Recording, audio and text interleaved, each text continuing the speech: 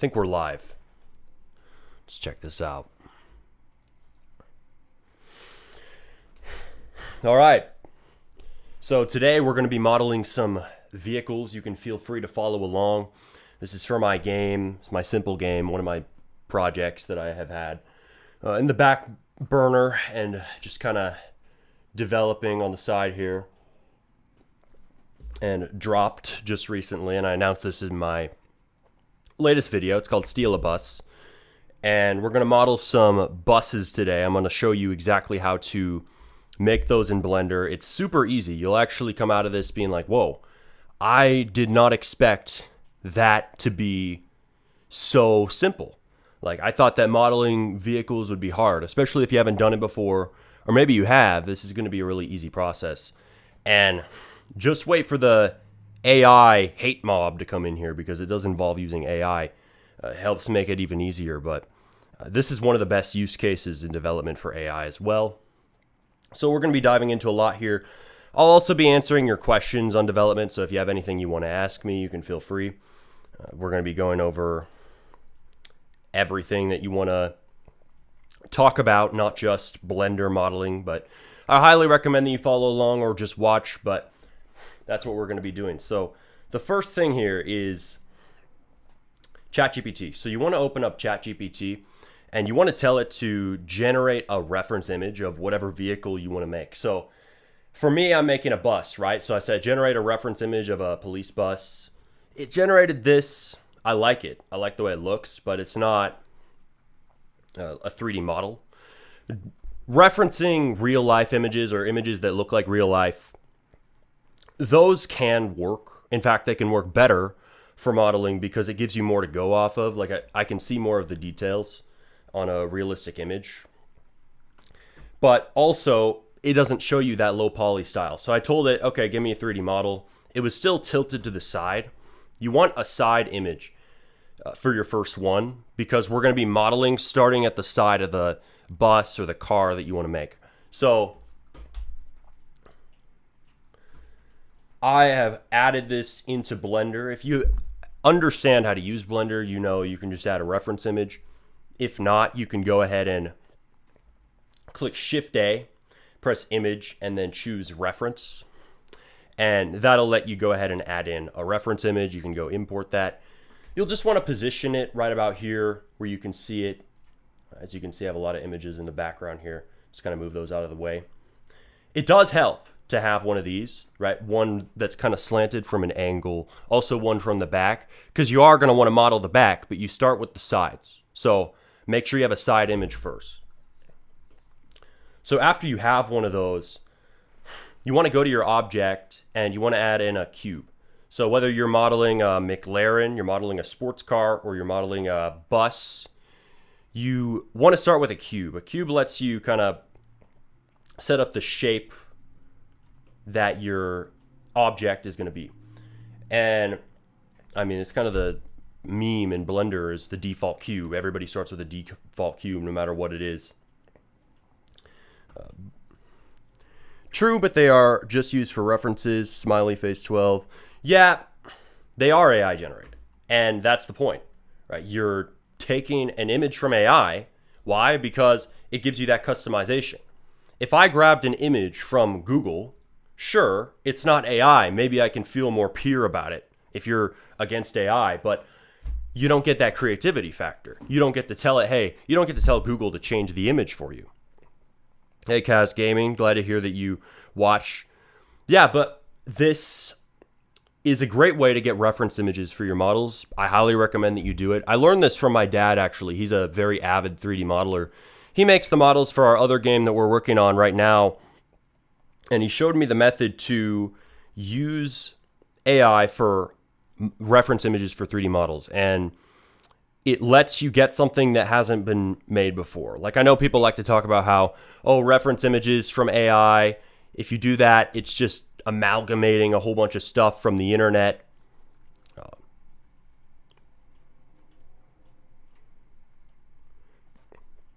Well, yeah, AI is using a lot of inspiration from the internet. It's using a lot of images that it's seen before. But it is generating something new out of that. It's synthesizing and combining them together. So it is having a form of creativity. It's not like it's aware of what it's doing, but it is combining things and it is making something new. Like a human artist does the same thing. You think of something you want to make, like you want to make a sculpture, and your brain is kind of piecing together all the sculptures you've seen in the past to figure out what to make. It's using what it knows about the world to generate a new idea. So it's the same thing with AI. So I have nothing against AI, if you ask me. I think AI is a great tool. And I think that you're limiting yourself as a dev, or really as a person, if you aren't using it. Now, should you be reliant on it? No, but you shouldn't let the fear of reliance on it stop you from benefiting from it. So, yeah, this is a great idea to get refs. Credit to my dad. He showed me how good this was. Because I thought, oh, yeah, well, it's AI. It might not give the best reference images. They might look stupid. Like, is it really that good at generating images? No, it is. It does a great job. Damn good image right here. So we're going to start modeling this. So you just want to add a cube and you want to scale that up to the size that your vehicle is going to be. So if you're following along in Blender, I mean, if you're not already, you can go ahead and download Blender and join us. Whether you've done it before or not, you can do this tutorial. You can do this process. It should be pretty easy as long as you follow along. So you want to scale that along the y-axis by pressing S, Y. Press Shift Z so we can kind of see through this. And the way the process that I'm going to use works is with the mirror modifier. So you want to go to the modifiers panel right here and you want to click Add Modifier. You want to click Generate and then choose Mirror. And when you choose Mirror, what it's going to do is it's going to reflect the object across whatever axis you tell it to. So I'm going to be modeling on this side, and now it's going to reflect everything I do over to the other side. So I can make one side of my vehicle, one side of my bus, and the other side models itself, basically. I don't have to do the same thing twice. This is just standard procedure if you're making a vehicle, if you're making a lot of different things in Blender, and this is the way to go. So go ahead and follow along, and we're just going to keep going until this whole thing's done. So the next thing, so don't do any bevels yet. Don't do anything like that. Once you've scaled it kind of to the size that you want, you just want to start adding subdivisions for the different windows. So I'm going to hit Control or Command R and just kind of start adding in subdivisions along where the windows are going to be at.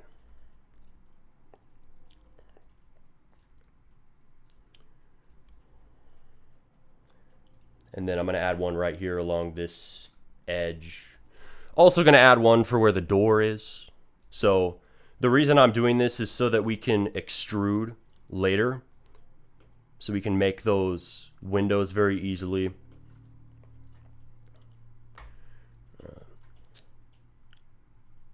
Let's see.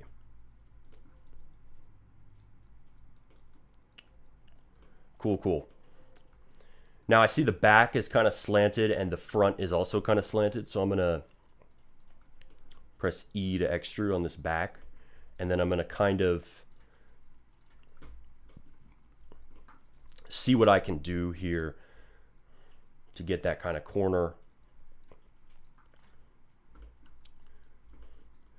I think what I'll do is I'm going to move these back by pressing G, Y. And then we're going to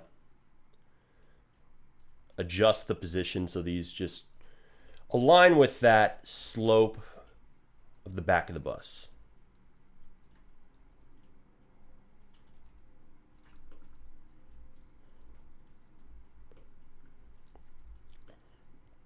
There we go. Same thing for the front.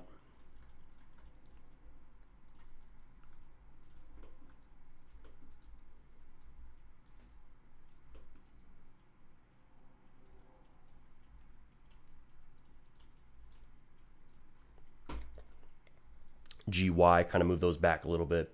Let's see.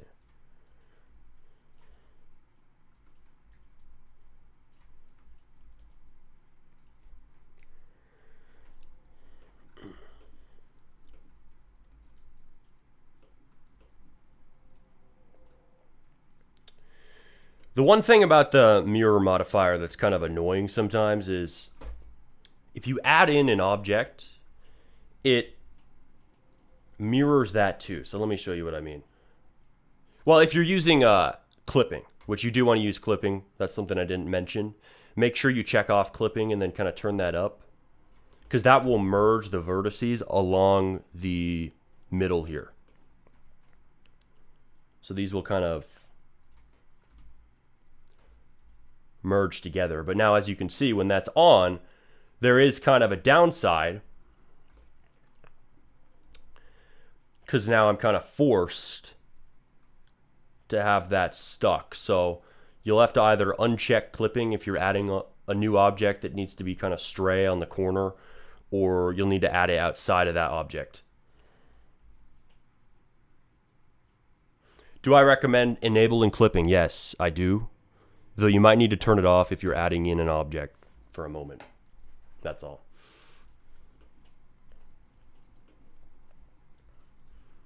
But otherwise, yes, I do recommend it, because you don't want to have to merge a bunch of stuff once the model's done. That would be kind of annoying.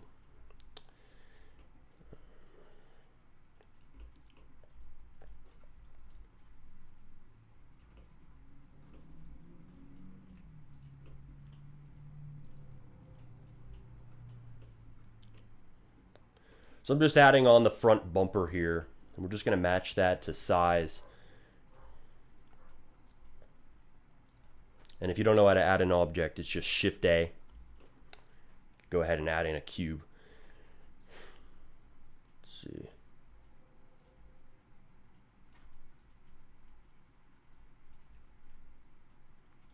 Do you guys want me to do more Blender tutorials? Do let me know in the chat.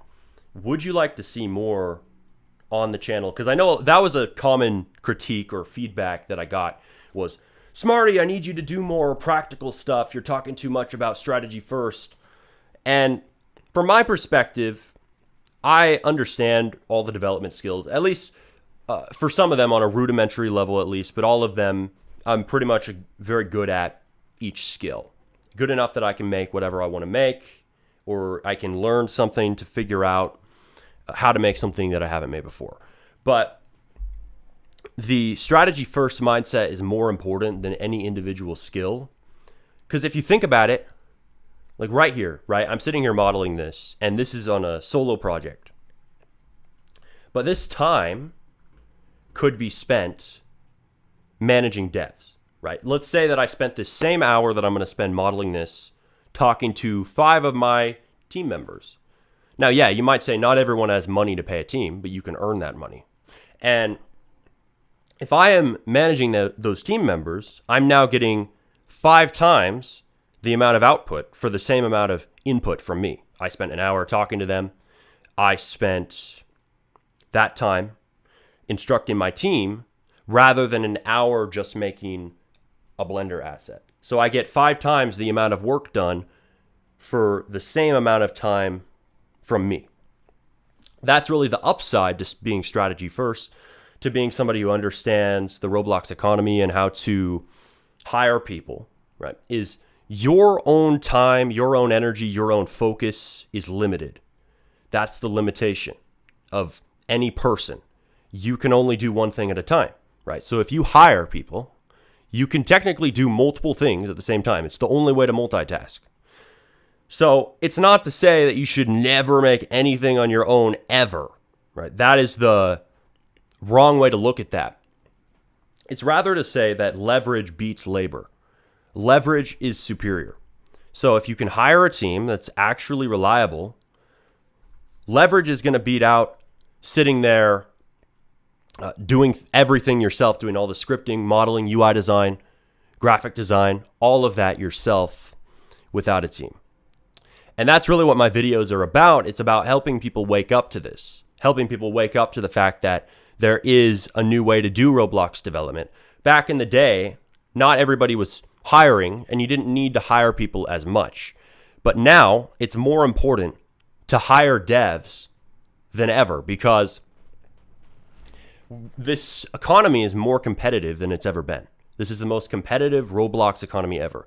Like, I've seen people pointing this out on X, is inside of your benchmarks, if you look at your analytics on your game, they're higher than they used to be. And basically what that means is the average playtime, income, all of these stats are higher for games on average. So that means that there is a higher bar you have to reach to compete. And doing that as one person is getting increasingly difficult. So it becomes more and more important to have programmers by your side, to have GFX artists, to have other people who manage your projects for you, project managers. Like I work with Myro. It's important to have a team in this day and age and to work to build that up the best you can, because otherwise you're just a one-man army. And a lot of people are commenting, oh, Smarty, it took you 4 months to make Steal a Bus. That's too long. Well, yeah, I agree. That is too long. And you need a team so you can make games faster. And really, that was me juggling a lot of things at the same time. So I was working on YouTube, I was working on managing my other project, and I was working on Steal a Bus, and then just life. So having all those things, right, it just shows even more why being one person working on something is limiting. You only have, say, several hours in a day to work on your Roblox game, especially if you're in school or you have a job. You might only have 2 hours a day. Well, what do? Right? How do you finish a game? It's going to take you 3 months to finish that game, or 5 months, as opposed to the guy who's able to work on it 8, 10, 12, 16 hours a day. Or the guy who has hired out a team who actually works consistently. Now, that's a problem, though, is a lot of people in this community are horrible at getting things done. So if you do hire people inside of the Roblox space, oftentimes you're going to find that they flake on you or they disappear all of a sudden. You hire somebody for a commission, and then 3 days later, they're like, oh, my computer broke.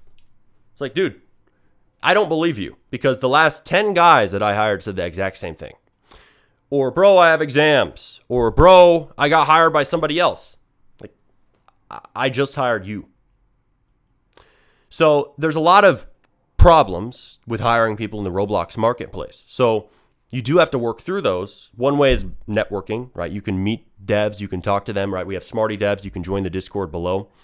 And if you talk to people, you build up that relationship, you can start to see how they work and whether it'd be worth hiring them or working with them on a project based on how you see them grinding when you're just talking to them as a friend and just kind of discussing their projects. And one way to kind of get info on that and to probe for that is just to ask them what they're working on, ask them the time frames, ask them what they've done in the past.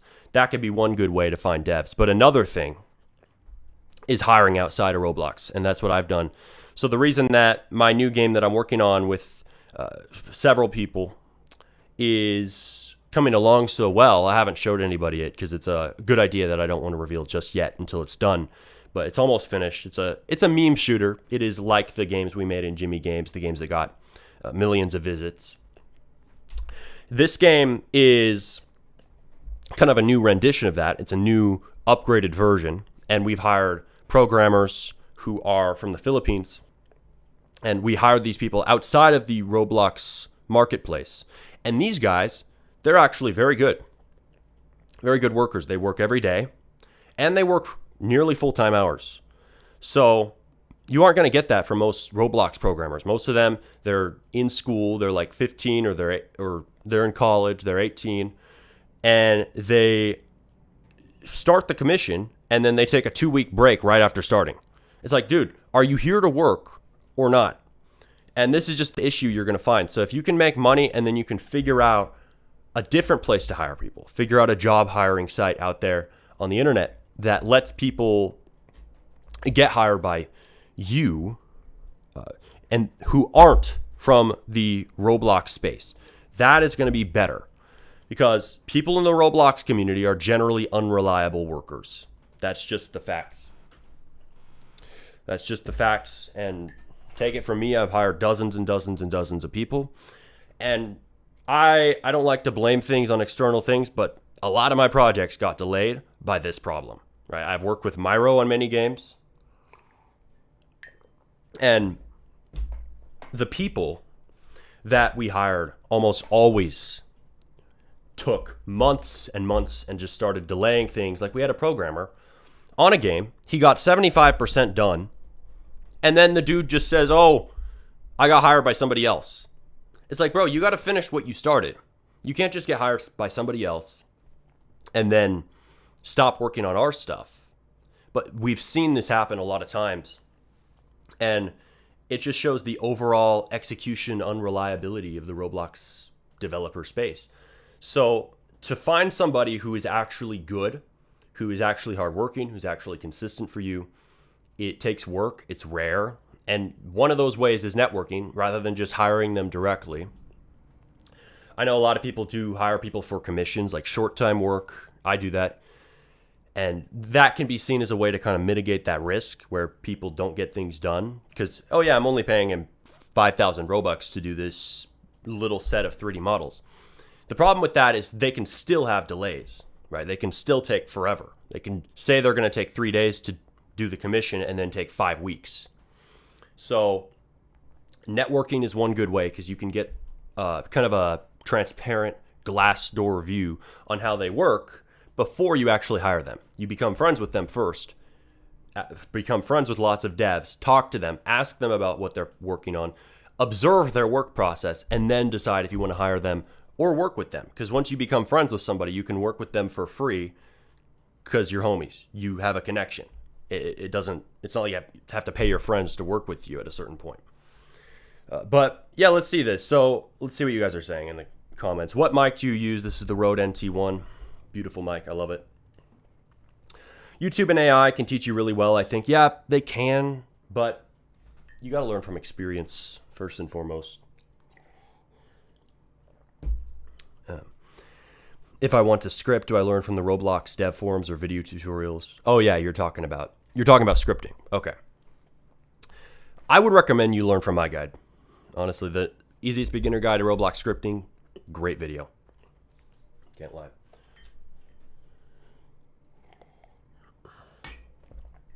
Yeah, we need easy tutorials about in-studio skills. So yeah, I'm talking about strategy first here on this stream. I've gone on a whole tangent here about this.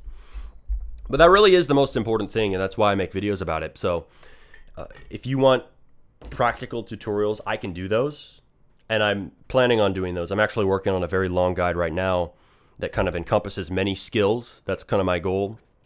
Show you guys how to do a ton of different skills. Show strategy first, show business, show all of that all in the same video. I think it would be a groundbreaking video in the Roblox development space. So that's one main thing I'm working on. It's because they're getting paid more, tech whips. Well, actually, that's not true. So the people that I pay outside the Roblox community to work for me, people who I pay on job hiring sites, they don't get paid more. In fact, especially if you're in the US and you're hiring somebody from another country, you often pay them less. But these people are better workers because they're getting paid for part-time or full-time work. So rather than just taking a commission from you, they are actually treating it as a job. And if you can find somebody who treats it as a job, you're going to get a much more reliable worker. Now, also, sometimes the culture in certain countries is better than other places. Like the US, people can be more, I guess, entitled. Like you pay them 20,000 Robux to do something and they take 5 weeks because everything is abundant here. They just feel like, oh yeah, money just comes out of the sky in America. I have a roof over my head. Like oftentimes they're like teens and they just, they live with their parents. So it's like money is no issue to them. So getting your commission is not a big deal, but hiring somebody from another country, well, it's more important that they get that money because a small amount of money to you is a large amount of money to them. Like the Philippines, like I mentioned, the Philippines is known to be one of the best places to hire people outside of the US. And it's because they have a lower cost of living, and also they have a very good culture there, so it makes it a good place for American entrepreneurs to hire. Do you use Roblox ads to get players in your game? Yeah, I do. So I use sponsors. Right now I'm running a very small test on this game. So Steal a Bus, right here. It's got a small amount of players right now because I've only done a little test sponsor, but you can go ahead and play the game, test it out, give it a like. But we're adding a bus to it right now to kind of help that retention, and this is one of the main improvements that I'm doing. We're adding another bus to, oh yeah, I didn't show it. Steal a bus right here. But we're adding another bus. That's one of the first things I'm doing here to improve the retention, because I want some more easy buses that you can buy for cheap. I didn't model that many, as modeling is time consuming. So I was mainly focusing on the programming, like I teach. Programming comes first. Your main systems come first. Building and modeling, it doesn't matter, at least compared to your game actually functioning, your game being fun. That matters a lot more. So scripting is the most important in-studio skill. Hiring out of Roblox is overpowered after you teach them Roblox. The outcome is insane. At least that's what I've experienced with my agency from Quantum Dev. So yeah, we have people right here in chat vouching for that. That idea of hiring somebody from outside the Roblox community. And he's right. So even if they don't know Roblox, like he said, you can teach them Roblox. What's more important than somebody being a good scripter, a good builder, a good modeler, a good UI designer, a good animator? What's more important than that is that somebody is efficient, loyal, hardworking. All of these soft skills matter more than the hard skills. And this is especially true in the Roblox community. The gap of importance between hard skills, in-studio skills, and actual personality traits, character traits, communication skills is massive. Soft skills are infinitely more important. If you have somebody who's a noob in studio, or somebody who's never touched studio before, but they will actually work every day for 8 hours a day, full time, that is a way better worker than the guy who's been programming for 5 years in Roblox Studio. He's made 5 games, but he only works for you 30 minutes a day, or he takes 3-week breaks and then messages you on Discord saying, oh, sorry, my house collapsed on me, or my computer exploded while I was working. I'm so sorry. It's like, what is the next excuse? Like, I don't know. I want to see how creative they can get. I'm sorry, bro. My dog jumped on my computer and accidentally gave all my Robux to some noob, and please donate.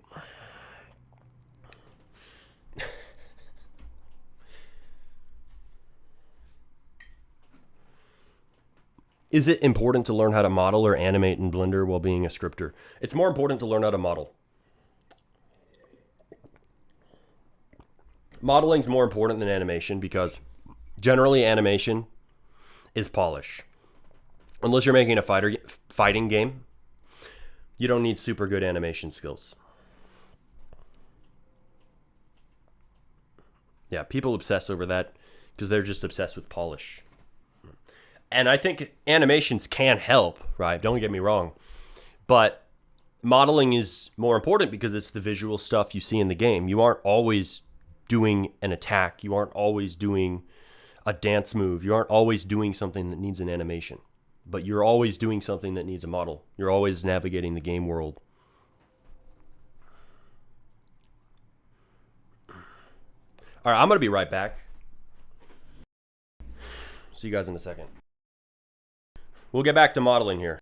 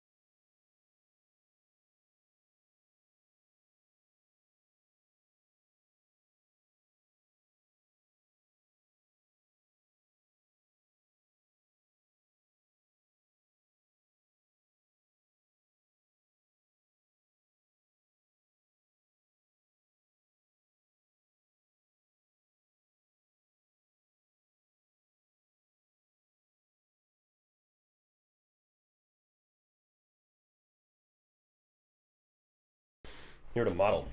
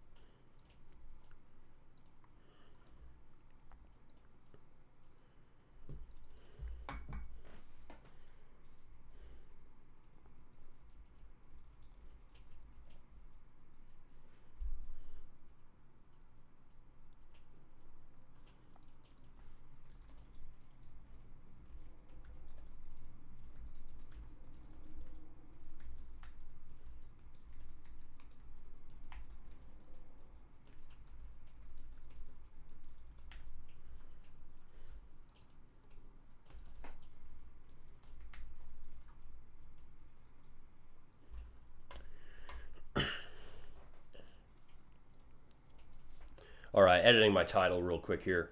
We're going to jump back into this. So, let's see, did I miss anything in chat? Yeah, we need easy tutorials, blah, blah, blah. All right, I think I got everything.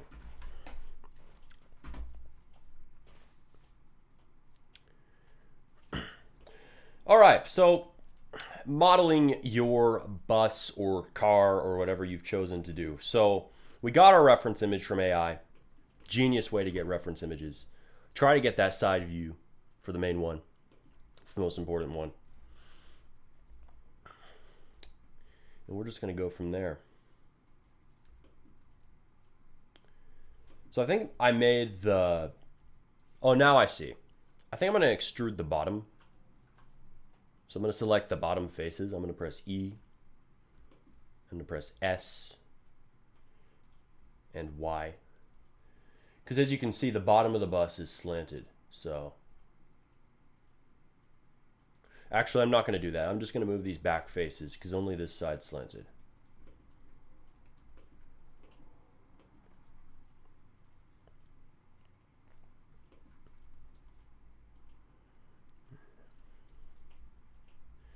Those normals are a bit weird. Let's see.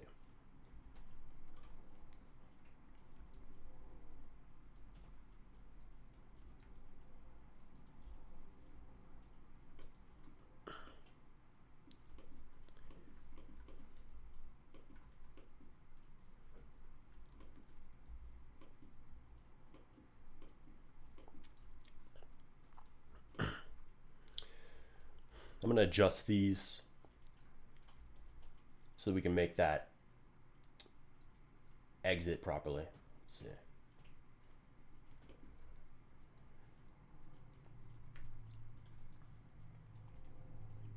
I highly encourage you guys to live stream your process of development. If you're sitting there, you're making something, you're making a build, you're making a model, just start live streaming it on YouTube or record a video about it. I mean, even if you don't think it's that significant, why not knock out two birds with one stone like I'm doing right now? Like, I was going to sit here doing this anyways, but instead of throwing on a podcast or a YouTube video and wasting time while modeling something, why not go make your own? Why not go stream? Because now you aren't just getting a model, you're getting a piece of content you get to post, and there's free promotion.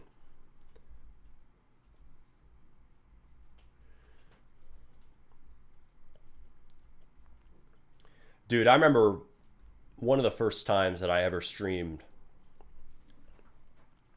I was making this game, actually a map for a game for this guy who was making a cruise ship. I've talked about this in multiple videos. And it was just so stupid. That commission, I should have just quit it. I should have just stopped earlier. Because the guy, he's not a good person to work with. I didn't recognize it at the time. It was just earlier in my dev career. If I could go back in time, I would tell my 14, 15-year-old dev self to just stop. Because that guy, he just kept giving all these changes. right? I got the map done, and he would just say, oh, I need you to change this little gap in the wall, and he'd take like 50 screenshots a day, and he'd send me these little tiny tweaks. The guy was a perfectionist, and he barely paid me anything for the 2 years of work, but I just kept working on fixes, which was on me. So you got to have boundaries. You got to have limitations on what you do in your commissions. You can't just keep working for somebody forever. You got to put yourself first. And that was a hard lesson for me in my career. That was when I was about 15. And I remember I'd be sitting in the same exact room, and I was just wasting all that time. And it was all until I actually listened to this song called Focus on Yourself First by Nefex. And he just kept saying those lyrics, don't let somebody take your time and your worth. Just focus on yourself first. And I kept hearing that, and I was like, that's exactly what's going on right now. I'm giving all this work to this guy when I've got valuable skills. I've got a YouTube channel I'm building up. Like back then I had like 10,000, or maybe not even 10,000 subs. I probably had like 1,000 or 2,000. You can go back to those original streams. But I listened to that and I was like, holy shit. Like this is exactly what's happening now. I need to focus on me. I need to stop doing work for this guy. And I need to build up my own channel. So that's exactly what I did back then, and I'm glad I had that. I mean, it wasn't just that song, but that song helped me to see that. I talked about this story in a video called What I Would Tell My 14-Year-Old Dev Self. It had a lot of good lessons for any dev who's kind of early in their career. A lot of things that other dev content creators never say. Like, I haven't heard a single person say the things that I've said about valuing yourself, about confidence, about setting boundaries on your commissions. Like all these things are super important, but dev content creators just totally gloss over them, and they just give you the next tip. Oh, bro, make sure you make a portfolio for the 10,000th time, rather than giving you some new advice that you haven't heard somewhere, or telling you just a real story about something that's happened. And BTW, is AI shitty for models? No. AI works well for giving you reference images. I mean, is the model made by AI itself? Like, models made by AI are pretty bad right now, but it's not even because of its modeling talent. It's because it doesn't know how to do normals. So it will basically add way too many faces. So you can't really use AI for... Need to add more subdivisions here. You can't really use AI for that just yet, for making entire models, but for reference images it works great. I mean, right here I've got a really good one, and it's not like you have to follow it exactly. Like, I don't have to copy every single aspect of this model, but it gives me something great to work from. And usually it's good enough where, or it's actually great, where I don't have to add too much to it, add too much of my own direction to it, or change it that much, because what it gave me is just fine.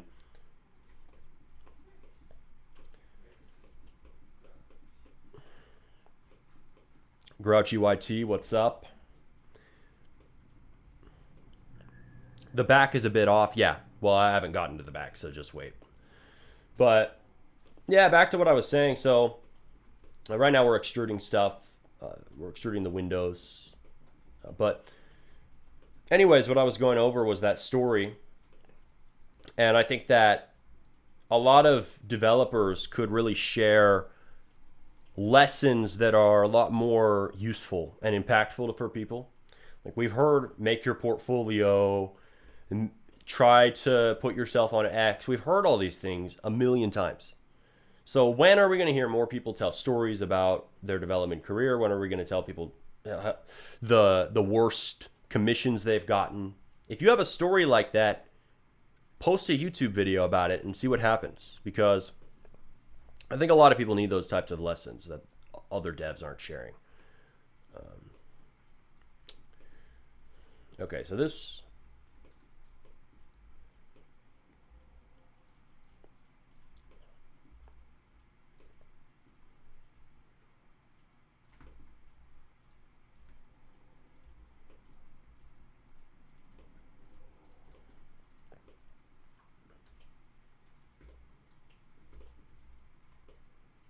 is this? What is this face? What is this? I don't know where this is coming from.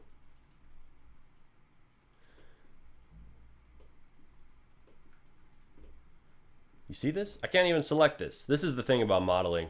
Maybe I did something wrong, but I swear this happens. These phantom faces. I think it's from extruding something wrong, but it happens sometimes. Let's see. I'm sure we can get rid of that. What? I think it's from the mirror modifier. Oh, I see what it is. So you see this right here. Whatever this is. I think I just need to delete those faces.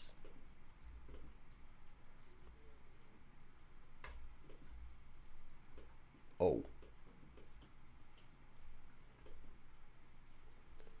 Yeah, the faces, not the edges.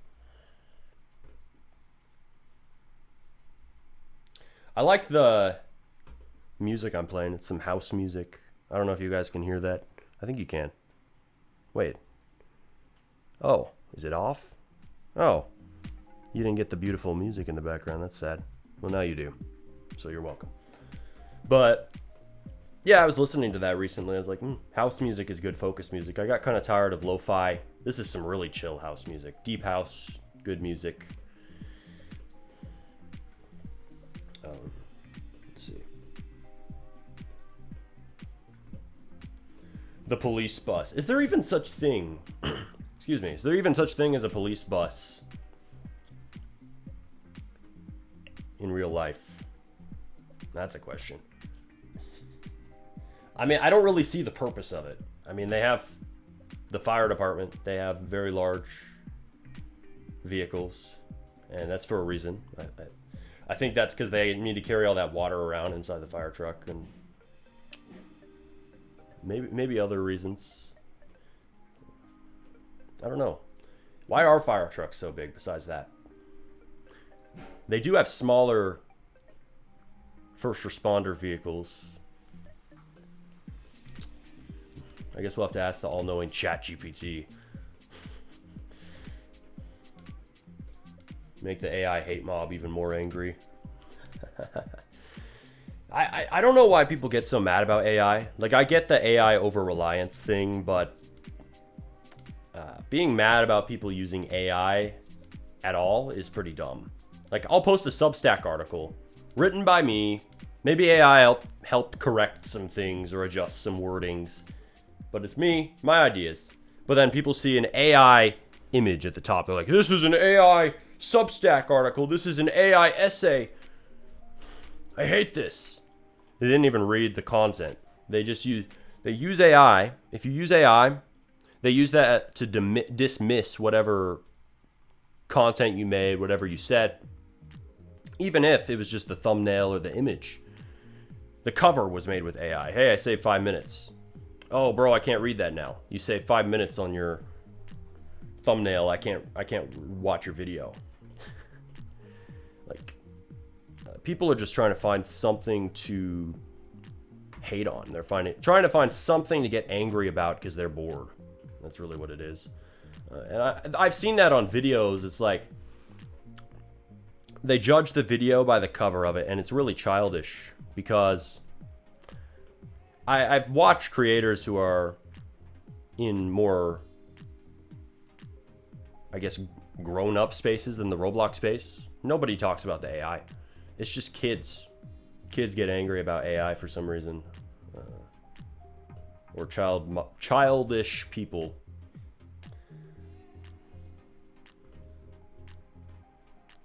What is going on with this thing?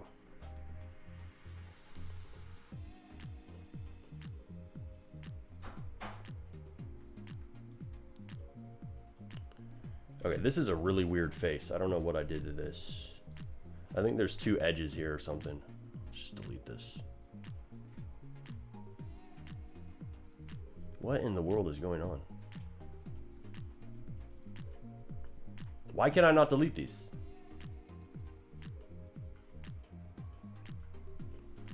Weird.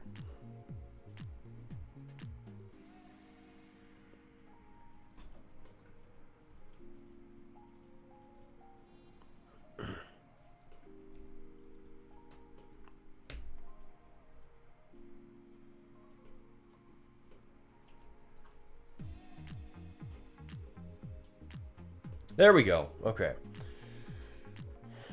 Just gonna refill in this face because something weird happened there.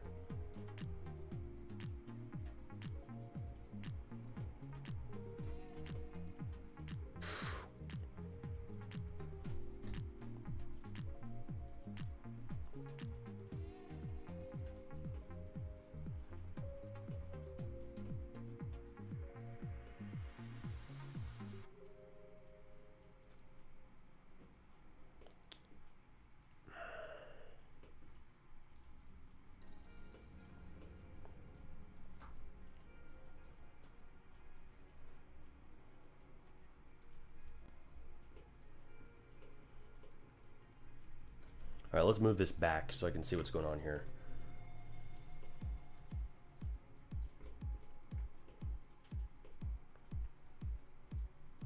Little stray edges going into this.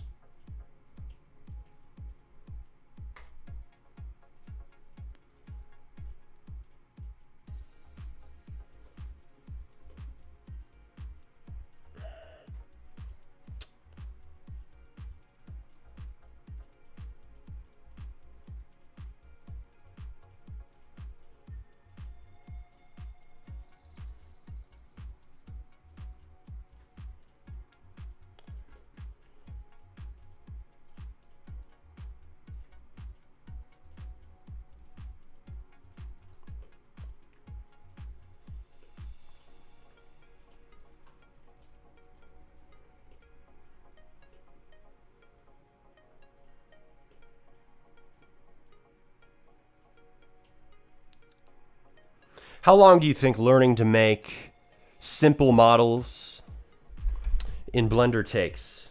An hour, if you watch my guide. I have a full guide to Blender that a lot of people found very helpful inside of the Roblox community and out. If you watch that, I'm sure you'll learn it basically right away. I mean, just based on the reactions in the comment section, you can see people were like, whoa, this is easier than the #1 tutorial in the Blender space, the donut tutorial. I think that one's the #1. I think that one overcomplicates it for people who are just trying to make low poly models. Like, if all you want to make is low poly stuff, you don't need to know how to make a physics simulation in Blender and add 3,000 realistic sprinkles. It's like kind of useless.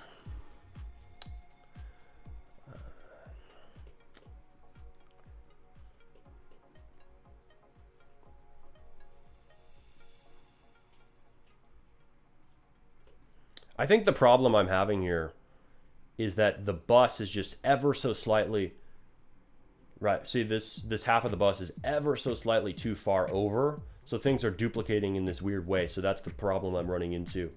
So I just need to push this back, and then I need to turn up the clipping. And there we go, those will properly merge, and now things are operating right.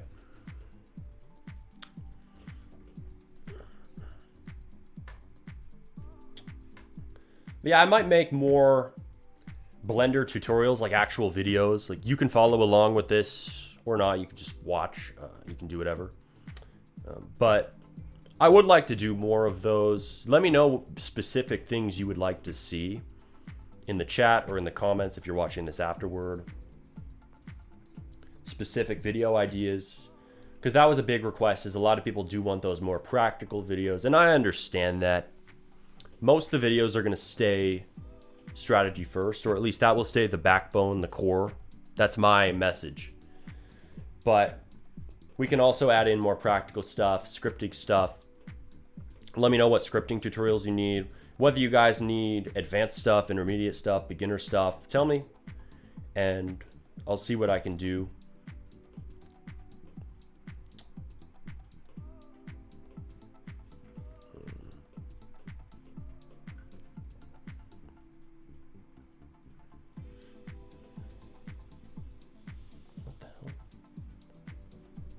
Clearly something is off with...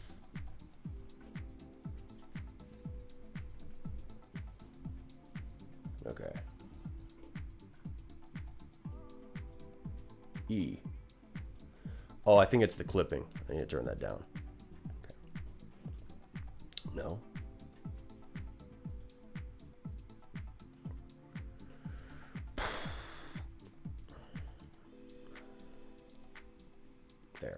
There we go.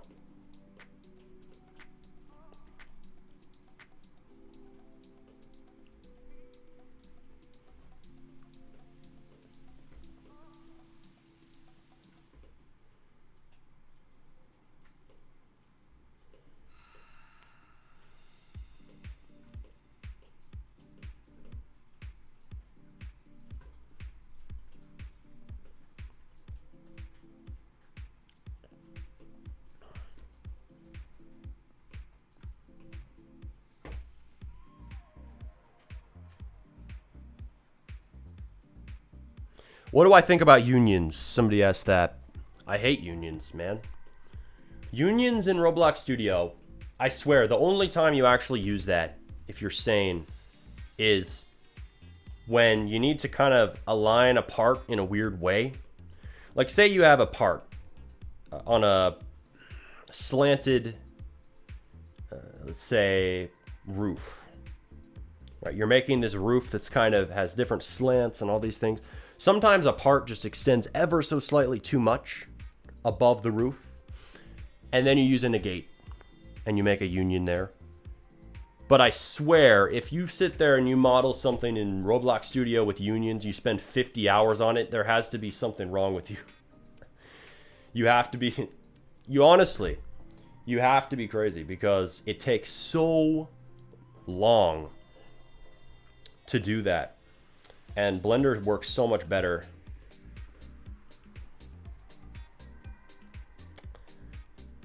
Like unions, I see their purpose for small fixes, but beyond that, it just is not useful. Just learn Blender and save yourself the headache.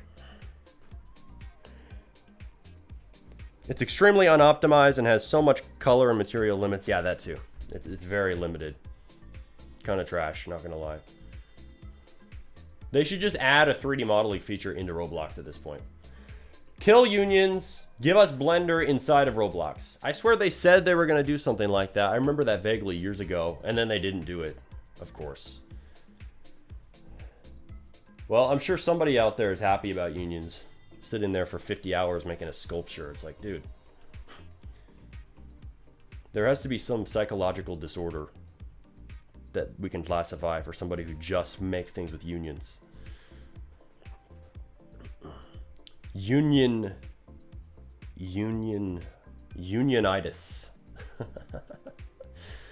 I have unionitis. I can only model in unions. I can't use Blender. I'm sorry, guys. I never leave my room because all I do is make unions. I can't model. A union is basically where you combine parts, bro. Sarah. It's just a combination of parts. It's like the fake version of modeling in Roblox Studio. It's the trash version. You can cut a part out of another part. You can combine parts together. It's just a very inefficient way of working. It's outdated as hell. I don't know why it even exists. As I said, it only works well for small corrections. Like you find something just doesn't work. You're like, I actually have to use a union this time. I hate unions. Roblox should just take them out of the engine. But then we'd run into those little issues where a part is just sticking out a little bit. We'd be like, God, I need unions back. Bring them back. Bring them back. This build needs it for one little part. If only they'd just add a way to make those unions, I don't know, more useful. Or add a way to fix those little incongruities, those little weird things that you actually need unions for, the rare cases. Add a way to fix those without a union. Like press one button, it saws off the top of a part. That would be much better because I hate working with unions. Like you try to combine them. Like, have you ever made a union? You cut a part out of another part, you use a negate, and then you add another one on top. And it gets to the point where you have like 50 unions stacked on top of each other. It's a union inside of a union inside of a union inside of a union. And I swear managing that is hell. And that was one of the main things I had that was a problem on the cruise ship build, was I was making most of the build with unions for the strange, like, curved areas. Because, you know, a cruise ship, it has a lot of curves in it. So I was using unions for that. Honestly, it would have been better to do it in Blender, you might say. But the problem with modeling something in Blender, and this is where unions actually can come in handy, unfortunately, is collisions. So Roblox has an issue with large, complex models that players need to walk on. Sometimes there will be basically invisible areas of the model that you can bump into.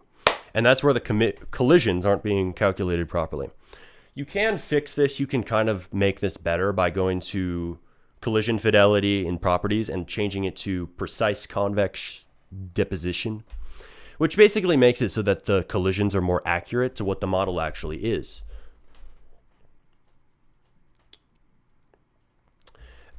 That is a really useful feature. If you've ever run into that, I recommend you go to your project right now where you have the issue and change it. Go and see if you can fix your invisible parts of your mesh that your character keeps running into and being blocked by adding in that precise convex deposition collision fidelity property. See if changing that fixes it. But sometimes it doesn't. And that's where you need to use unions on occasion. The God forbidden unions. So, unfortunate, that's the way that collisions work. Sometimes, but it just is. Collisions are bad with meshes. Yeah, they are. They can be. Try precise convex deposition. Actually, tell me in chat, do you guys know what that is? Do you know what the precise convex deposition is? I know it sounds like word salad, but trust me, it's actually a very useful feature in Studio if you've run into that problem where the collisions are trash on your mesh. You have little invisible things that aren't there that are blocking your character, or you're walking up a ramp that doesn't exist because you put a mesh part in. I mean, I kind of know it. Yes. Okay. And it doesn't always fix the problem. I'm sure you guys have noticed that. I'm a UI maker. Any tips for me, please? Add me. Can discuss the prob. Get my username.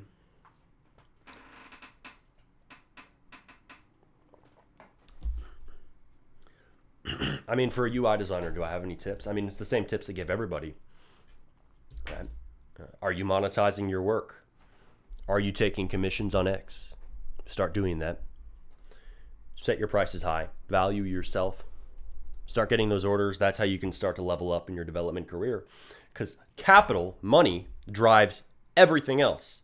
If you have money, you can move. If you don't, you're stuck in your place in the Roblox economy, more or less.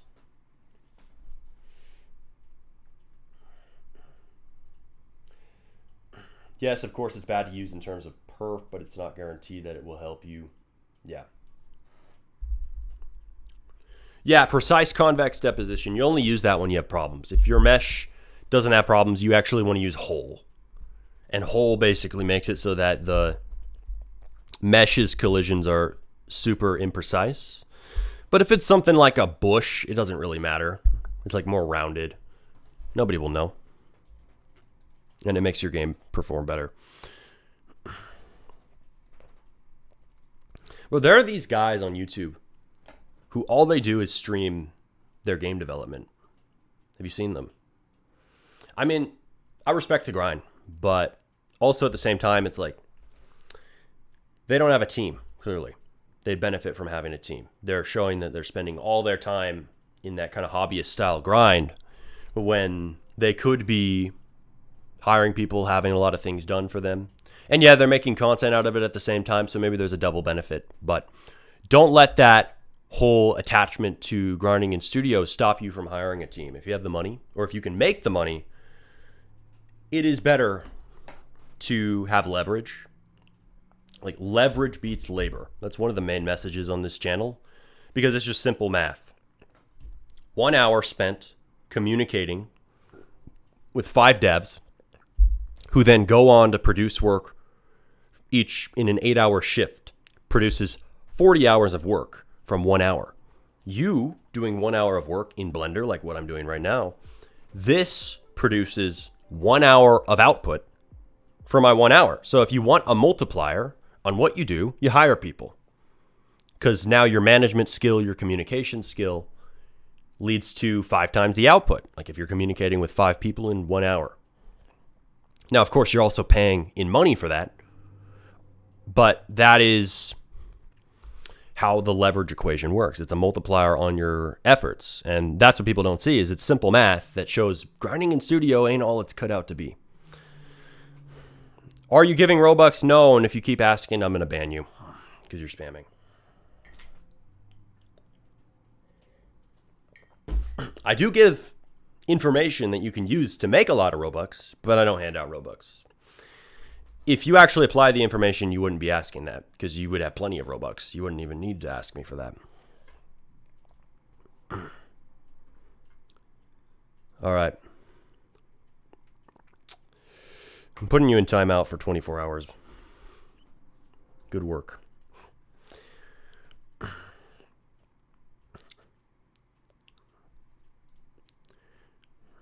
Do you recommend a UI maker to learn Blender? Well, only if you need it.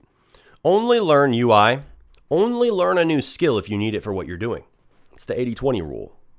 Learn the 20% that leads to 80% of your results. I talked about this in a video, which a lot of people agreed with, and a lot of people were like, whoa, Smarty, you showed me a new side to development that I never thought about. I don't have to know everything. I don't have to be perfect. Thank you for relieving this weight from my shoulders. A lot of people were thanking me for that. Like, Smarty, thank you so much. I actually thought I had to know everything about scripting. I was so worried about this. I felt like I wasn't a good dev. But then you said you don't have to learn everything. I felt great. I greatly appreciate it. And yeah, that was one of my most important videos for a mental unlock for people. Like, it really shifted the way they think. So watch that one. It's just called You Don't Need to Learn Everything About Development. Watch that video. That will help you. That will lead to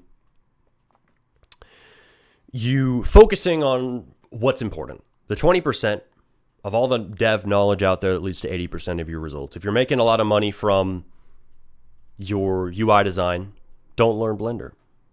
Like, if you aren't making a game on your own that needs models, or you aren't learning how to earn a lot of money from modeling, like more than you would earn from UI design, don't do it. Just don't. You don't need it. Does that lead to results for you? So for me, right, the number one thing that leads to results in studio is scripting. So if you're going to learn another skill, learn scripting.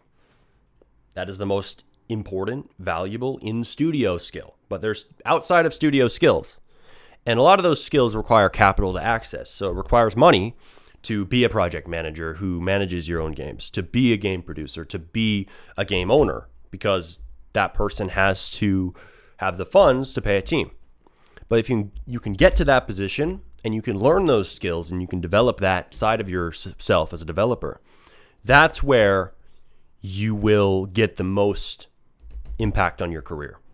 Right? Roblox development career strategy is all about putting yourself in the most optimal position to win. The most optimal position to win is what? Having a team who works for you full time, is making games faster than you could ever make them on your own, is working when you're sleeping.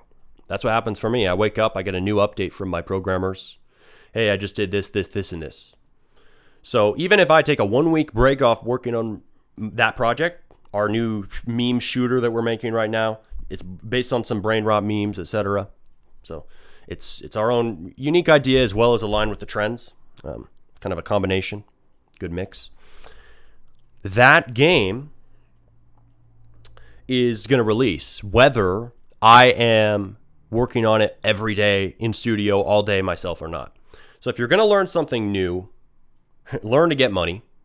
That would be the best thing, because that will give you the leverage to fund a team, to manage projects from a bird's eye view. But then, right, if you don't have that money yet, learn scripting, because then you can make solo projects. You can make simple games first, and then you can use the funds from those games to do all that later in your career. And preferably that later is as soon as possible, because that's the most important move you can make. So we're in a competitive economy now in the Roblox space. There's more devs than ever. Games are getting higher stats than ever. Games are higher quality than ever. Believe it or not, the quote unquote slop games you see now, which aren't really slop, that's just a nonsense label that people throw on it. Those games are better than the simple games that we had in 2012, in 2015. I remember there were games like 3,000 Stages, Mega Fun Obby, Cart Ride into Grandma, or Get Eaten by a Giant Noob. Like, all these games, objectively, were lower quality. Like, if we're talking about models and builds and all the things that people like to define quality by, which I disagree with that definition. I think quality is more defined by fun and game design and alignment with player to psychology, as proven by the front page charts and what's popular. But the definition of quality that most people have, which is visual stuff, right? Visible, tangible models and maps and lighting and all this stuff, UI, all that, they call that quality. I don't call that quality, but by that definition, games 10 years ago were worse than the slop games we have now. Like, really think about that for a second. People think that Roblox games used to be better in old Roblox, but their models were worse, their builds were worse, everything was worse. I started Roblox in 2015, I can tell you this. Way back then, the games, they may have had a nostalgic factor to them, but they weren't as high quality as you think they were. And also, here's the thing. Nowadays, those games are still on Roblox, but they don't get players. They don't compete. Why? You can play them. They don't give you as much dopamine. And that's why. They don't have the effects that the modern games have. They don't have all that stuff. They don't have the VFX. They don't have the sound design. They don't have the tight core loop. They don't have all of the psychologically engineered mechanics. Yes, that's what the front page devs are doing, whether they say it to you or not. They are psychologically engineering their games to be as engaging and addictive as possible. So those games, the quote-unquote slop games, they beat the classic Roblox games because those games don't have those effects. They don't have the engaging mechanics that modern games have. And people think that those games are lower quality when those games have more players than all of the classic Roblox games ever had at peak. All of these games with the bright icons, the bright thumbnails, the bright colors, and the bright graphics, all of this. Steal a Brain Rot, Grow a Garden, all these games. My Singing Brain Rot by One Cole, I know. All of these games, they're better than the classic Roblox games. By the players' standards, they're better. So are you going to learn how to make games like that? Right? Or are you going to sit here and cope all day about how, oh, it's all slop, it's all, Roblox is ruined and the creativity's done? Bro, you need to start a podcast. Huge fan, bro. Spark D, thank you very much, man. I have a podcast. I just haven't uploaded an episode in a long time. It's called Smarty Talks. Technically, we're doing the Smarty Talks at this point on this right here, so welcome to Smarty Talks. But yeah, this is the reality of the Roblox marketplace. Yeah, I could do a podcast. I mean, or I could just stream more. Really, that's how I'd see it, just live streaming more. And this is the reality of the Roblox marketplace now and what people don't want to talk about and what people don't want to say or admit because they have this delusion in their mind that, oh, well, old Roblox was better. Dude, have you seen old Roblox? It was worse by the actual definition you're talking about. Right? Oh, quality is this. Quality is nice maps. Modern game devs spend hours and hours and hours and hours and hours and days and days and days and days modeling. They make these beautiful assets for their games. They didn't do that back in the day. You couldn't even upload good quality meshes half the time. Like, what are people even talking about at this point? The cope of the hobbyist hive mind is unbelievable. It's slop, it's slop, it's slop. Like, if they would chill out for 1 second and just stop saying that things are slop, they might see through the fog that they've been putting them in front of themselves. They might see that the top games on Roblox are doing something right, and they can learn from it. And I talk about this on this channel, and am I the perfect dev? No. But I do see what's going on, and I can describe it to you, and I will be honest with you about that, about what's going on. Unlike these devs who will just say, oh, bro, just follow passion, it will all work. Like, no, let's learn after what works it isn't just passion. Passion plays a role. Like, I'm passionate about this bus. Cool, cool, cool. But what else? What else goes into it, right? That's where they don't want to talk about it because, oh no, player psychology is evil. It's evil. It's bad. No, it's not. Like, I saw a comment about that the other day on an older video I had. Honestly, I don't even think it was that polarizing of a video compared to my modern ones. He said, oh, this is some evil stuff. And I was talking about dopamine loops and all that. Like, is the gym evil then? Is the gym evil for getting you in a dopamine loop for lifting weights? Like, I go to the gym, I'm hooked on the gym. I love it. Is my gym evil for getting me in that dopamine loop of lifting the weights, of seeing my physique improve, of going every day, working hard, putting in the discipline? Is that an evil gym because they tapped into my dopamine loop? Like, no. You might argue, yeah, it's a productive habit. A game isn't, but every game does it. Every single game taps into your dopamine. It's just how human goal seeking works. It's just goal seeking. You're going after something. You're trying to get the next pet. You're trying to get the new coin pile. You're trying to get to the next level. That's all dopamine pushing you towards that. Dopamine's the reward chemical for pursuing a goal. And we get players in our core loop of our game taking those actions over and over. That's how it works. And that's what GTA does. Like, I was playing GTA Vice City on my iPad. I actually bought the game. And I was like, this is fun. And I started to get hooked on it. Like, I don't play that many games. I don't like to waste my time on that. I'd rather watch educational content or read a book if I'm going to consume something. But I will play a game, obviously for market research because I'm a game dev. And I realized these guys are doing the exact same thing.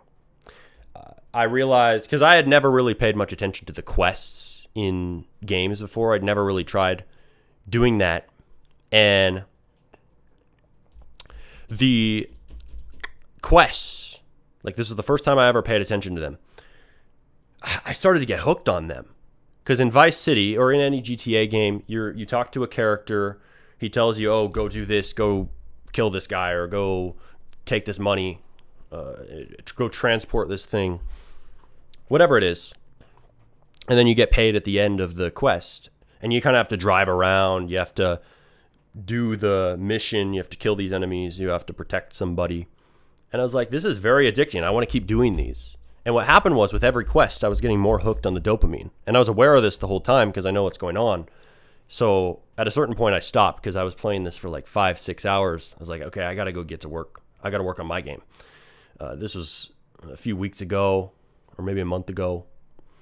And I had to stop because it's like every game is designed with these dopamine loops. But it's the same thing across the board. GTA does it. People like to act like, oh, GTA, Skyrim, Elden Ring, Overwatch, Fortnite, all these games, these quality games don't tap into your player psychology. No, they do. They're just better at hiding it than simulators. Simulators are more in your face about it because it's like big flashy colors and effects and bright nonsense on your screen blowing up. Open an egg and you see the cool confetti animation. It's like that stuff looks like, oh, it's manipulating me. Like, that's what people think about simulators. That's why people think it's slop, because it's in your face. But really, it's just doing the same thing as any other game or as any other activity. Like, I get dopamine from doing YouTube videos, from doing streams. That's what motivates me to do it each day. And then you keep repeating an action, and your mind just wants to do that habit over and over because your brain gives you dopamine to keep doing it. It gives you an impulse, like, oh, check your phone. That's dopamine, right? You're seeking dopamine from that. So it's really the same thing. And if you can understand that and then understand that it's neutral, right? It's just a neutral thing. It's just a tool like psychology, influence, and everyone else is going to use it. So you got to use it too. And you got to use it better than these other devs. Yeah, this feels like a recording. Yeah, because this is what I study. This is what I talk about. So you know it's well prepared. But that's the reality. Give us some advice on how to market your game right there. That's it. Get your players in that dopamine loop of the different goals in your game. Get them doing quests. Get them going after the next goal. Get them pursuing the next rebirth. That's why all those things exist. Rebirth is a tertiary loop, so it's the more long-term goal in the game. That's why they have rebirths, because you want short-term, medium-term, long-term retention in your game. And those long-term retention mechanics are what keep people coming back multiple times. So over multiple days or multiple weeks or multiple months or even over years, you keep them in that long-term cycle. How do you have 140K subs but only have 9 watching? I think it's the thumbnail, the title. It could also be the fact that I don't stream often. Sometimes I'll stream, I'll get like 70 viewers. I think that was on the last one where I got the... What was the topic? Let's see what the topic was. What was my last stream on? On this channel. It was on the truth about Roblox development. That stream, I think it peaked at like 70, 60, 80 viewers. And it's just a better thumbnail. So that can impact things a lot. If you are to make a passion game, what would be the #1 tip to make it successful? Yeah, don't just rely on that game. So have other simple games out there and have those making you money, getting you players before you make the next Jailbreak or whatever your big game idea is. Like, those game ideas are fun, they're cool. But you got to have resources, you got to have a foundation, you got to have anti-fragility before you put all your chips in one basket and then get disappointed if it fails. You'll be less disappointed if you have more games. Just like, say, I don't know, say somebody doesn't want to be friends with you. It's much less significant to you if you have a lot of friends, right? Each friend is like, okay, whatever. If you don't want to be friends, I'll be friends with this dude over here. So think of it like that. It's the same thing with your games. Make more, you'll be less invested in each one. And that's something where people think that's bad, but it's actually necessary now. If you're psychologically invested, you tie your identity to one game, that's a big risk, because if that game fails, what happens to you? Your soul's crushed. Your self-esteem goes down over a game launch. That's stupid. That shouldn't happen. Just release lots of games and you'll be good. Like my game, 100% transparent. This latest game did not take off right off the bat. Steal a Bus. I mean, it had 100 players for like a split second after I sponsored it, and maybe the algorithm was picking it up a bit, and then it dipped back down to like 15. That game didn't take off instantly, and I'm going to keep updating it, see what happens here, but you can't have your identity tied to that. You can't be so invested in each project. And that's the problem with hobbyists, is they invest their heart and soul in one game, and now if that one game flops or it doesn't do as well as they hope on its launch, they're basically going into a depression. Not literally, but they're going to feel like it. They're going to be in a dark spot for a while. And that's why we see a lot of devs throwing in the towel after they make their dream game and they drop it and it fails. Like the comment section on that Spanish YouTube video I mentioned on the last video called The Harsh Truth About Roblox Development. You can watch that in the description of that channel. To be fair, you need money to even make a successful cash grab nowadays. Yeah, to make a simple game, you can require money, but not always, right? You don't need that much. Even ads don't need that much. If your game's engaging, you don't need to spend too much on ads. Right now, this game, I only spent like, 2K Robux a day? 3K, maybe max, on one day. And it was getting 15, 20, 30. It spiked up to 100 and then went back down because the game isn't super engaging yet. Players at a time, though. So it just shows you don't need a ton of money. You just need to hook them in and keep them in, and then keep them coming back. And you can do that solo. And you want to improve the speed of your operations. Like, I'm always doing that, always working on that. This game took a while to make, too long even. But always improving on that. And having a team definitely helps. But there are ways to speed up your development process without that. And like I mentioned in the last video, that can be just having systems that you reuse, like a rebirth system, dev product system, coin system, data store system. All those things can be reused in different projects. Yo, man, thank you for the membership. Shout out. That was loud. Shout out to Merlin Vandersluis. Totally botched that name. 3117. Yeah, team is good, but no one going to help for free. Well, if you make friends with people, they might help for free down the road, or they might want to work with you. So always keep that in mind. Network with people without trying to get something from them. Just go up to them, have a good connection, have a good conversation about development, talk to them consistently, get on calls. Eventually, you might work with some of these people. And you don't have to pay your friends. Don't always have to pay your friends to work with them. That's the reality.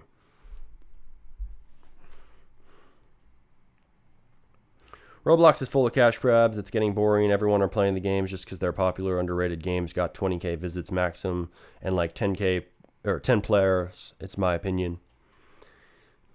It's the hobbyist mindset. That's what it is, what you're saying. Those games are successful for a reason. It's not just because everyone's playing it. That plays a role. That's called social proof. But at the end of the day, it's not just because other people are in them. It's because the games are doing something right. It's making something people want. It's psychologically engaging. As I said, it gives them a lot of dopamine. The games are more fun than old Roblox games to these new players. So figure out their formula and copy it. And that doesn't mean that you never add your own ideas, but you want to model after what works before you innovate. Duplicate and then innovate. All right. Find success, duplicate, and innovate.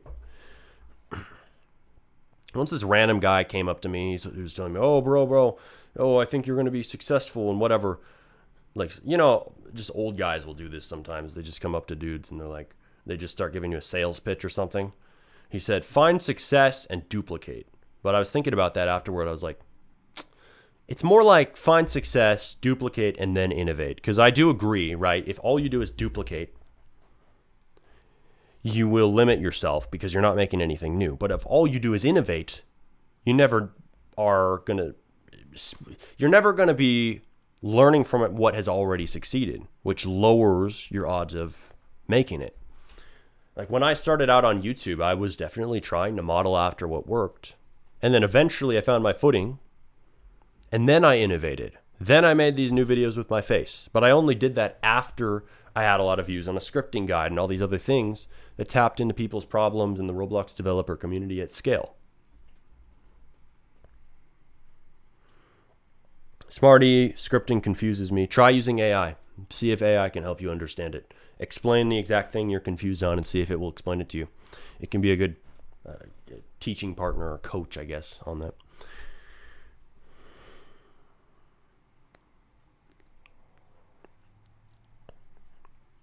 Is it a good idea to make simple obby games or not? Well, look at the type of obby you want to make. Look at Roblox search. Are there a lot of players on it? I think there's a website called Row Trends. Look at that site. Are the stats good?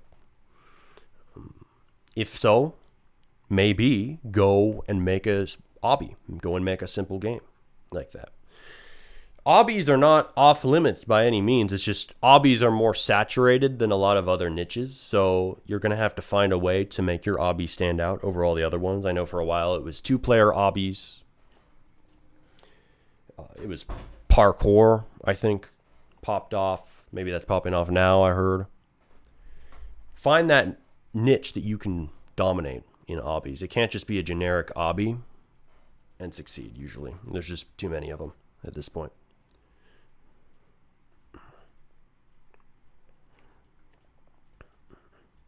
All right, be right back. We're going to pick up modeling when I'm back.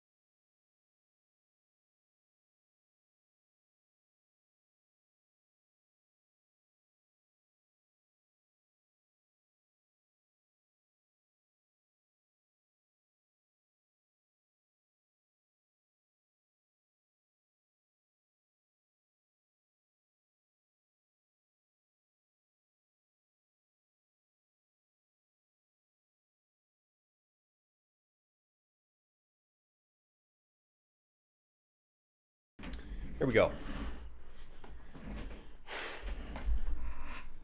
Police bus. The non-existent bus. We're back at it. Is there any purpose for a police bus? Honestly, how many police officers do you really need at a scene? Wouldn't that be slow? These are all the questions players are not going to ask. You know that? Everybody's just going to be like, whoa, this is a cool bus, man. I really want one of those. It's not, oh, dude, it's a police bus. There's no way that exists. That's useless. No way anyone is saying that, right? Don't overthink these details in your game. We need 15 police officers. Yes, we're sending out the police bus, sir. Sending out the police bus to the incident. So inefficient. Cruising along the highway, you got 15 police officers in the back of the bus.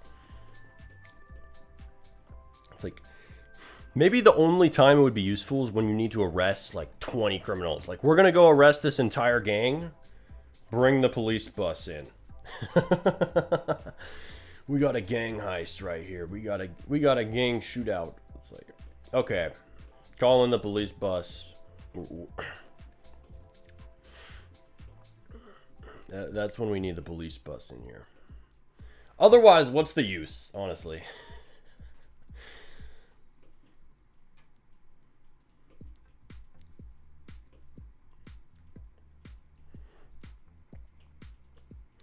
Would ChatGPT give useful scripts, or is a better AI? Is there a better AI? Dude, I just use ChatGPT. Like, all these people talking about Claude and this and Grok that. I'm like, dude, ChatGPT works great. From the start, it's been great.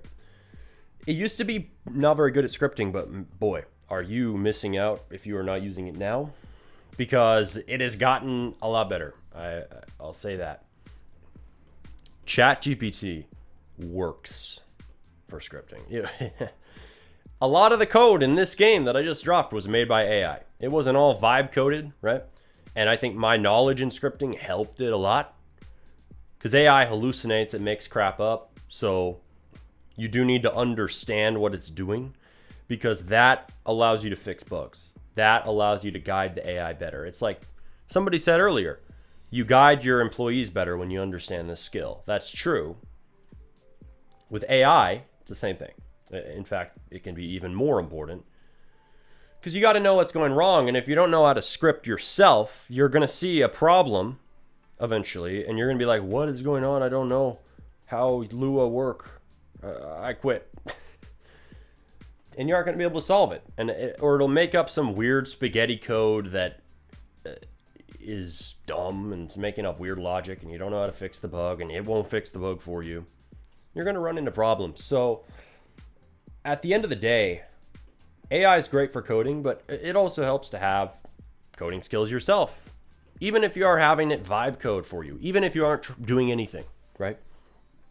Even if you don't intend on writing a single line of code yourself, knowing how to code yourself will benefit you. And I have nothing against vibe coding.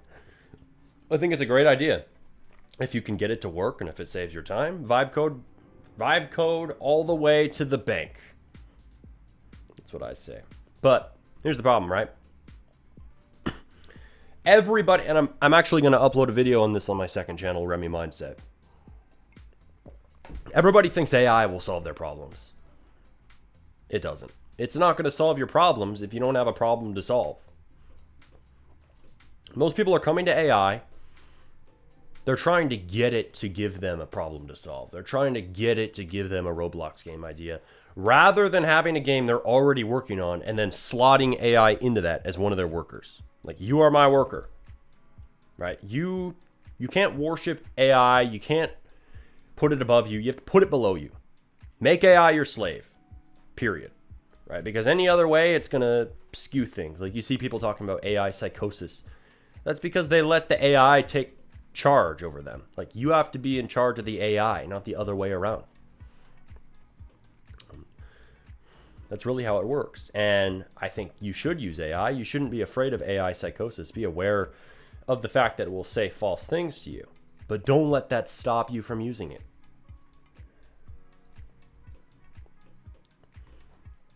Because now you're letting some guy who knows how to use AI get ahead of you and work 10 times faster or 5 times faster, however much it ends up being.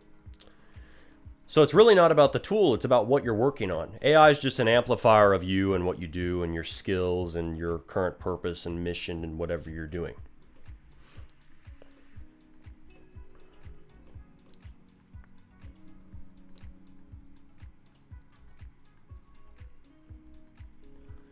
So for me, I have this game, right? For example, and I was able to give it the request to make a police bus for me, and it did it well. I'm gonna go ahead and bevel this. So select these, hit Command or Control B, and then you can scroll to change the amount of subdivisions. Isn't that neat? Don't scroll too much unless you got an M4 Max like me and you're ready for your computer to crash though.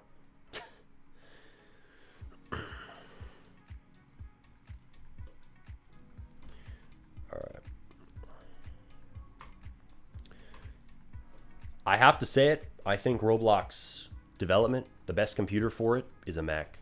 Like, I think that Roblox Studio works better on Windows for some reason. But Macs are more cost effective, the processors are better, and they're very inexpensive for how powerful they are and how long the batteries last. Like, the battery lasts all day on a MacBook. If you're looking for a computer, just get a MacBook. They have one on Amazon for like, what, $800 for the new M5 MacBook. Just get it if you need a computer for development. Just get one of those or get a used MacBook Pro or refurbish. That can be good too.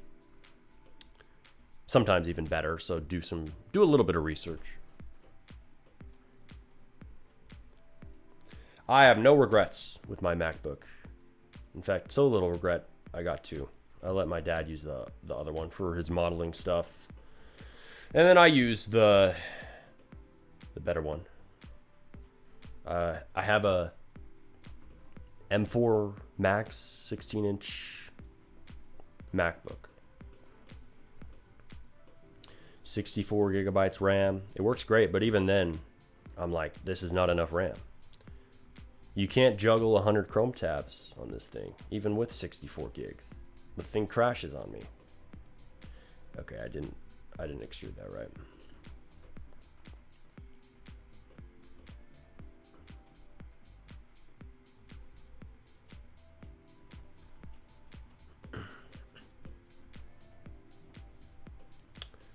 I think this back is kind of rounded, so I'm going to move these in a bit so there's space for a bevel. This is where modeling can get kind of annoying.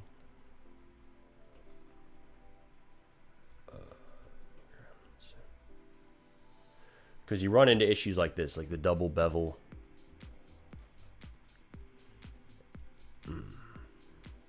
See.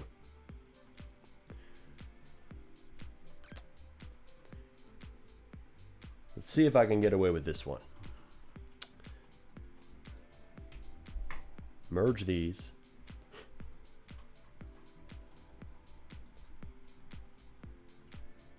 Maybe. Wait, hold on. Let's see. Edges. Dissolve edges.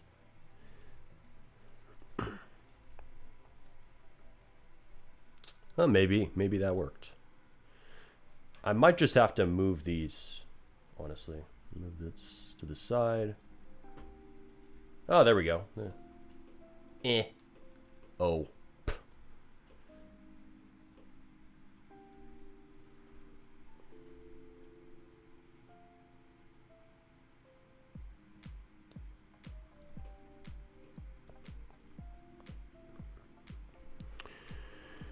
Can you fix that one part near the back window? Or get into it. Uncle Ricky, what's good, bro? What's good, bro? What's up? Glad you're here.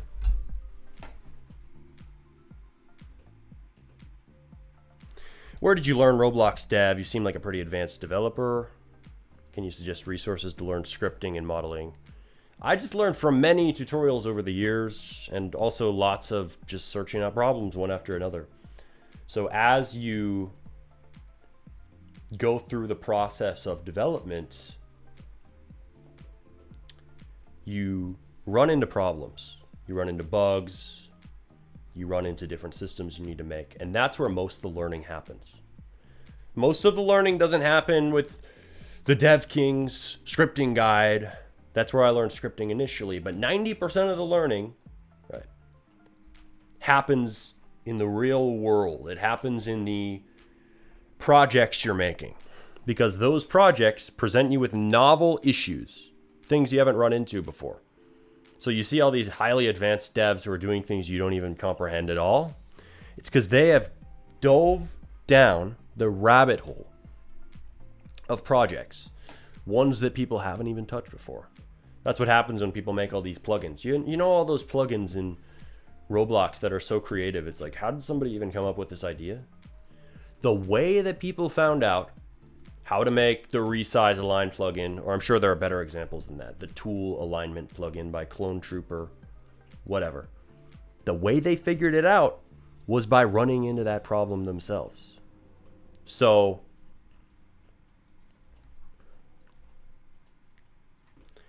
if you run into issues in development, you will learn from solving those problems. That's the best way to learn. Right? And yeah, I think the basics are your foundation, the basics of building, the basics of scripting. All of those things are your foundation, but after that, you're kind of in the Wild West. You're kind of left to your own devices to figure things out. And that's why people get confused. They get confused because it's like, okay, I have this scripting knowledge, but what do I do with it? That's one of the most common questions I get. I know how to script, but how do I actually use this to make a whole game? And that's kind of the fundamental developer problem that nobody hands you a map to solve. That's why I made this channel. I made the strategy first mindset, because we need to solve that problem. What do you do with your skills? Well, I think that the best way you can direct your skills is towards actual goals, making money, tangible outcomes. And a lot of people will be against making money because they think it diminishes creativity. It doesn't, because making money actually fuels creativity. What it does is it gives you more funds to make better games down the road. It allows you to spend more time on it because maybe you can do it as your job now. So making money, the reason why you want to focus on that is it gives you something to work towards. So it tells you, hey, this is what I'm doing. You're very dead set on something, right? Even if you don't want the money itself, it gives you a direction to focus on making money. So your creative efforts are actually directed towards something that is purposeful and will create a real change, not just in your career, but in your life. Like if you make money, you can spend that on so many things and you can improve your actual life outside of Roblox. So that's why I say to focus on money. So back to what do I do with my skills? There's another side to that, right? The technical side. How do I take my scripting skills and turn it into games? Well, the fundamental problem there is synthesis. So how do I take my skills and turn them into a simulator? Turn them into a data store system? How do I turn them into a working prototype of a game? That's really what people are after. And that can be hard because it's different to know what a variable is versus using variables to make something function. Even I struggle to make certain systems to this day. Every dev does. And the way you figure it out, the way that you use your skills, is by realizing that after a certain point, you're kind of on your own. So you have to use your resources very well. So you know the basics of scripting. Well, do you know what the dev forum is? Do you know what the documentation is? Cool. Use that anytime you run into a problem. But beyond that, I think we have AI now. And what AI has done, this is what most people don't see with AI, and listen because this is very important. What AI has done is it has given everybody access to instant creative problem solving cognition. Like, it has given access to, yeah, it's not actually thinking, sure. But it functions as thinking. It serves the same purpose for the most part, for many things. Not for everything, it can't replace you 100%. But AI can help you to solve these problems where, oh, how do I make a game on Roblox with my skills? Like, how do I take these scripting skills, these kind of dispersed elements, these kind of random ideas, functions, variables, whatever, and how do I turn that into a game? Well, AI can piece that together for you because it can synthesize things. It can tell you how to combine those skills into a finished project. So it can help you plan those things out.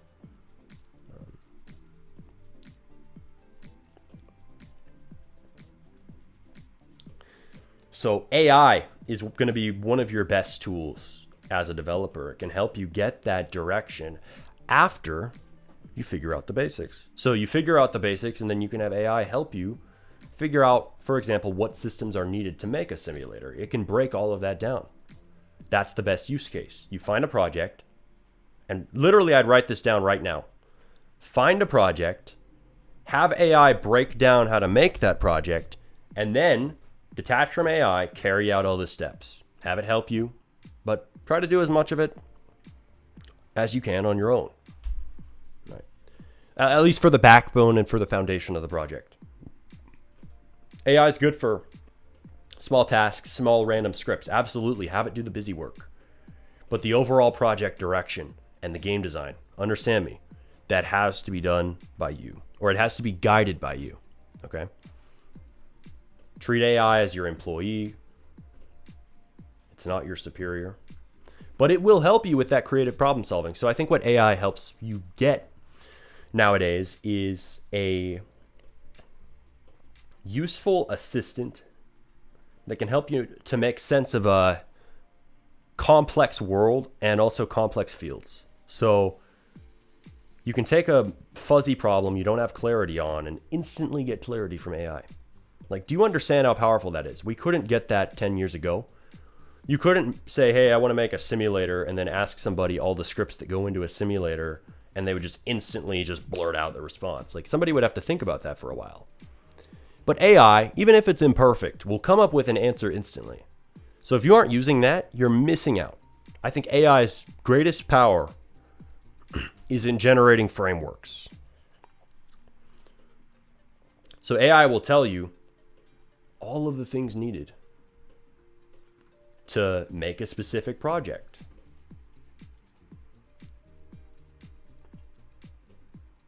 Use it for that. Use it for that, okay?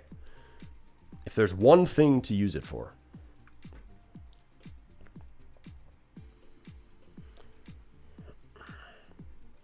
like, that's my favorite thing about it, honestly. If you can really nail this one insight into your head, if you can really drill this in, use it to generate frameworks to execute your best ideas.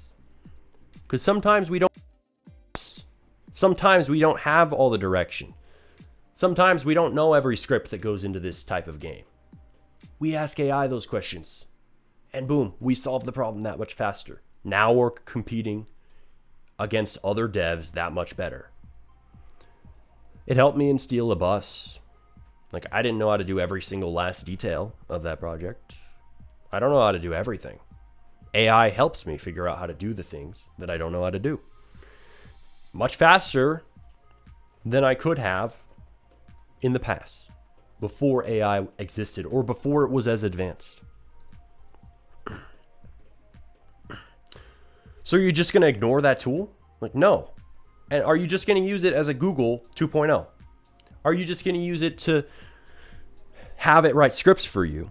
Or are you going to have it help, keyword help, you plan the entire game what will go into it, all the game passes. Have it help you plan the vision of the project. Have it help you plan all of the scripts you need as a cohesive system, as opposed to just writing the code in each individual script. That's where AI is best placed. Now you have to take control over that process though, right? You'll take its inputs not as gospel, but as feedback. Like, okay, yeah, AI says we should add these game passes, but I don't think this one would sell. Throw it out. Be very judgmental over AI. Like, judge what it says. It will be wrong. It will make things up. So be aware of that. But don't throw out the tool because of that. Just use it smarter.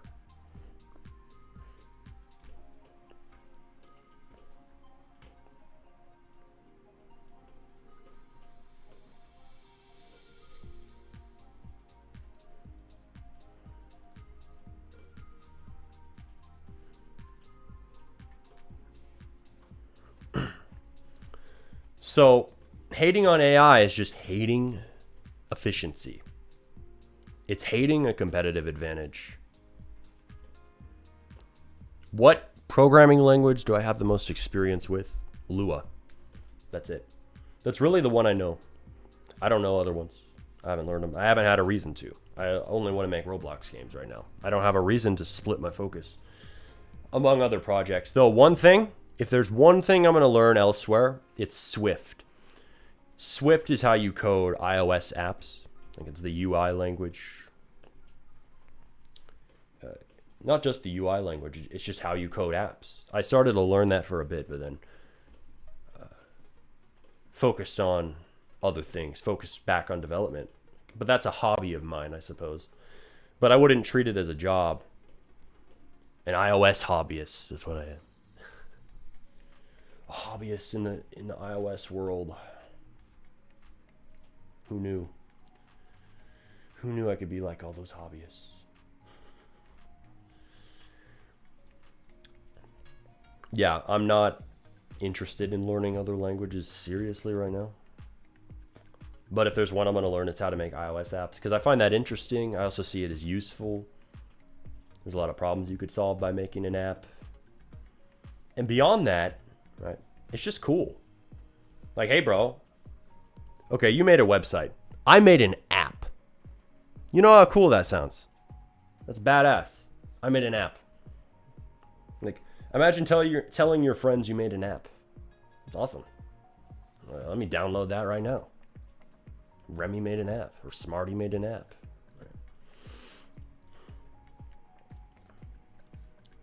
So I think that if I'm going to learn another language, it's Swift. It's how to make an iOS app. And I started learning that. And actually, it's not too hard. It was actually really fun. I like Xcode. And AI can help you learn that faster. You can also vibe code, right? You might not even have to learn a new language, a new programming language, if you just vibe code the app. Though, again, it will help you to know the actual language. But things like VS Code and Cursor, which is like an IDE. It's like a development software for coding AI apps. I think you might be able to use it with Roblox if you figure out how to set it up. Maybe.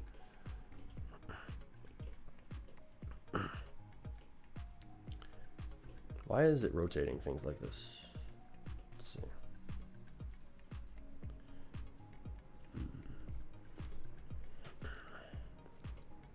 So I think I got most of the things modeled in here. So I'm about ready to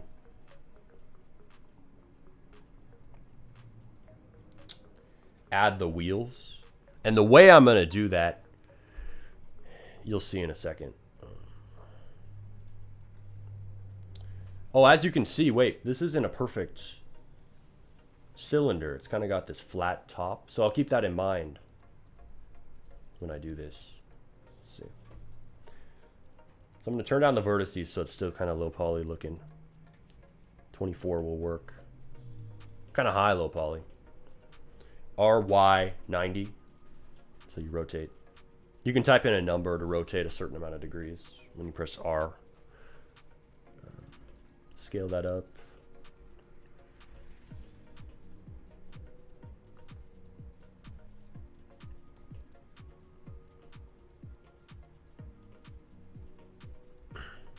What do you think is the best type of cash grab right now? The peak clips? Don't use the hobbyist language, bro. I do not classify them as cash grabs. I don't classify games that way. I don't use their words. You use their words, you give them power over you. It's just hobbyist language. It's like, oh, it's a cash grab. Bro, well, yeah. I mean, I make every game to make money. You're the most passionate game. If it has a lot of players on it, the devs wanted to make money, believe it or not. So, cash grabs, by the way that people use the term, don't exist. They don't exist. People will slap that label on anything. Anything they don't like. So, I'm not going to use the term cash grab on my own game, but I would call it a simple game. And I would just look at the charts, right? Steal games, Grow games. These games are successful right now. I mean, I know there's a lot of trends that have popped up. I haven't been playing a lot of Roblox games, so I don't know every single last trend. But look at the trends, right? Those are the best games to make for your first simple games. I don't think that there's a best one to make. Find one that fits your skill level, and then find out if it's popular. If it's popular, go ahead and make it. That's all I can say. Don't listen to these people who say, just be original, bro. You know, that, it's like, it's the dumbest advice. Just be original, bro. It's so simple, right? Oh, yeah. All this strategy first stuff, you can just throw it out the window. Just be original. I should have realized that all along. I should have tried that from the start. You didn't think I did? Strategy first is necessary. And look, it's not about throwing out originality, but if your entire strategy is just be original, you don't have a strategy. I got comments about this on my last video. Like, what they don't see is this. Understand. Even if this game was heavily inspired by Steal a Brain Rot, 100% agree. Steal a Bus, of course it was inspired by that. Even if it wasn't 100% an original idea, I'll give you that. The game was quick to make compared to other projects, something quote-unquote more original. And therefore, I can make another game that's more original, and another, and another, and another, and another. What people really mean when they say make an original game is make something complex to satisfy my hobbyist fantasy of what I think a game dev should make. They don't want to see you succeed or make money. They just want to see you make a game that fits their desire, what they want to play. Like, oh, I think I want to play a game with really complex graphics. Right? This is a dev talking, or a player who doesn't understand game design. Really, they don't know what they want, if that's what they're saying. Like, they want a game that's psychologically engaging. Graphics are just the surface level. Like, you see graphics, it's obvious. So it seems like the key to game design, but it's not. Graphics play a role, but it's not everything. Like, I'm sitting here modeling a bus right now, and I'm not going to let my enjoyment of modeling delude myself into thinking that it's all about graphics. Oh yeah, it's all about graphics. It's all about game design. And game design is not about graphics primarily. It's about player psychology. So being original on its own is not a strategy. It's bad advice. Right? Find success, duplicate, and then innovate. Don't do the innovating part first. Because if you're innovating without a predisposed model of success to base what you're doing on, the risk is a lot higher, right?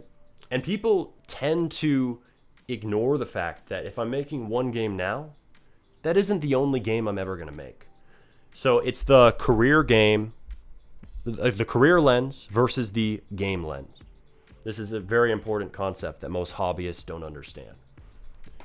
The career lens is the long-term vision. What am I going to do across my entire development career? That includes many projects, commissions, etc. Dev assets, dev content, like I've been posting for years. That's what it is. The game lens is, what game am I making right now? And the problem with the hobbyist mindset is they think that the only thing that exists is the game you're making now. That's why they criticize you for wanting to make money. Because they think, oh, if he wants to make money, his game is only made for money. Oh, but Mr. Hobbyist, I didn't say that. I said I want to make money. But that means I want to make money in my career. That doesn't mean that your game is only made for money. It means that you have the goal to make money in your career. Not every game in that career has to be made for money. You can make a passion project. But if our goal is to make money in our career, we have to focus on certain games that help us to achieve that goal. Like, duh. It's not cash grabbing. It's just business. So, yes, make a good product, but aim to make money and feel zero shame. Zero about that.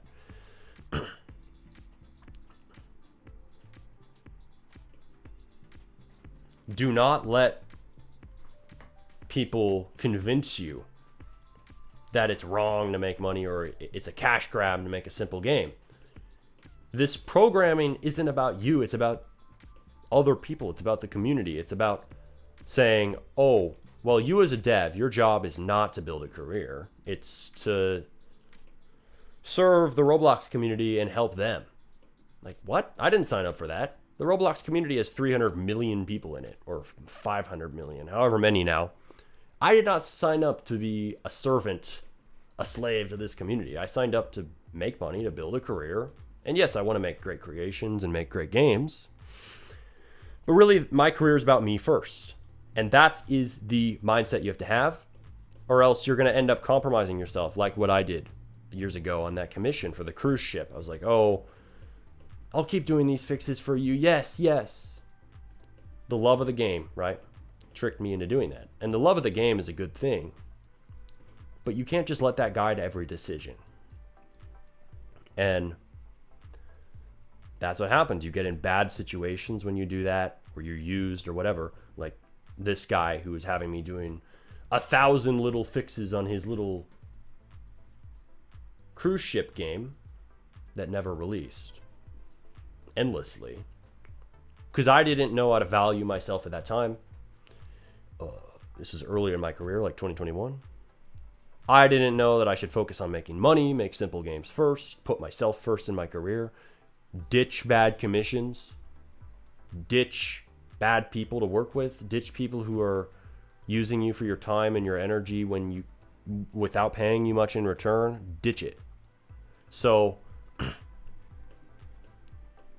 ditch all of that crap, right? That all starts with the right mindset. It starts with individualism. It starts with thinking like a capitalist, a businessman, right? And a businessman actually ends up making better products and more products than the non-businessman. Because the non-businessman thinks that it's quality over quantity, right? It's quantity over quality when you start in any creative field. Right? They always talk about the pottery class analogy, how the teacher had two groups of students. One was assigned to make one high quality pot over the semester, and the other was assigned to make as many pots as possible. This is just an analogy. It's just a story. It didn't actually happen, but it shows the point. Guess which one got a higher grade? Guess which one did better work? The quantity one, because they had more practice. The people who were just perfecting one pot over the entire semester, they were only doing one product, right? So they naturally didn't get as many reps in. They didn't improve their artist form, as a metaphor, and they got a lower grade, right? So it's not all about quality. Quality comes later. You can focus on quality after you focus on quantity. And that's the strategy first mindset. Make simple games first. Why? Why do you do that? So you can focus on quantity, so you can build up to quality in the future. That's how it works. It's not just jump out of bed one day and make the next Brookhaven and be a professional dev and hit the front page without ever practicing. Like, that's not how things work. Right? Every dev made simple games. Like, most devs on the front page made simple games, whether they tried to make money off of it or not, but they made those simple games before they made more complex games. They made countless projects, and through trial and error, they learned what players want. And they might not have intentionally thought about being strategy first and following a strategy, but that's fundamentally what they did to varying degrees. CMO, bad CC. These guys definitely made other games before Jailbreak. Definitely. And that taught them the lessons they needed to make what was at the time the #1 game in Roblox history. Peaked at like 80,000 players. That was the most ever in 2018. Very quickly after its release, broke multiple Roblox records. Completely changed Roblox forever. That's why I mention it so many times as an example.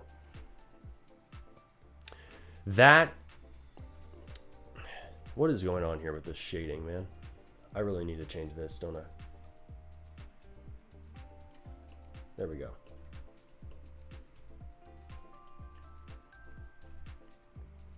But that's it. That's the strategy first mindset. And I learned this, right? We have the group Jimmy Games. I've talked about this a lot.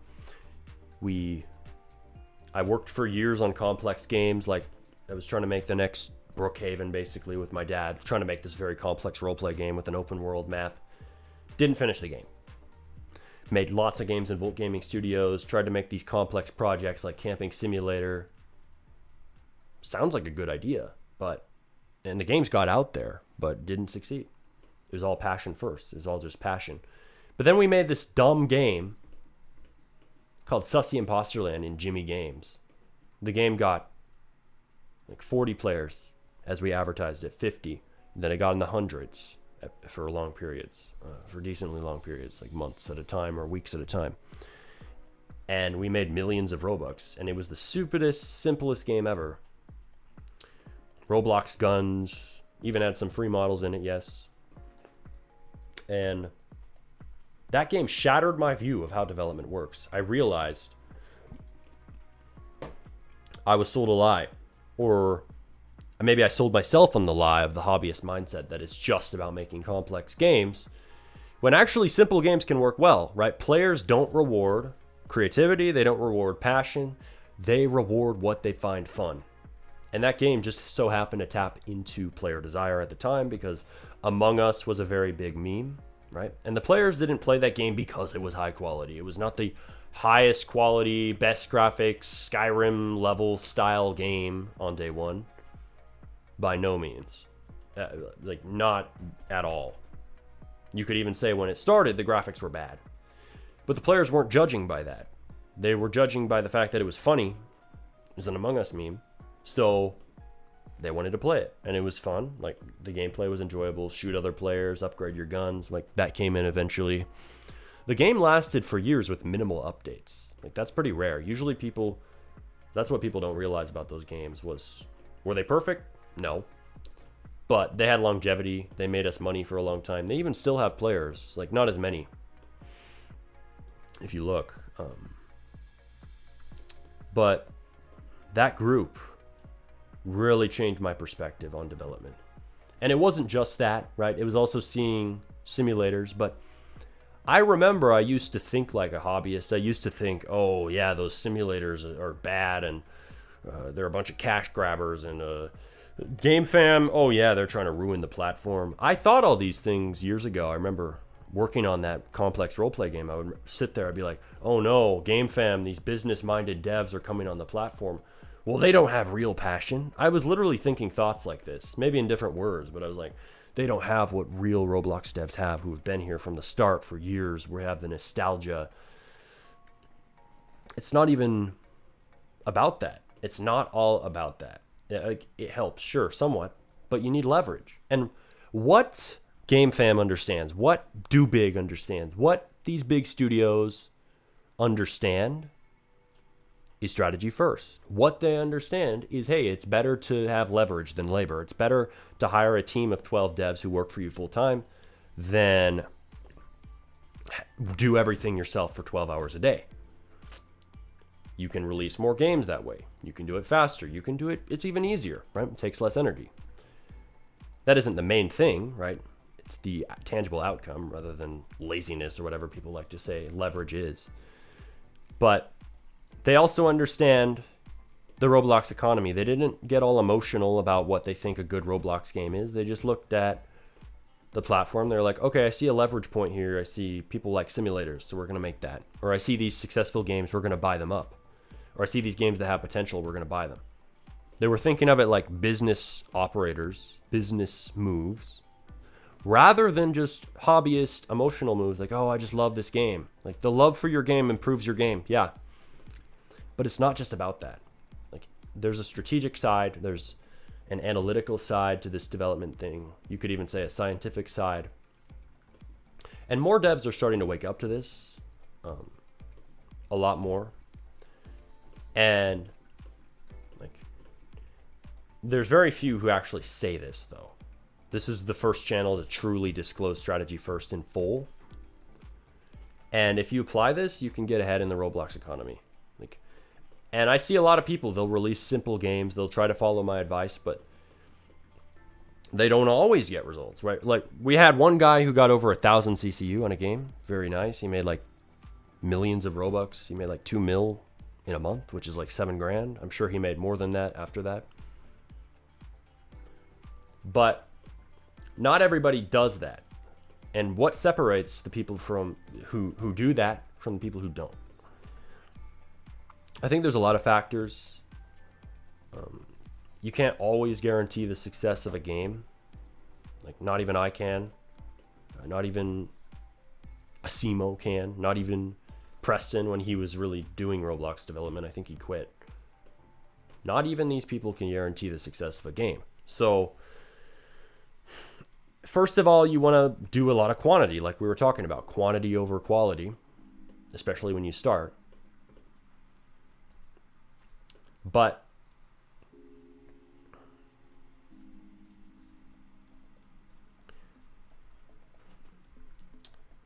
from there, what do, right? Well, you do have to learn from the games that you make. Like, a lot of people will make a game and they won't learn from it. And I think another thing is funding. So a lot of people don't have the funds to pay for ads. So ads are a big aspect. I think a lot of people release a game and they don't have the funds to pay for ads. And I think that's one of the biggest things. So there's several factors. So that's why if I look at a game, it can be hard to say why it's failing, right? Like, I know RoBuilder will do videos, why your game's failing. The only thing about those videos that's a problem is he focuses a lot on the building. And I just gotta be honest, like, no hate to him, but the building aspect is a lot less significant than he makes it out to be. Because that's what he does, right? And he's good at it. But the building is not why the game is failing. It's oftentimes ads.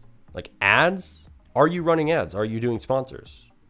I did sponsors on this game. It didn't generate a ton of players, right? I spent a very small amount of Robux. But after that, what do, right? Okay, the ads didn't work. Most people just stop running ads. Oh, ads don't work, I'm not doing it. That's a bad way to operate. That isn't strategy first. That's a quitter mindset. Yes, I do have a Discord server. You can join it. Link in the description. Carl Man YT. It should be in the description. If not, it's on the channel. But if you run ads once and it doesn't work, you need to spend more money on ads after you improve the game. So look at your stats, right? I have been looking at the stats on my game and I see, okay, yeah, the engagement isn't very good, right? people aren't staying in the game for a super long time. It's like 4 minutes. Okay, cool. Well, we can learn from that. We make the onboarding better. Maybe add a tutorial. We add more easy wins in the start. Then we make the difficulty increase over time. Somebody said it gets too easy over time. Okay, I'll change that. We start adjusting things. We don't just give up, right? So that's really the problem is you see people, they might be following my advice, but they fail. Why do they fail? It's those two reasons. They might run ads, but then they stop running ads. Or they don't run ads at all. And then after they run ads, they don't iterate. They don't iterate based on the data. They don't like use the funnels feature. Like Roblox made a funnels feature so you can see the whole funnel of your game. Oh, the player did this and then this and this. Oh, they stole a bus. Oh, they left a game after stealing the bus. Maybe the game seemed too easy after that. Maybe they thought it was boring, so they wanted to go play another game. Maybe that was the problem. Right? Well, you wouldn't know that if you weren't using the funnels feature. So that's one thing I'm doing. I'm implementing the funnels feature inside of Roblox. This is one of my first time using it. So we're going to see how that works. It's going to help it out because it gives you, that's actually, what was that made like last year? That's a very useful feature because you can see when players are dropping off in your gameplay. So you write in your code and you tell Roblox, hey, this is when the player joined the game. This is when the player earned 1,000 coins. This is when the player bought their first bus and steal a bus. This is when the player rebirthed. It will track all those things in chronological order, and then you can see, okay, this is exactly when players when you lose your players. This is exactly when players leave the game. This is exactly when they quit. I can track that, and now I can adjust those things. But without that information,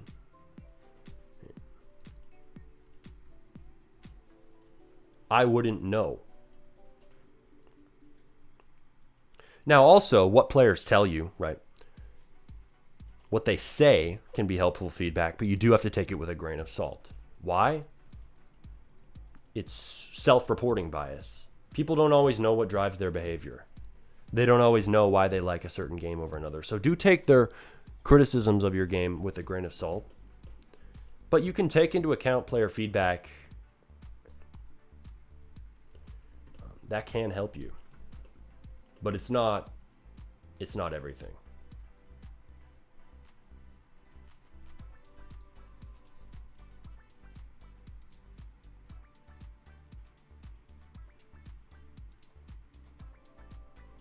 That direct player feedback.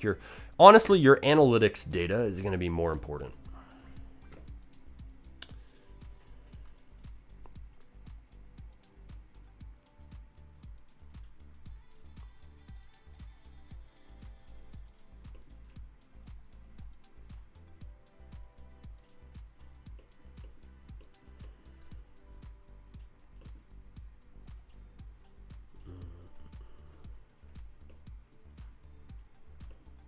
Why are these combined?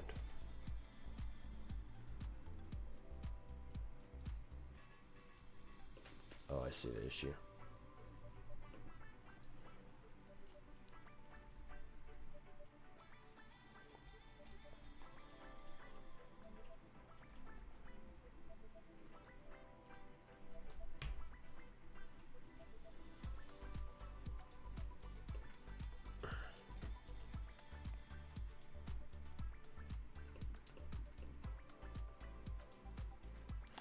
Is it possible to get viral without spending on ads? Yes, it is. If you're promoting on TikTok, but you can't just expect players to randomly show up in your game without ever promoting it. You could have the best game in the world, but you never tell anyone about it. No one's going to play. So you do need to consider advertising. And you need to get money, right? This whole channel, it's all about showing you how to do these things. So you have the resources. Just why aren't you doing it, right? Why don't you have the money? That's the question, right? Why aren't you making dev content like I do? Why aren't you taking commissions? Why don't you have the money? That's what you got to ask yourself, and you got to make changes Because a lot of devs make that excuse. And I've even made the suggestion before that you could get a job. Like if you're, say you're 15, you could get a job at, I don't know, Starbucks, wherever, your local grocery store, stock the shelves, and then make money there and then fund your Roblox game with that. You'd probably make more than most commissions, just being honest. For a new dev, you probably make more. So why not do that, right? You don't have money, go get a job. And it can be temporary. You can just leave the job after you're done. But do that to fund your games. Then say you make like $2,000 a month. Oh, boom, right there. Or $1,000 even. You have plenty of money to spend on ads. You don't even need that much. So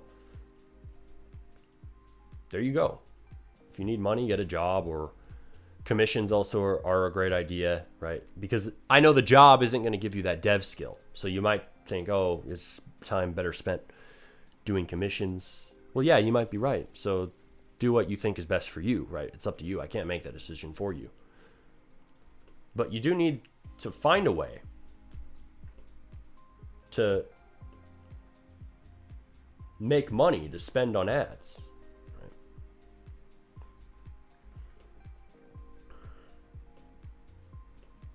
And that's really the problem that a lot of people have, is they don't have money, but then they don't try different ways to make that money. Right? So then they complain in my comments like, oh, I can't do ads. Well, why don't you have the money? Right? What are you not doing? But yeah, I would say most devs, they won't get players. You won't get viral without sponsors. You just won't. Most people don't try. They don't try TikTok. It takes too much effort, right? They need a sponsor. They need it to be easy. So go get the money. Watch one of my videos on Roblox development career strategy, or how to earn from your skills. Apply the information, or go get a job, and then come back to your Roblox game and hit the sponsor button. Buy those ad credits and do it, because that's what you need. And sponsors actually work great. If you have a good icon, you have a good thumbnail, and then you have a decent game. And then the game is optimizing retention. And that's what I'm doing right now in Steal a Bus, right? It's not the perfect game. Stats aren't very good right now.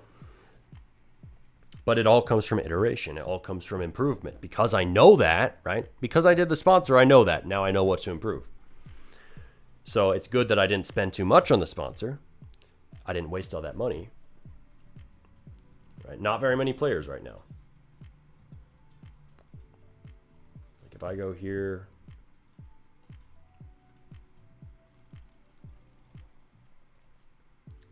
overview.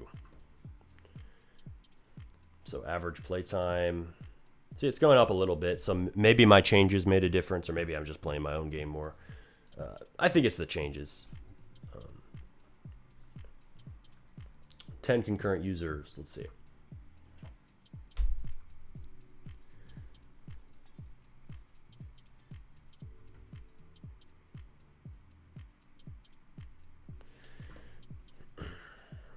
$26, $22, $30. Oh yeah, Roblox, they made a mistake yesterday. So if you weren't able to play the game, that's because Roblox made a mistake. I repeat, they had a time where if you published an update, it literally moderated your game automatically. How dumb is that? So for about 3, 4, 5 hours, it wasn't playable, sadly.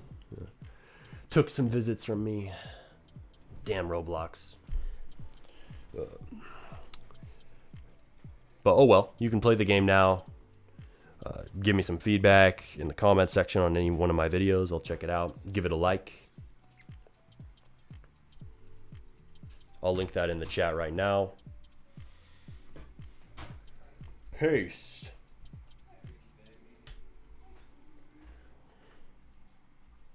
Paste, paste, paste. There you go. Play. Play that.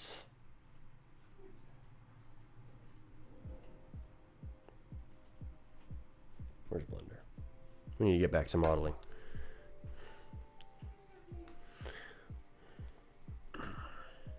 Fill your game with alts.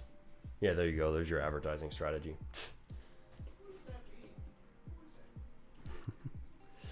I mean, actually, it's not a bad idea. Just to be honest. Yeah, it's funny, but if you are just starting out, you can kind of fake the... This is not advice. This is just an idea. You can fake having the players, having other people by having some alts in there. Have like 5 phones sitting there. It makes the game look more lively, and if you're at 0 players, it might make people think that the game is a little bit more popular than it is. Just saying. Might make them not leave as fast. And then you can get your real players in there and get the ball rolling and not have to do that anymore. You would hope.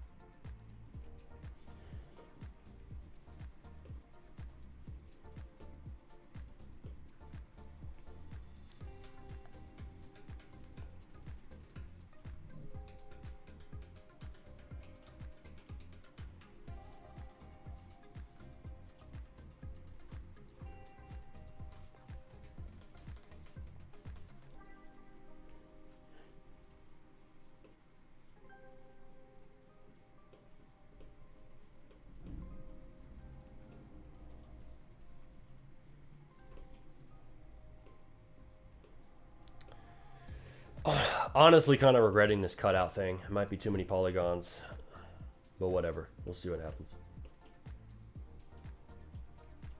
What would you recommend a starter builder to do to get hired? And use that to fund your own games? That's a good question, my friend.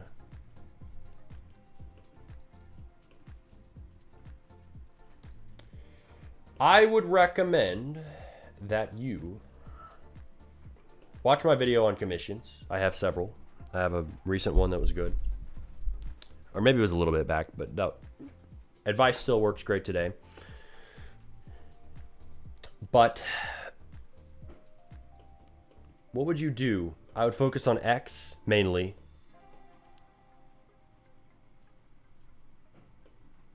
X is going to be the main place to get commissions. And then you can also promote yourself on other obscure places like Fiverr. Discord servers, yay or nay. Put yourself everywhere, but focus mainly on X. Also, YouTube, highly untapped. Nobody does this. I swear to God. If you promote yourself on YouTube, make YouTube videos, then tell people in your videos, hey, you want to hire me? You like my developer work? Go join my Discord. Message me. You do that, dude, you have just unlocked method to get commissions, a promotion method that most devs are not using. Your competition is not doing that. And that a loyal audience is going to be more likely to buy from you than just random people from Twitter. So most people won't do that. You're probably not going to do that. You're probably listening to this. You're going to be like, decent idea, but then forget about it. I'm telling you, if you're serious about this, write that down and then start. That will get you ahead. Nobody's promoting their commission work on YouTube, and it can work. It can work because you have an audience, right? The audience trusts you. They like you. They watch your videos all the time. The next natural step is to hire you if they really think you're that good of a dev. So if you're really looking for work, that's the unique, untapped method that you have nowadays. Dev content, social media. Hell, you can even use AI, right? We were talking about AI earlier. Use AI to give you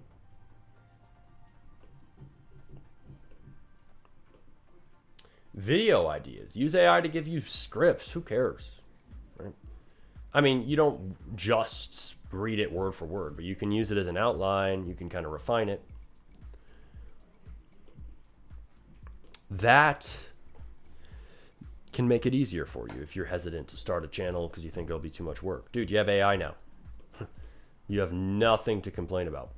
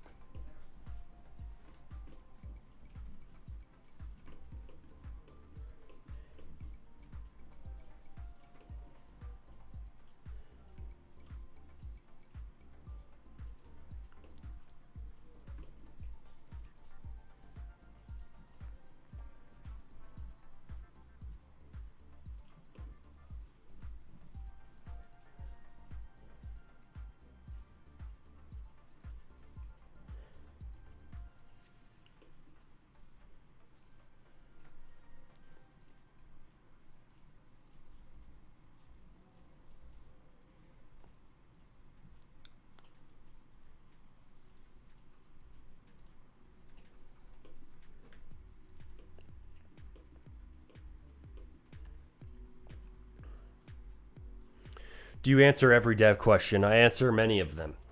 Every? No promises. But there's a good shot yours will get answered if it's a good quality question that fits the topic. Let's see. I will definitely answer it if you super chat it. Just saying. What's your thought on horror games? Do you think they're good for revenue? I think that horror games are good for revenue if that's what you want to do. I haven't ever really made a serious horror game before, or I mean, I've had the idea to. I've even started one, but I didn't release it, so I wouldn't know firsthand. But if you have a good one, right, that gets a lot of players, of course. It just depends, though. I point to an example that you're going to base it off of, right? If we have a model, that's strategy first, right? Part of strategy first is looking at what's already successful, considering that, inspiring from it, incorporating it into your own strategy. Point to an example. What, doors? If you're basing it off doors, inspiring from what made it successful, there, that raises your odds. But I can't guarantee that for you.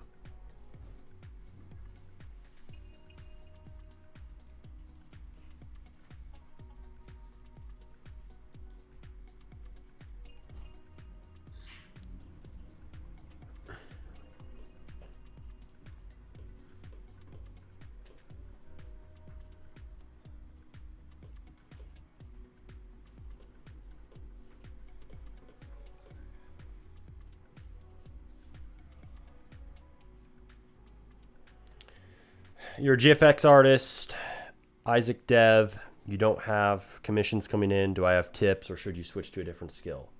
Well, how are you promoting? Tell me in chat how you're promoting right now. Because I'd recommend you take on that method of YouTube. Like, honestly, if you want to get commissions and you're struggling, just make videos about your skill. And then people will see that you're talented. They'll see you in action. They'll hear your good advice. They'll be like, oh, I just want to hire this guy. I don't want to do this myself. This guy's good. I'll just hire him. So why not do that? There you go, right? But most people, they just think it's too hard to start a YouTube channel or whatever. Or they do start, but then they quit. You can do very well if you just stick at that. Stick at that method. I get people asking me for commissions all the time, but I don't take any of them because that's not what I want to do. I don't want to spend my time on that. I want to spend my time on my own projects.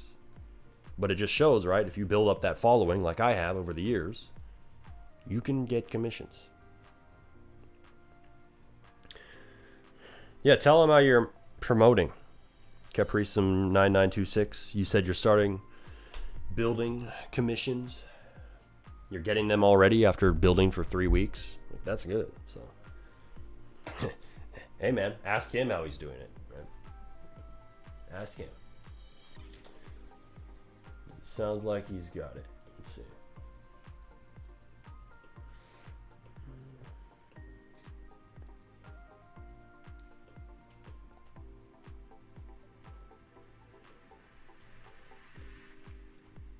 So in the image, it looks like this kind of goes around the back.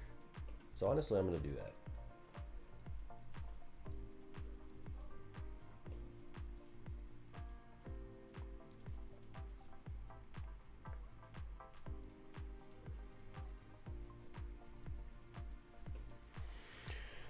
By the way, so you guys, if you are enjoying this stream, give it a like, but also let me know in the chat and in the comments if you're watching after what streams you'd like to see. Also, any video ideas you have, tell me. I will consider them, and I might just make your idea. Because I do want to do more like this. I enjoy streaming. Honestly, I don't find it too difficult. So if you guys looking for a promotion method, start streaming yourself doing your commissions. Like, nobody is doing that. You have no competition. So you're asking me for advice, and you're telling me that you're struggling when you're just doing what everyone else is doing. Like this guy said that he responded to me. He said that he did hidden devs. He's looking for commissions and graphics hiring. So you're reaching out to people who have already made posts. That's reactive. You got to be proactive about this. Put yourself out there first. Don't wait for people to come to you, or don't wait for somebody to make a perfect post and reach out to them. Start promoting yourself. Tell people how great you are at your job. You do that, that's how you start getting commissions. It's not waiting around for them to come. It's not hoping that you can find an offer already written. It's literally telling people, hire me. I'm going to do the best job for you possible. That's it. You got to come at it with that confidence and shamelessly promote yourself. But promote on your own channels. That's even more confident than going on somebody else's server. Like I can say join my server all day, and I will. But I'm not going to tell you that it's the absolute best way to promote on Discord. It's not. Join Smarty Devs, but start your own YouTube channel. Do what I'm doing right now. If people see you doing this live, I swear, that will be 100 times better than any Discord post you will ever make on your commission work. Like, everybody's doing that. You're just promoting yourself in a saturated method. Like, do it, right? But treat it as a side method, a side lead source, not the main engine of your business. The main thing should be your own brand. Build a brand.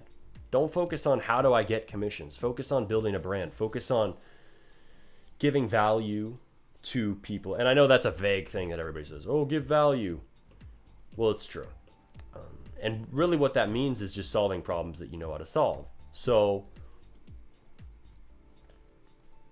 go on YouTube, post a video about how to make a GFX, how to make your first GFX profile picture, whatever you do frequently. And people will come in and watch, and then start doing streams after you do those basic tutorials. You can use a plugin like vidIQ. Start with search terms. See what people are searching up. How do I make an anime icon for my Roblox game? Cool, make that, okay? And then you get viewers from that from search. Then you can start building up that audience, start giving them some more audience-centric content. Start building the loyal alliances with your fans, like everybody here right now, right? Watching this long into the stream. How long is this stream? 2 hours and 36 minutes. See, I didn't even know I was going that long. And you guys are sticking with me through it because you're engaged. You're a fan. You enjoy what I post. You are connected. So take that as an example, right? If you get people that engaged in your content like I do, those people will buy from you. Like if I do commissions, somebody in this stream watching right now might just want to hire me. I'm not going to do them. But if I did, there's a high shot that somebody here right now would be like, oh yeah, I'm going to hire Smarty. I'm going to do that. He's skilled. I see him working right now. Or I know his advice. He knows what he's talking about. You can get that exact same thing. Currently watching your stream on my left monitor, and on my right monitor, I'm in Blender setting up my lighting for my work. Dope, man. That's how you grind. Smarty RBX on one screen, development project on the other. I like it. Man.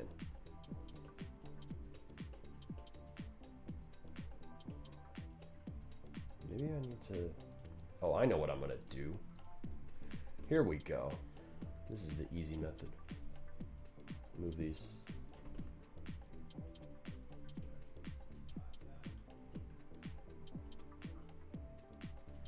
People now ask for stud buildings. Yeah, exactly. It's easy. Yeah. How you doing, man? Great work. Thank you very much. I'm doing great.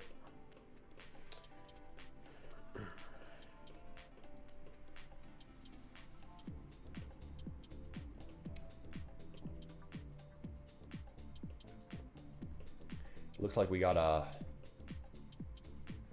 hole in the side here.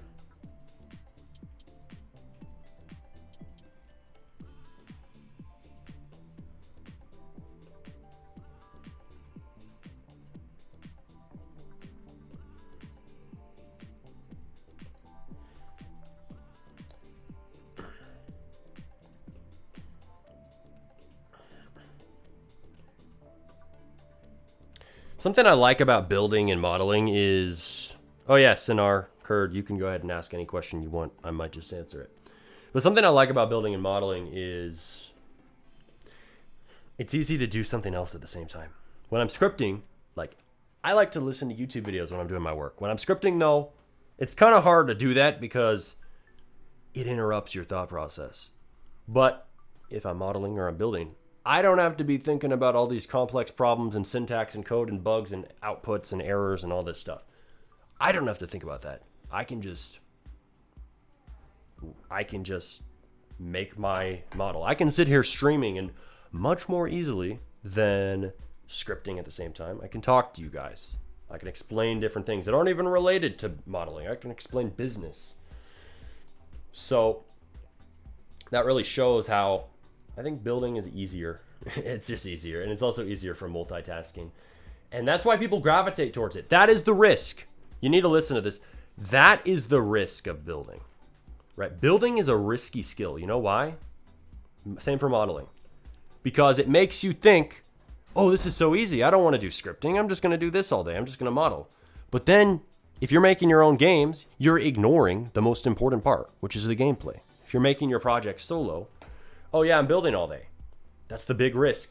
Building is easy. So devs use it as an excuse not to script. I repeat, devs use building as an excuse not to script. Oh, building is so fun. What they mean by that is it's easy. Yeah, scripting's hard, but it's what gives you results. Building does not give you results. If all you have is a build, you just have a map. But throw some scripts in there, you have a full game. I don't make the rules. You need to script. If you're doing solo projects, if you want to make the most money possible, you need to make simple games first, and you need to learn how to script. And you, even if you just know the basics, you're better than most devs. You are a better dev. Because now you can actually ship something, and then you can use AI for things you don't understand, and nowadays things are much easier, but understand, the competition hasn't raised too much by AI existing. Like, AI can't do everything. ChatGPT gives me the dumbest ideas. Then you're using it wrong. You're using AI wrong because it gives me good ideas. You have to give it context. So the key to AI isn't just prompt engineering, it's context engineering. It's saying, hey, here's the current Roblox front page. Just copy paste it into ChatGPT. Inspire from this. Give me 20 ideas based on this. Based on what's popular. It will give you better ideas with that data because it doesn't always know what's on the front page, or it doesn't know your mind and how you think. Like, you can tell it a bunch of stuff about how you think about Roblox development, your favorite genres, maybe some stories about your favorite times playing on Roblox. Let it amalgamate, combine, synthesize all that stuff into new ideas. You do that, 50 times better output. Literally 50 times. I'm not even exaggerating that. I like to say that modeling brings your ideas to life, but scripting brings life to your ideas.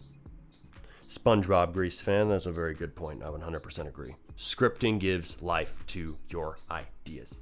Your ideas are dead until you script them.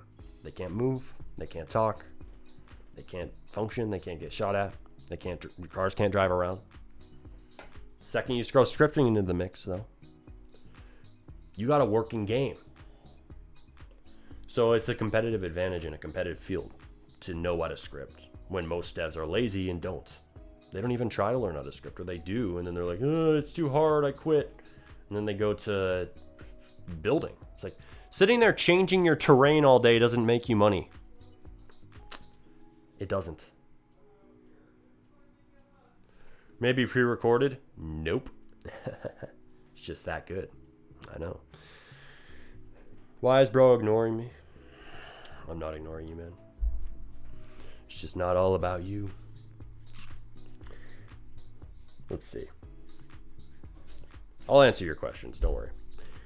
How do I know if I'm ready to do commissions? You know if you're ready if you can make something that is complete. So can you make an entire bus in Blender like what I'm doing right here? You're good enough to take commissions. Can you script a simple obby system? You're good enough to take simple commissions. Just like you make simple games first, right? You take simple commissions first. So do that. That will give you that foundation of what you need. Taking advanced commissions too soon is going to be a mistake, obviously, but there are simple ones, and that's what people forget. You can make a decent amount of Robux. You can make 3,000 Robux making a simple round system for somebody. There are people out there who want small things done. They don't need their entire game coded. Look for those.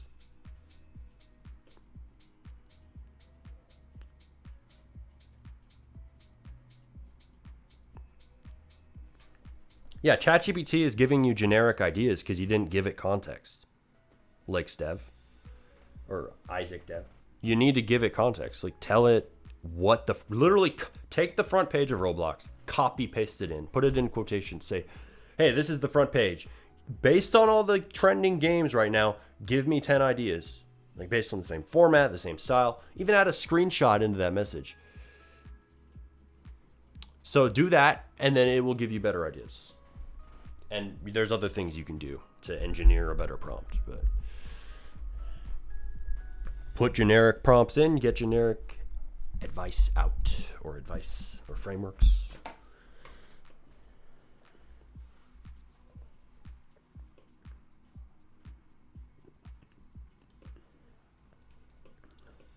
Dude, I think we're done here.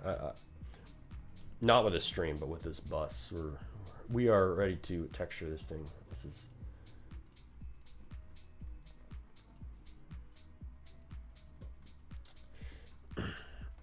hold on one sec. I'm gonna get this ready for texturing.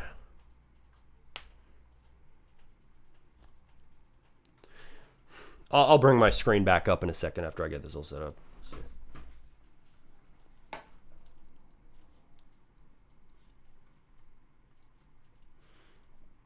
So what I'm going to do is I'm going to grab my texture, which it isn't mine. It's a texture I used, I think from RoBuilder or somebody. It's a color palette. And I'm just going to throw the text police on there for the police side, but then I'm going to use the color palette for the rest of it.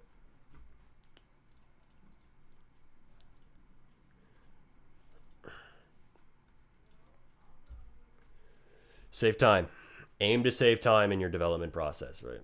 People love to bash people for trying to save time on things. Oh, bro, you're a bad dev if you hire people. You're a bad dev if you use AI. You're a bad dev if you actually try to do something quickly. No, you're just intelligent. Like, you're doing it right if you're trying to save time. Period. You're doing it wrong if you just think that it's noble to take forever to finish your game. Like if you think that it's noble to finish your game after 2 years, if you think it's noble to never hire a single soul to help you on your project, you can go to another channel. Like this isn't the channel for you. This is a channel for people who are at least open to business ideas, who are open to understanding strategy first thinking. Like this isn't a channel for people who just think that you can only make games on your own. Like, sure, make a solo project sometimes, by all means, right? But it's not all about that. And for devs who want to be the most ambitious, who want to go the furthest in their careers, they're going to try to make the money to fund better projects later, to fund teams. It's all about leverage. But people like to hate on the idea of seeking leverage. And the reason is they don't understand business. Oh, bro, you can't seek leverage. You can't try to make a business on Roblox. That's cash grabbing. Like, no, it's called being a human being who needs to make money to live. Period. Like, you need money to survive. So if somebody is hating on you for that, disassociate with them. Like, in this community, of course. I'm not talking about like somebody in real life who you're close with, like family or whatever. I'm talking about people in this community, other devs. Don't even interact with people who want to bash you for trying to make money for your work. It's not going to go anywhere. There's nothing good to come from that interaction.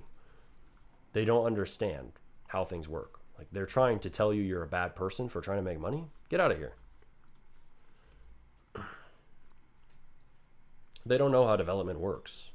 Or they might know some things, but they're blind to half of the game for most devs. Like, there's a lot of large devs who will say that the advice of trying to make money is wrong because they think passion was all that led to their success.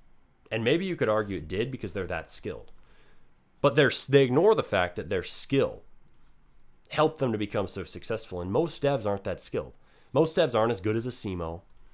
They're not as good as I don't have a use, whoever, right? Somebody complaining on Twitter at me a while back about me talking about wanting to make money. Very, very large dev, like a successful UGC creator. I'm pretty sure it was them.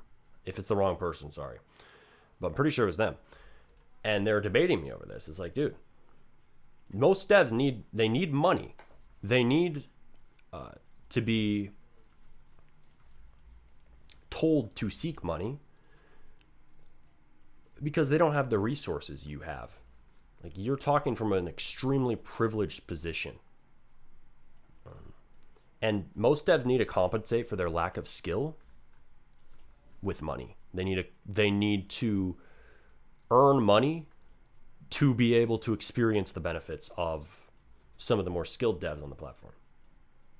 And that's the reality, right? So people moralizing about money don't understand the Roblox economy, and they especially don't understand how new devs need to operate. They're like, oh, well, just make what you love. Sure, make what you love, go ahead, right? But don't expect that to lead to results on its own. And it's not one or the other. It's both. But people can't get that through their thick skulls. They just can't. They cannot get the idea through their head that you can focus on making money and you can make good creations at the same time. If you can understand that, you're ahead of most devs who are thinking in the wrong mentality. All right, so if you're curious about what I'm doing here, I'm making this texture here. It's just kind of a combination of what AI gave me. I'm just going to stamp that right on. And we'll use this color for the body of it. And then the rest we'll just put on the colors where it fits.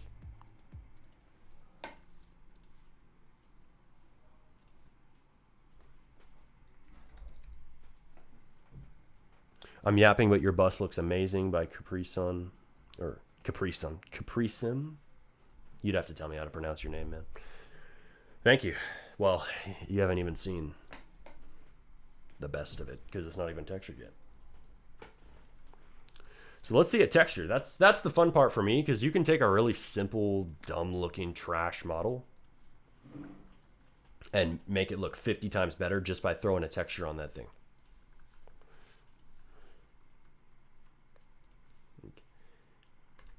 Texturing is important, believe it or not.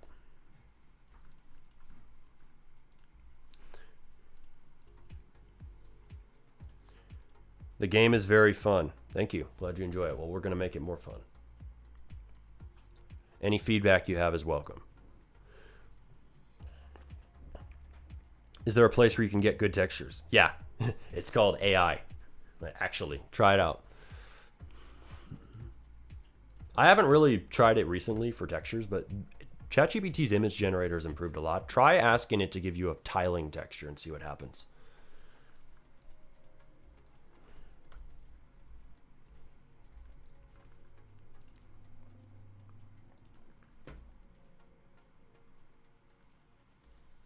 All right.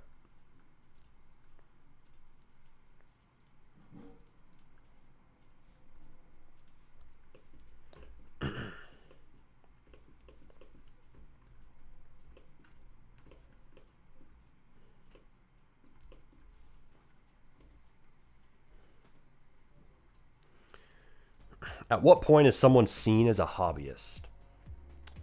What makes you a hobbyist is when you ignore strategy. So if you put passion above everything and ignore strategy, that is what makes you a hobbyist. It's not about whether you only make things for money or only make things for passion. It's about the recognition of strategy as an important aspect in Roblox development. And when you recognize strategy, the next second order effect, the natural consequence is you recognize the need for money. But I don't preach money first. Nope. That's a misunderstanding of what I'm saying. I don't say ignore passion either. I just say put strategy first, and then money comes within that equation. Money is a necessity to Roblox development career strategy. Like, if you understand Roblox development career strategy, you understand the need for money by default, right? But most people, they don't understand that because they only think from the game lens. And the game lens is a short-term lens. So it's like, I only think of projects in terms of what I'm working on right now.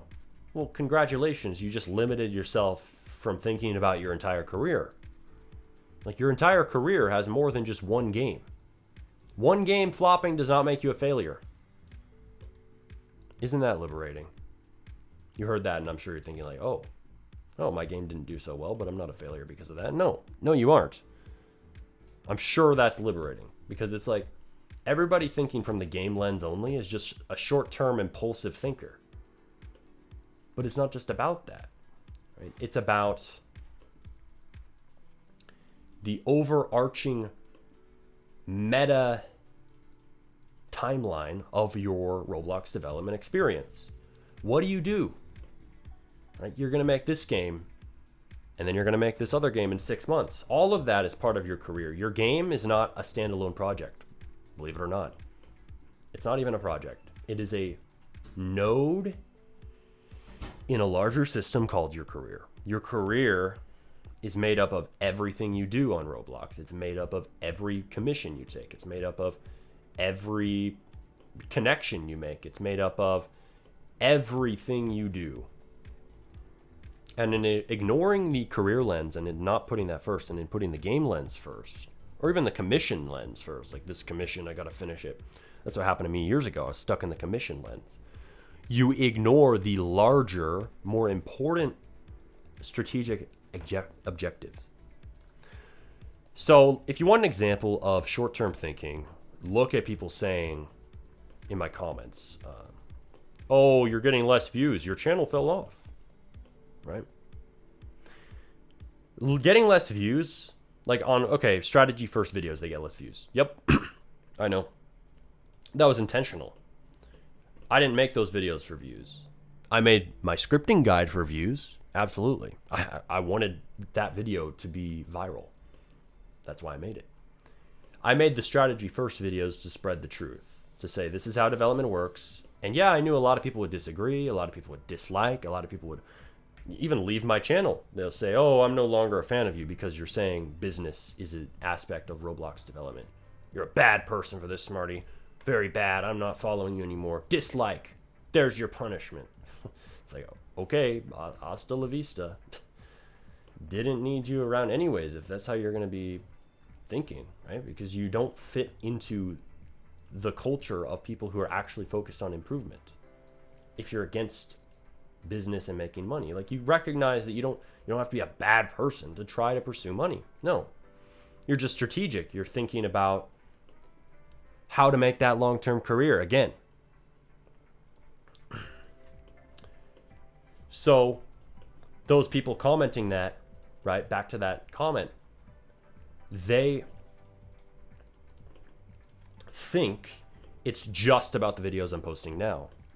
Like, for a content creator, that's the video lens, when I know it's not, because I could post videos at any time that get more views.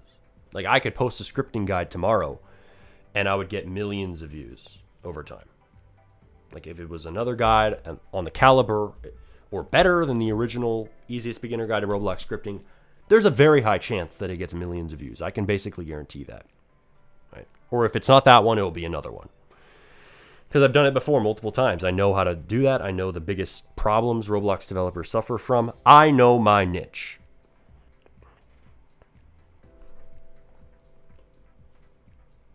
So that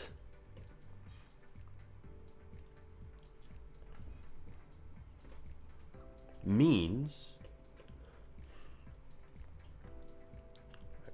it's not all about my most recent videos. And it's just like that in development. It's not all about your most recent game. It's not all about that. That's short-term thinking, because you can always do more. You can always make a new game. You can always make a better project. You can always do these things. What you can't always do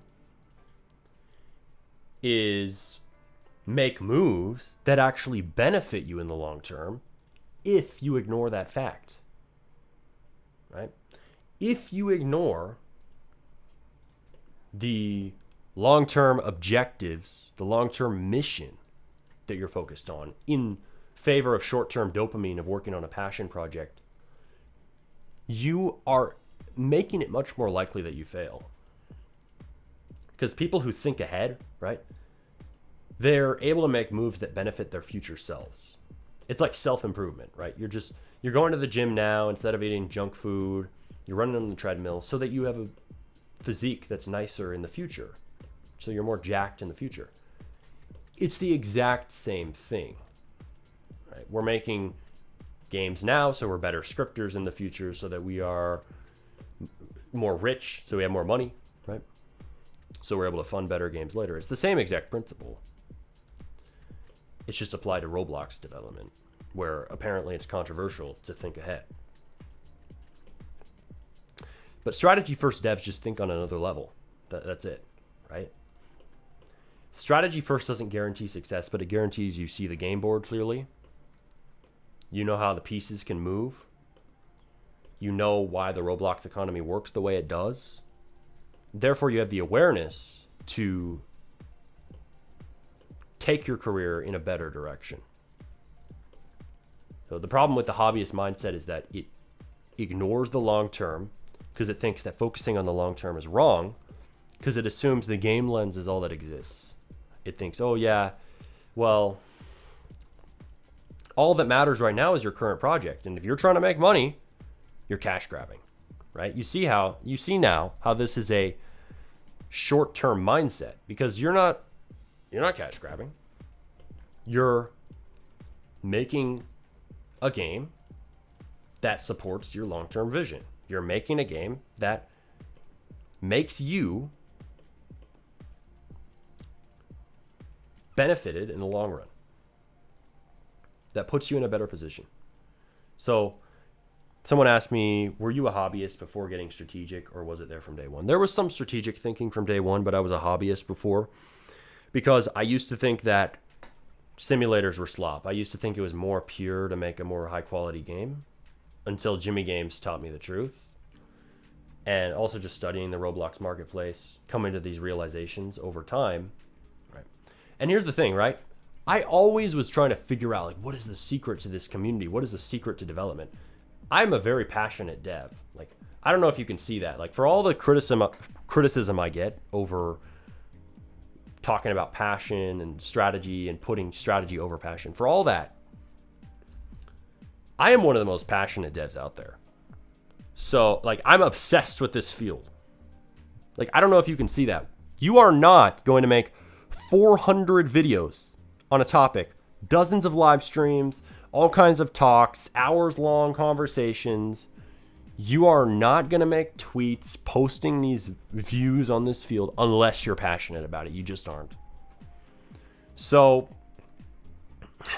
their arguments really fall apart when you see that. It's like, oh, you're not a passionate dev? Have you looked at my channel? And that's the reality, right? Is most people, passion drives you 100%. And most people don't have the passion for the field. The passion does help drive you to do this, right? And I obsess over what makes a successful dev, like incessantly, extremely obsessive over this. For years, I was like, what is the code? I must crack it. There is no code. There's not. Aside from strategy first, like, but it's not even a secret code, right? It's just seeing things clearly and not moralizing reality and just thinking, oh, but these games are bad because I don't like them. Like, it's just thinking from a strategic lens. It's thinking pragmatically. It's like, it's thinking long term, and it's thinking about yourself first, being an individualist. There's a lot of factors, but there's no secret that a front page dev can tell you. Like, they might have some info that will help you, but strategy first thinking is the key because it gets you into the game, right? You aren't in the game if you're a hobbyist sitting there tinkering in studio all day and never releasing anything, right? Like, people might not like the Steal a Bus game. Sure. A lot of you guys in the chat are saying you like it. Thank you very much. Appreciate the support. Go like it. Go play it. Go get your gold buses. Like somebody said, you got a gold bus. Nice work. Gold hippie bus. Some people might not like it though, right? They might, oh, this is a low quality game. This is bad. This is slop because it's inspired by another game. But what did they release? Right? What has that commenter released? That is the question. Like, most of the people criticizing haven't released a game. Maybe they even have a better game. Who knows, right? Who knows? They haven't shown us their work. But maybe they do. But it doesn't mean anything until that game is out there, right? So hobbyists aren't even playing in the same game. They aren't even playing the game. Like, they're out of the game, basically. Like, they're still in the development game, like in the fact that they're developers, they're in the community. But if you aren't releasing anything, you aren't getting data to improve. You aren't getting actual information from players, which are the final judge of a game's value in the market. So can you really say that, yes, I'm the only one who made the bus game, no MXD. So can you really say that those devs know what they're doing? Right? Strategy first shows you that you got to make simple games first, which does what? It makes you cut all the fluff and the complexity that stops you from shipping something to begin with. And it makes you put something into the market, and that gives you the best knowledge possible. It gives you actual awareness of the market right now. It gives you actual marketing skill. Hobbyist devs can't get that. They'll act like they know, oh, this is what a good game is. I know exactly what it is. No, you don't. You haven't released a game. So that's the reality. Like, you can have a high quality game by hobbyist standards, but oh, that fixed the shading. Damn. It doesn't matter unless that game drops and you learn if players like it or not. So strategy first gets you in the arena because simple games are fast games to make. So we see a lot of devs on X, like I see this all the time. Oh, I just hit 15,000 CCU. I don't have 15,000 CCU, 100% up front. But I know why these devs do. And it's because they made simple games. The games are not usually complex. They're celebrating a win on a very simple project. And those games that they make, they were able to succeed. It's not even just because it's simple. It's because they actually got it out there. Right? Most devs don't ever ship. They don't release anything. Or they release one game, their masterpiece, their Call of Duty clone that they made over years. Their passion project. This is the exact problem millions of devs are going through. Millions, or at least hundreds of thousands, if not that. So if you just got rid of your pride for a little bit in your passion project, you just throw that to the wayside for a little bit, you can come back to it later, right? You did that, and then you made a simple game and you put it out there, right? You make a simulator, the game you hate, the genre you most despise. You make it. You become that slop dev that you once hated. That's what you have to become when you're a strategy first dev. You have to become the dev that you used to hate because they're actually doing it right. They're businessmen. Right? They don't judge what the players like. They just make it. Like, they don't have to make everything the players like, but you have to base your decisions on that first. It's strategic empathy. It's awareness of the market. So you end up making those games and you put it out there, and if you actually promote it right, you improve retention, you make the game engaging, you update it, you focus on your analytics and player feedback, you take all those learnings, implement it into your next updates, you start to get players. And you see that these devs are right all along. Oh, this is how you're supposed to do it. Oh, then you start getting more wins. You start compounding them. You start making more Robux. You invest that into teams. You're able to release more games. And then it's all just this nice flywheel, this positive feedback loop up. But a hobbyist never gets in that feedback loop because the hobbyist takes so long to release a game.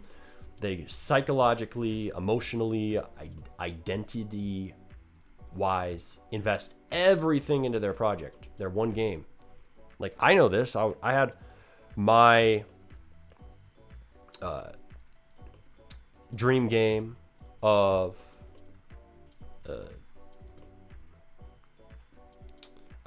massive roleplay game, and that game, I definitely tied my identity to it. So I was super attached to it. So moving on from it was hard, but that created drag, right? An object, it's like an inertia, right? An object in motion stays in motion. An object at rest stays at rest. You kind of are stuck in inertia. You're kind of stuck where you are when you're just focused on one game. You spend all your time on it. You don't diversify. You don't make simple games first. You don't stop the complexity. You don't cut your ties and cut loose ends with projects that don't work out or aren't going to work in the market or are taking too long to produce. You don't cut your sunk costs, like sunk cost fallacy. That creates a lot of inertia and freezes your career where you are. So that is the problem with the hobbyist mindset.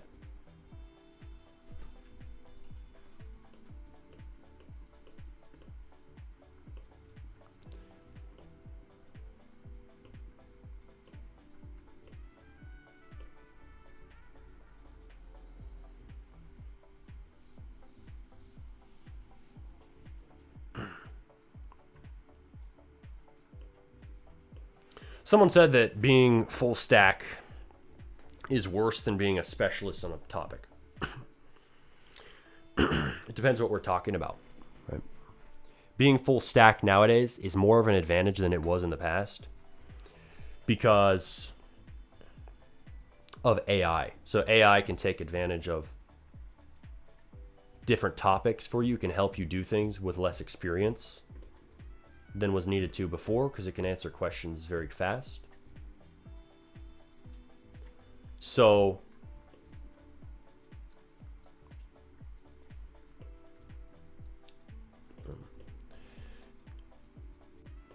if you are a specialist, right, it doesn't benefit you as much as it did in the old world before AI. And specialists are going to get wiped out more and more as AI takes more and more jobs. Or people using AI take more and more jobs, and people need less people for each position. AI amplifies what you do. It doesn't replace it. But that makes it so a lot of specialists aren't needed. So you have to figure out how to adapt in this new economy. And oftentimes, being more of a polymath, being somebody who knows more about more fields, is going to benefit you more than it did in the past.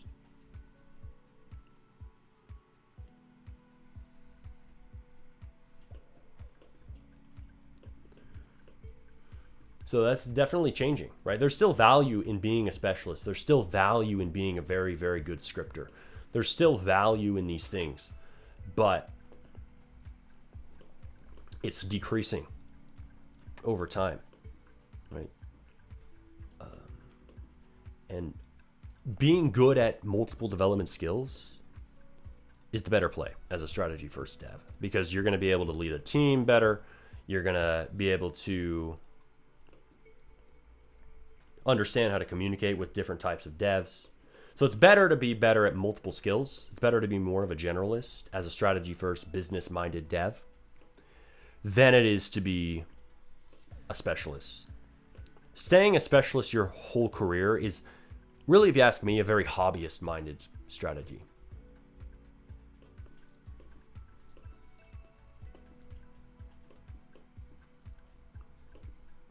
Like hobbyists are very single track minded. That's why they get stuck building forever.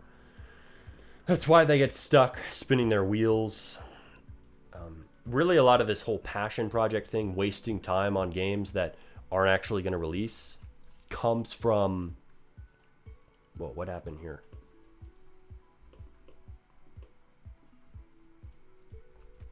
It comes from focusing too much on building and modeling in a singular skill.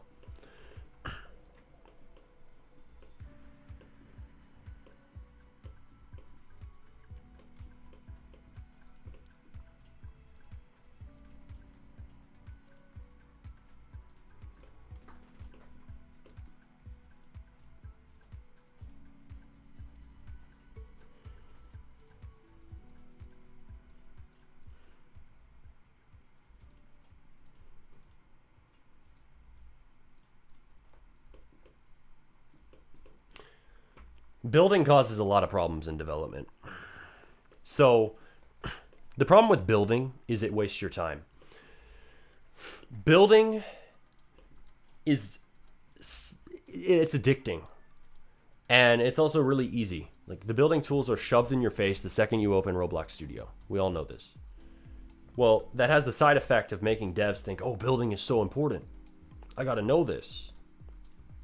Like I thought that from the start back when I was like 8. And I was a builder for far too long because I just thought, oh yeah, it's building. I coped by saying, oh, it's so important. It's so important to be a builder. Like builders are needed. You know, you really need good maps. I thought maps were what made games successful rather than gameplay. Another hobbyist delusion. So over time, that illusion really faded, especially when I learned scripting. I thought for the longest time years ago that I was not a person who could be a scripter. I literally thought that I wouldn't be good at it. But I just forced myself to learn the skill, and voila, I figured it out. Like humans can adapt. Even if you think you're bad at it, if you just push through it, eventually it will click. And it might sound cliche, but it's really how it works. Eventually, it clicks. You practice enough, and then I think it'll click even faster now, especially with AI. Like it can explain anything to you. So if things aren't clicking, ask AI for help. It will tell you what to do. And 90% of the time, if you have a problem in scripting, you can ask AI. It will answer it pretty well. Like for most things. And it's getting better. And I don't think that you should obsess over AI models like, oh, Claude, Grok, all these different ones. I got to keep up with all these models. No, just use ChatGPT. I think it's the best one. Or use whichever one's the best and then stick to it. And then don't focus on that. Focus more on solving more important, better problems. Focus on making new games. Focus on making new projects. Like I'm making Steal a Bus. I'm not obsessing over the newest AI models. The new AI models will come and go. What doesn't come and go is the work you produce.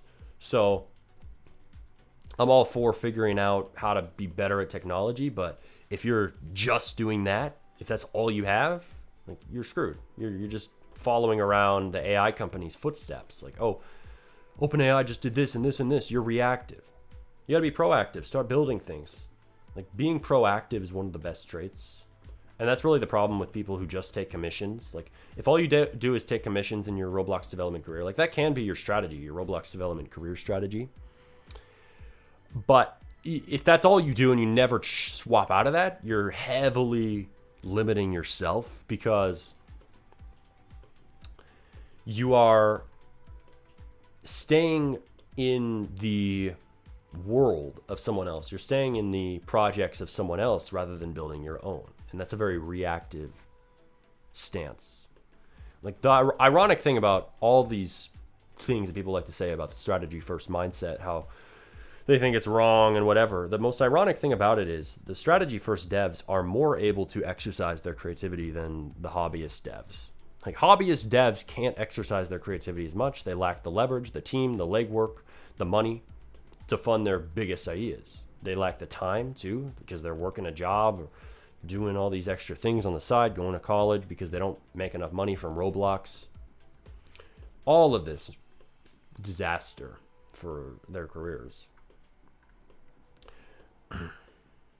Use Alt key. I use Alt key and sometimes it messes up. I sometimes use the Control key. Doesn't always work, bro. But appreciate the suggestion. Yeah, commissions. Limiting, because it's not your project, right? How do you implement all of the ideas you have in somebody else's game? You can't, because they have the final say. So who cares about commissions? After a certain point, commissions, it's scamming yourself to keep doing that. You're taking your own potential away. Like, you can do that. You can work a job. Like, some people might want to do that. Okay, whatever. Do something else at the same time, at least. If you're taking commissions, that's all you want to do. You love it so much. Why don't you go and start a YouTube channel talking about your commissions? Start live streaming like what I'm doing right now. Live stream. Yes, live stream yourself taking your commissions. Like the guy in chat earlier asking me how to promote. It's a great way to promote that nobody does for some reason. Go and live stream yourself taking commissions. When you do that, you're literally promoting yourself by just turning the camera on. It's one extra step, and then flapping your jaws, like just talking. Dude, that's free promotion right there. I don't know why all of you don't just stop everything right now. Stop talking on hidden dev. Please, please, please, please, please take out my commission. Don't do that. Just go on YouTube, hit live stream. Yes, use your voice, even use your face. It's more connection with the viewer. It's more exposure. It's more brand capital. Do that. And watch what happens. Watch what happens.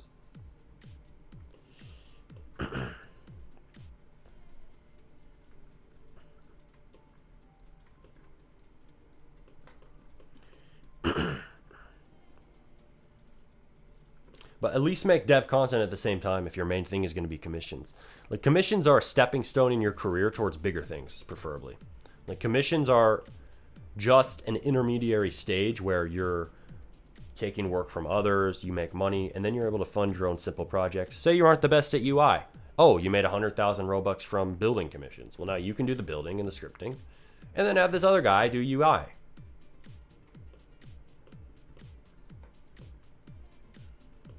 Of course, you find somebody efficient. Like, most of these guys, most Roblox devs are horribly inefficient, and you shouldn't hire 80% of them.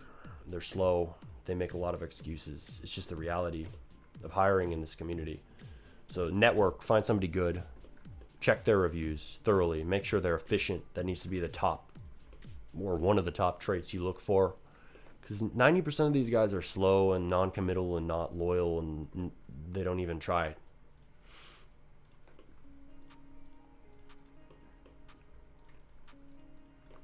Of course, you also play a role in that equation. You got to keep them accountable to deadlines. Tell them when to finish the commission if you hire them for your simple game or your complex game. And if they're taking too long to give you updates on their work, give them one strike, give them two strikes, and then boot them off the team.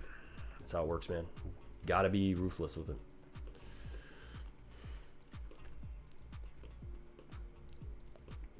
But I love Roblox development. That's period. But your love of the game is important, but there's also strategy at play here. Like, I got to make lots of games. I've got to adapt to the trends. I've got to have frameworks in my back pocket of scripts I've made in the past. I got to be up hip on all the AI advancements. I got to know how to use those tools. There's a lot of things you have to be aware of. There's a lot of strategy you have to implement.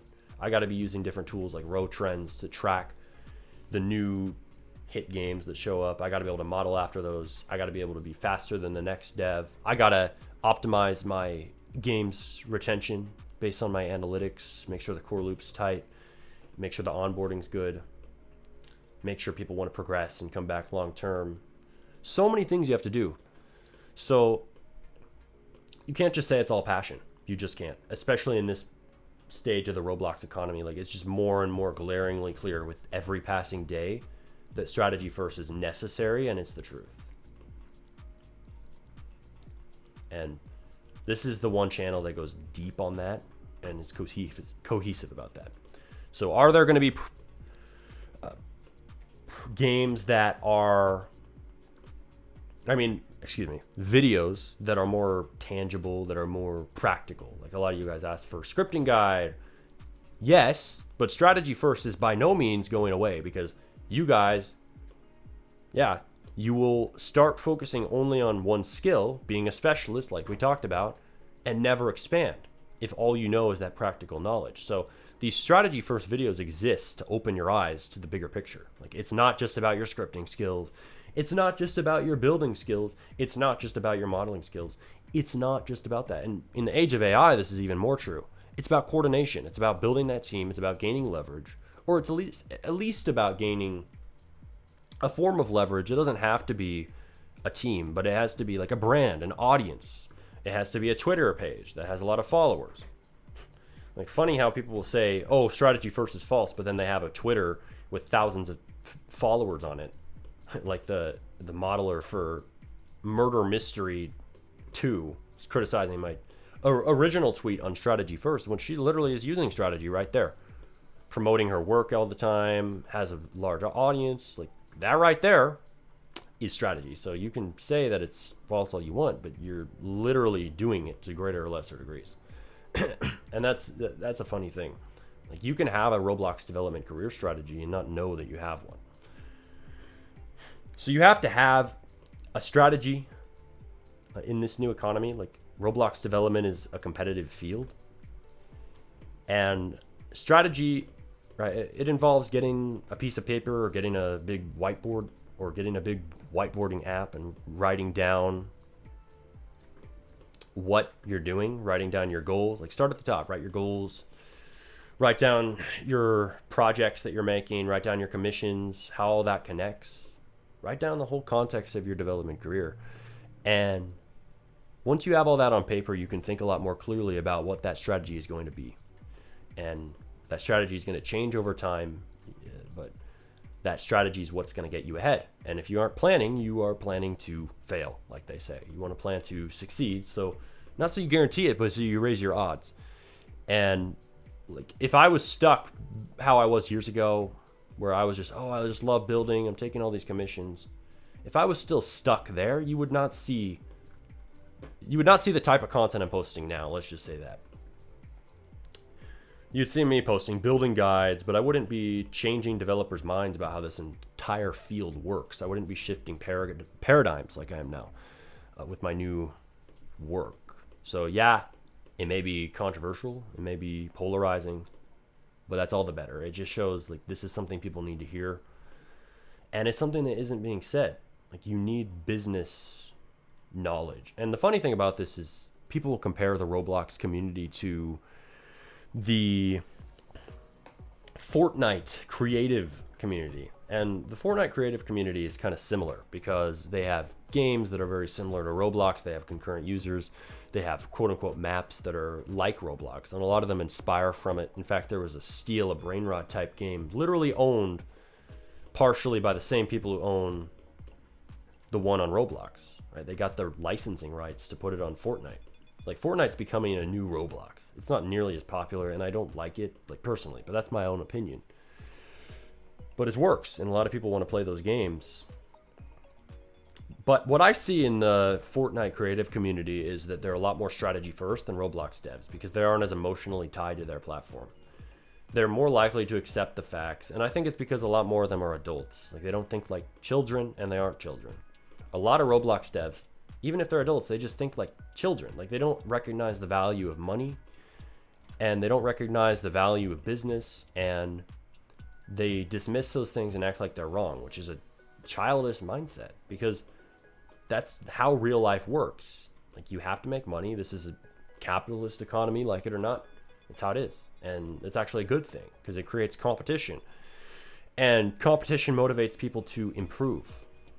Like, that's how evolution works. Like, species evolve to compete against other ones. Survival of the fittest. You think that's going to go away?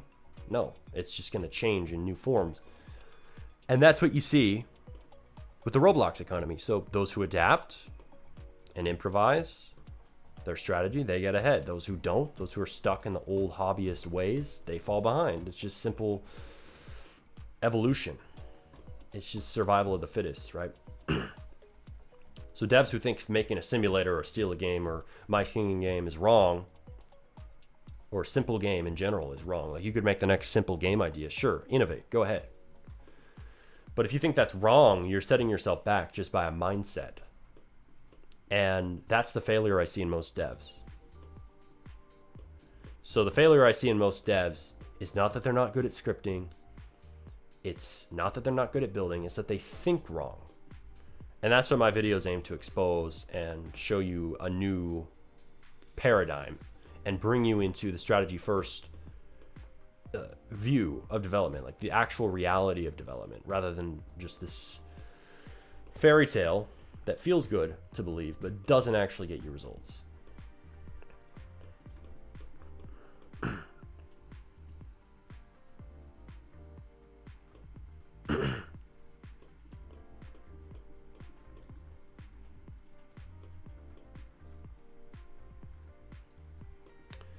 So it's good that you're on this channel.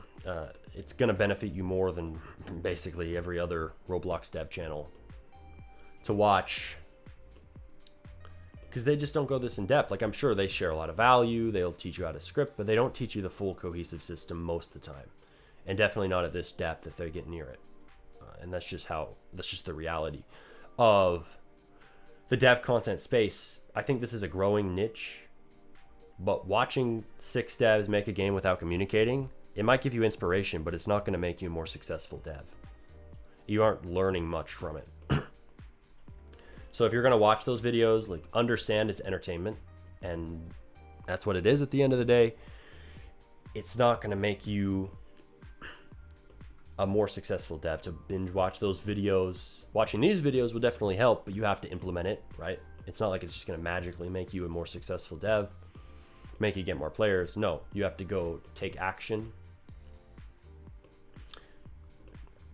But don't get overwhelmed by all the complexity of Roblox development.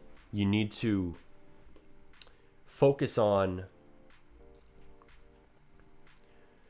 a few small aspects of it. Focus on big moves, right? Focus on taking commissions. Focus on promoting yourself. Focus on one thing. Then once you get your footing, start expanding, right? Because a lot of devs, they try to focus on too much at once and they overwhelm themselves. And that isn't the path. That isn't the way to go. But it's also not the path to be ignorant, right? So you want to be aware, but also understand when you're a new dev, it's not like you can just do everything at the same time.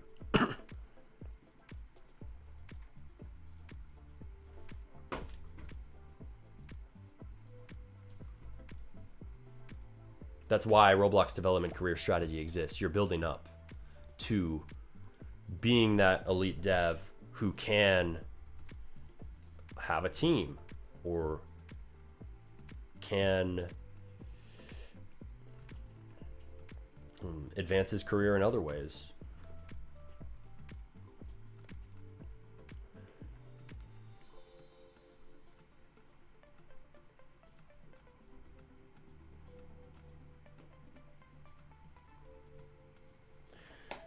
Okay, this is an interesting proposition. Mr. Elijah.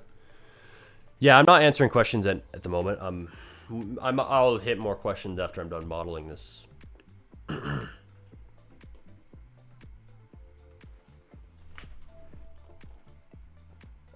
It's live though. I know. It's that good though. When it seems pre-recorded, you know it's gold. All right. You know it's tight. Let's see. So, anyways, what I was saying is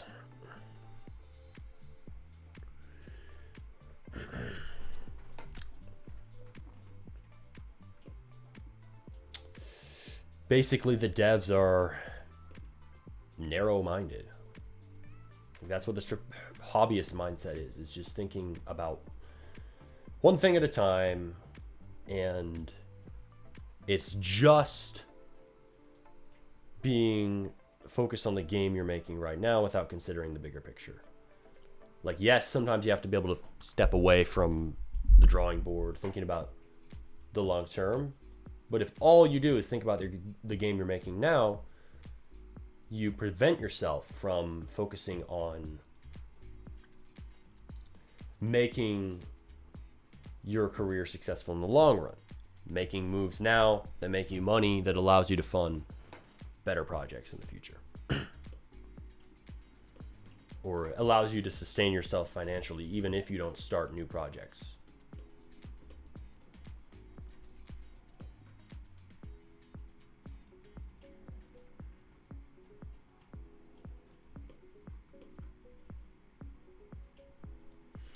And I think a lot of people are against devs trying to make a living from Roblox. But the ironic thing is, if more devs did make a living, we would see more people make better games because they actually have the time to do so. Duh. So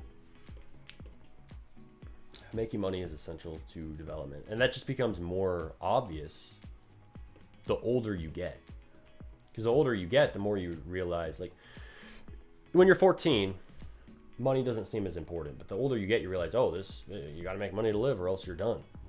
You lose the game of life.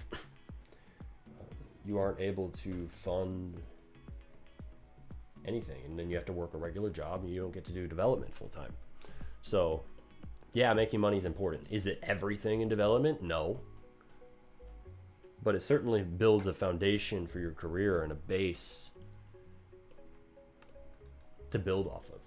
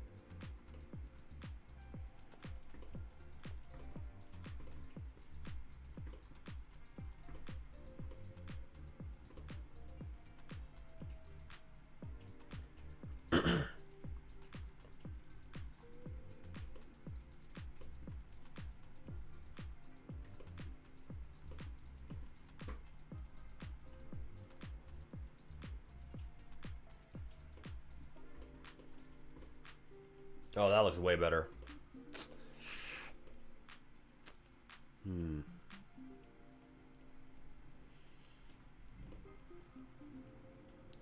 Or does it? Should the windows be light or dark?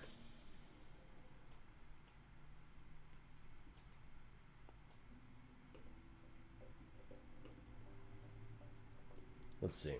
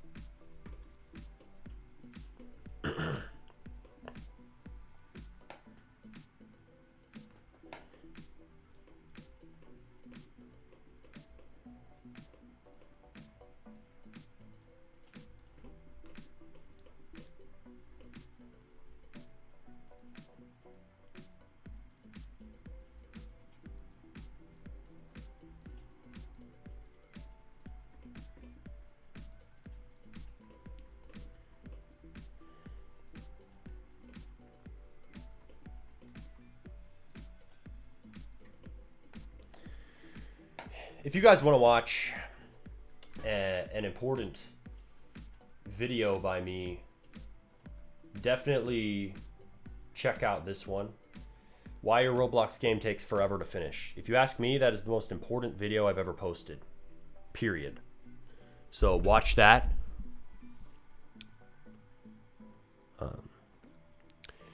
It shows you the step-by-step process to release a game.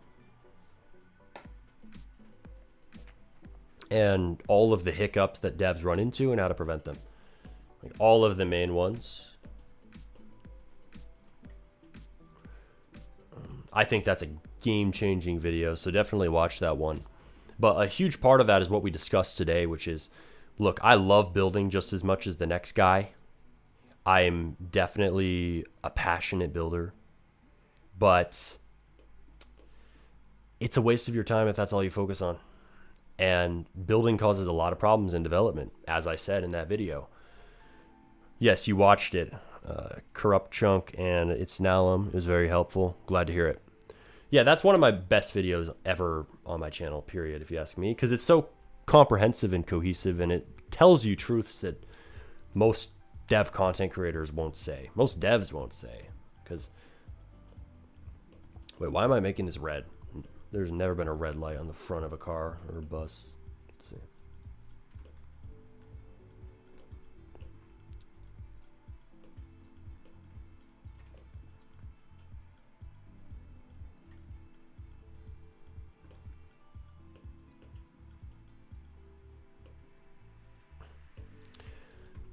But I highly recommend you watch that video if you haven't.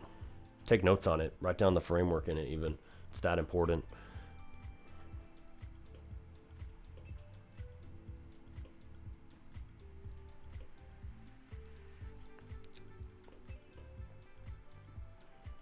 But yeah, Roblox development is one of the best business models out there right now.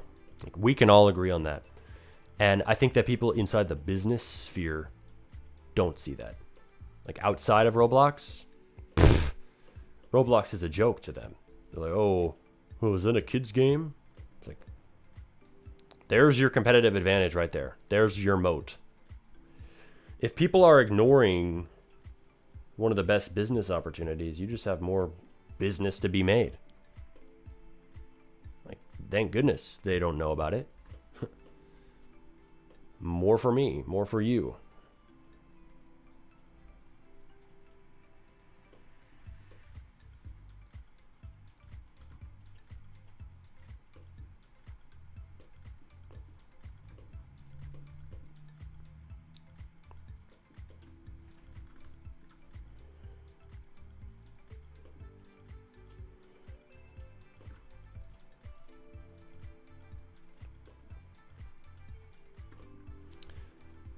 Yeah, I don't know. Maybe I could have made this asset faster, but this is just an example right here of solo development is slow.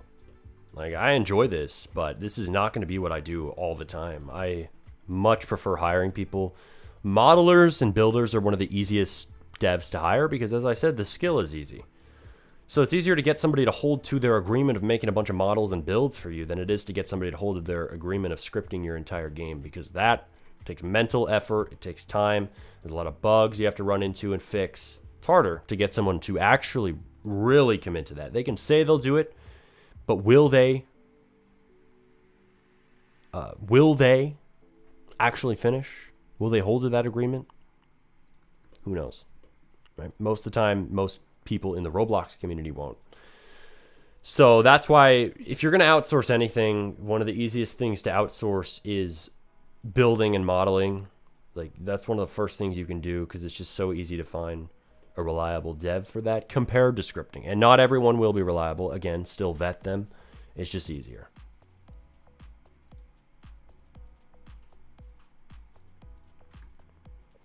Yeah, do I read the chat? Yeah, I read the chat. It's just right now I'm locked in on this model, so I'm not going to be sitting here answering a ton of questions until this is done. So we're almost done here. We're on the texturing part. But yeah, this is just an example of how solo development is. And yeah, this game in particular, I made it solo. Had some breaks. That's why it took 4 months. So a huge part of that was just breaks. Lots of breaks. Too many breaks. But this is really what it takes. It's just hours and hours of work that feels slow in the moment. But if you track what you're getting done, you'll realize you're getting more done than you think. You do that every day, you can get through the molasses. Slow, hard, strenuous work. You'll find that you can release a game in time.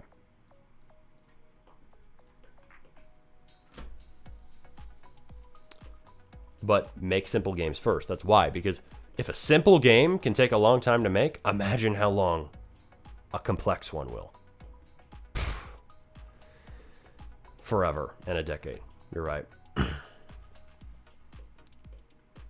So that's why the principle make simple games first exists. It's also so you get a feedback loop. Like, the sooner you get something to market, the sooner you know if people want that product.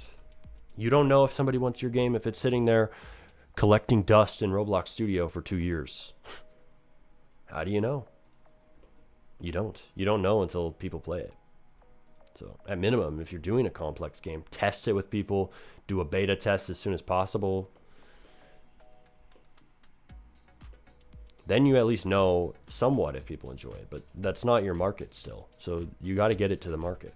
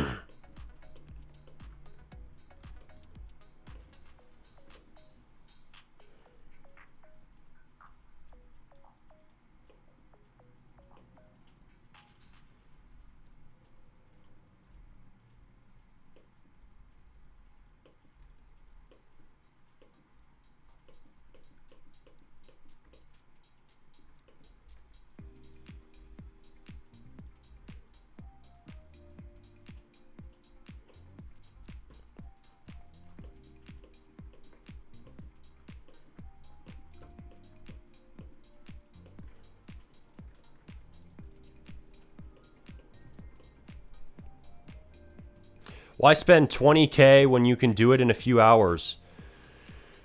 Yeah, I mean, for a stud build, 20K might be a bit much, who knows? But why do it in a few hours when you can spend 20K? That's what I ask, right? Because your time is way more valuable than money, infinitely more valuable. Don't let anyone tell you differently. Time is infinitely more valuable than money, period. You don't get any more time in life, but you can get more money, right? You will die one day, but there's always more money to be made. So one is an abundant resource, one is not. So which one are you going to be more willing to spend more readily? I would say the abundant one.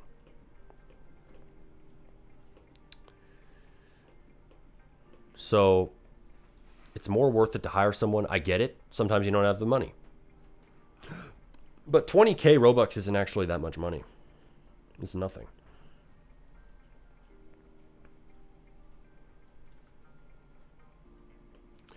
It's nothing at all. So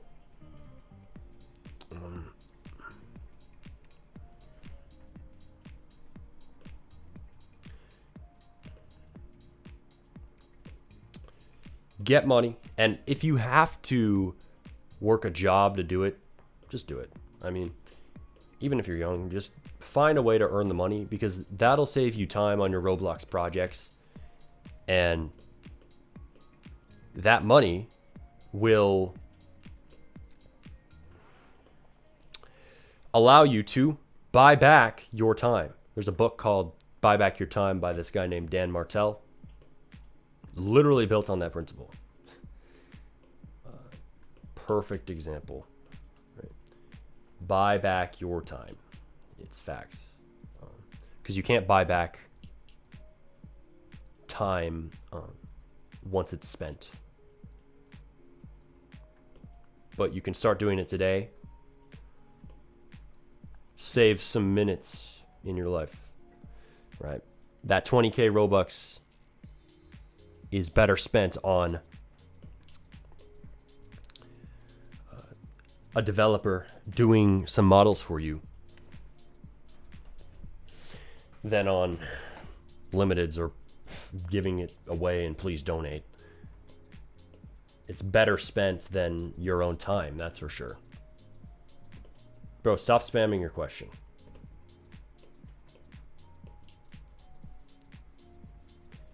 Let's see.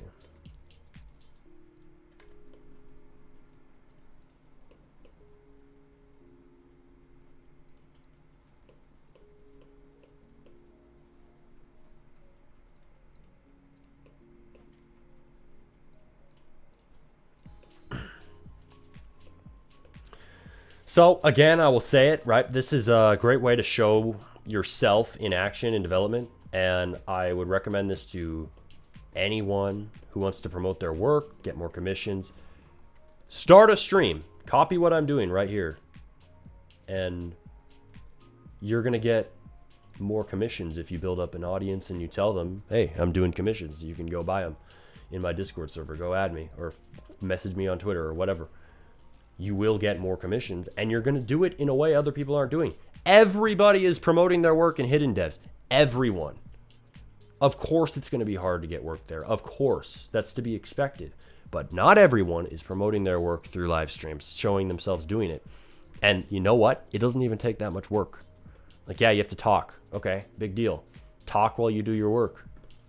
Kill two birds with one stone. You're still doing the work either way, so why not spend that time to get extra benefit out of it?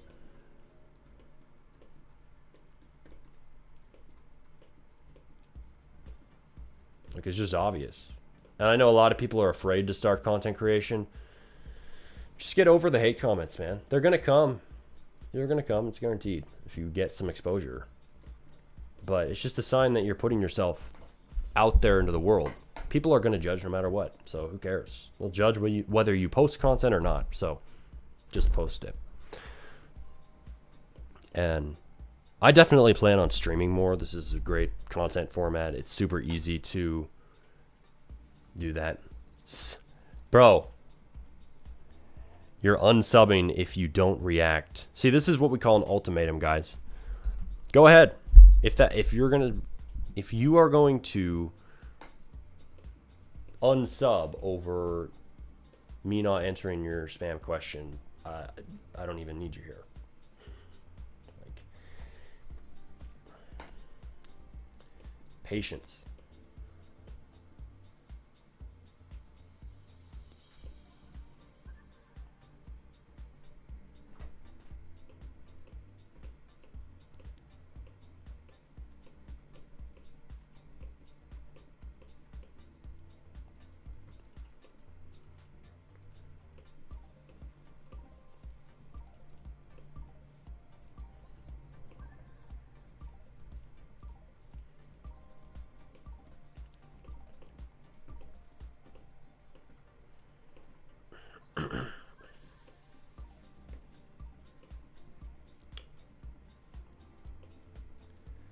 Yeah, but I recommend that you map out your development career on paper. I love the app Freeform. That is how you get clarity. Freeform is a great program for that. Like, seriously, I recommend it. It lets you, it's only on Apple devices, but it lets you show your thoughts on a visual infinite whiteboard, which is just so useful. You can mind map things, and I find it more useful than paper. I find it more useful than any other new note-taking tool. But overall, it doesn't matter where you do it. Whatever works for you. Get your Roblox development career on paper. You will thank yourself for it. Because when you have it on paper, it's out of your head. You aren't just relying on your brain, which has limited storage. Like, your brain is full on storage and you don't even realize it. So get it on paper. And when you do that, you're going to be able to make a Roblox development career strategy a lot better. And you'll also, the weird thing is, you feel more confident in your thoughts and in your goals and in your plans when you put them on paper. It's like, it's more real to you. It's like the effect of seeing something in a book rather than just seeing the same thing in a tweet. It has a different effect. Same thing for journaling or mind mapping or writing out your plans for your development career. Oh, I'm going to make this game. I'm going to take commissions. This is kind of the structure. The payment structure I'm going to use for commissions have tier 1, tier 2, tier 3. If you have it that planned out, you're going to be ahead of the dev who does not map his thoughts and his career and his goals on paper. He's swimming in confusion because he hasn't done that. He hasn't taken the time to really think through what he's doing. So that's one way that will help you to be more strategic, like big time. And I do have one video about this, but you can really map it however you want.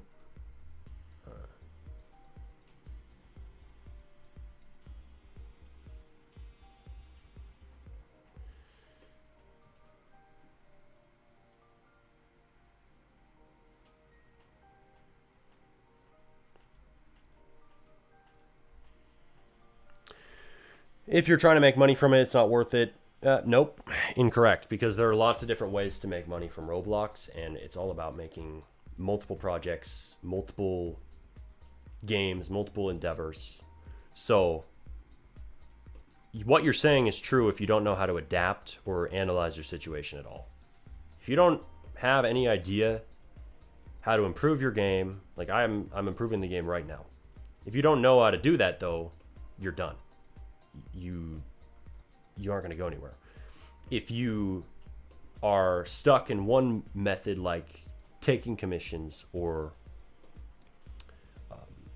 making development content, and you aren't making any money from it, and you don't adapt and you don't change your approach and try something else, you're done. So most people aren't adaptable. They only try one method. It's just like applying for one job. When you're trying to get a job, do you apply to one job or do you apply to 10 jobs? Right? You're much more likely to get a better job if you apply to 10, obviously.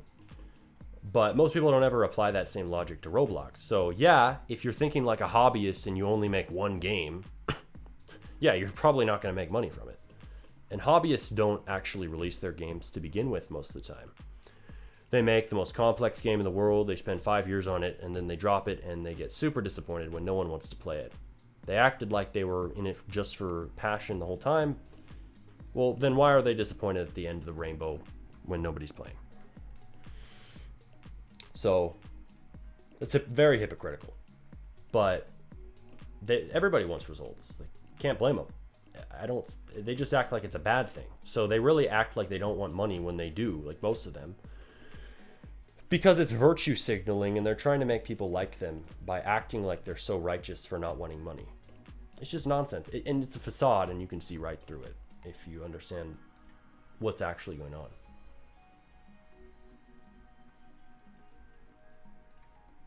Like, everybody needs money to live. It's survival. And nowadays on Roblox, it's survival. But most people never focus on doing that. Like, if you have the mindset that you can never make money online or never make money from YouTube or Roblox, yeah, you won't make money because you don't think you can. And it's not that the belief like changes your results directly, but it changes what you do, and what you do changes your results. So I always thought, hey, I can make money from Roblox, so I tried different methods. At first, years ago, games didn't work. But then I made YouTube videos, and I've made tens of thousands from my content, and I continue to make money every month. Why'd you choose the main elements of the game, ordinary buses? Yeah. Well, the reason for that is the game is in an early state. So this is a minimum viable product. When am I going to go back to making basic Roblox Studio tutorials instead of talking about strategy first? By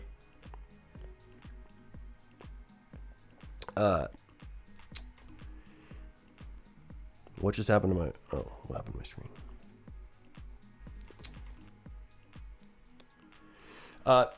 I am not stopping that type of content, because if you think that just hearing about how to build and how to script is more important, then you don't understand the purpose of the videos to begin with, right? So Bubblex asked, oh, how do you not go insane from repeating the same thing? Yeah, I talk about strategy first a lot, but the reason that I can keep doing that is because it's how I think. So it's not me like saying, oh, strategy first, you got to have simple games first. It's actually me saying, this is how I think about development. And then putting that in videos helps me to reinforce that process for myself, actually. So a lot of people think, well, I just want to hear how to script. I just want to hear how to model. Well, really, that's what's repetitive. Oh, just focusing on this model, this bus. This bus is the most important thing in the entire world. Not really.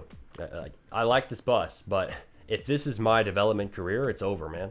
I got to be able to think about the big picture. So strategy first is all about thinking about the long term, thinking about your career as a system. And that means a lot of different things to a lot of different people. Like, a lot of people will take commissions. A lot of people will take dev content to be their path. A lot of people will make dev assets. Like, I know Bubblex does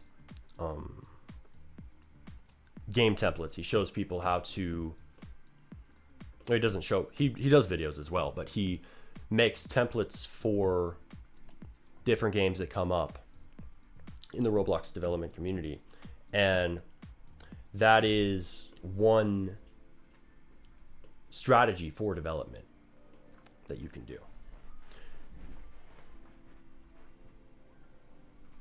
Like,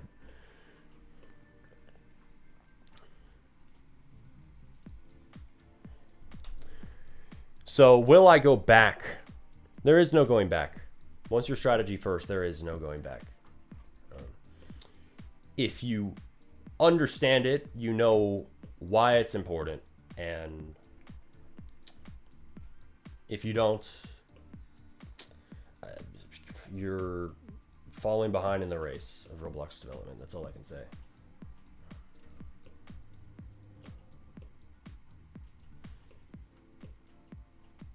Let's see, police. All right. Yeah, honestly, I might keep the windows light. Let's see.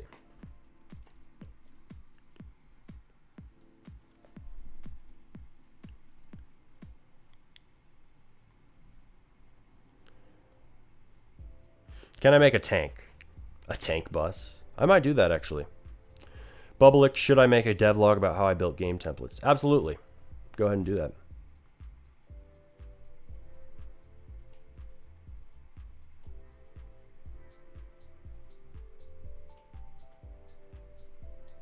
Game templates is a good business model.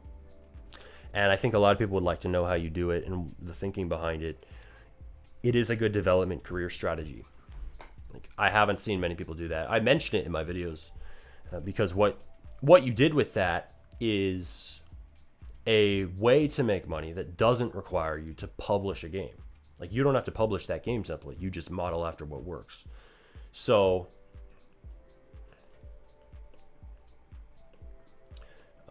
and you package that up and you sell it. So that's something that a lot of people could do. And if you put that out there as a tutorial or a devlog or an explanation of some sort, I think a lot of people would gain from that.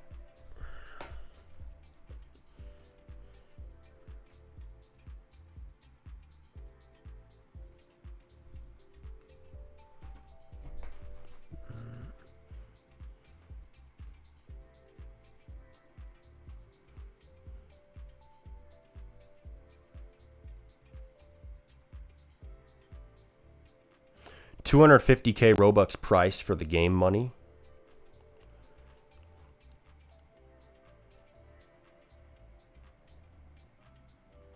I would have to check that, because I don't know if I put the game money as 250,000 Robux. If I did, that was a mistake.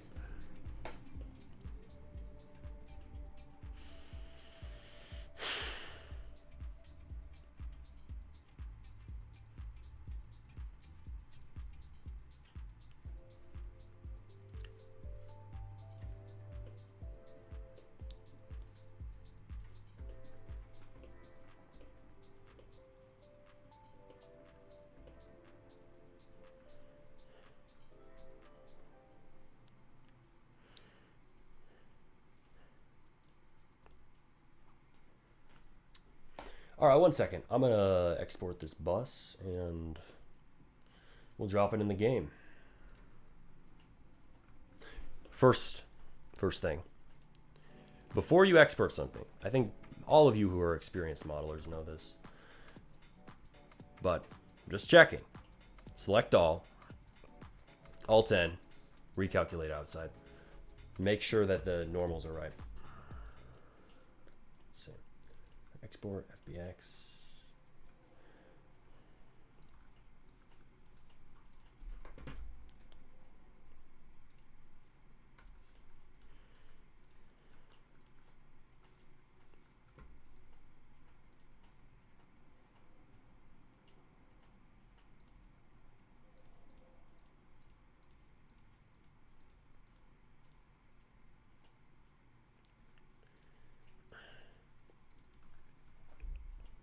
How would you suggest to start a YouTube channel from scratch making Roblox dev content?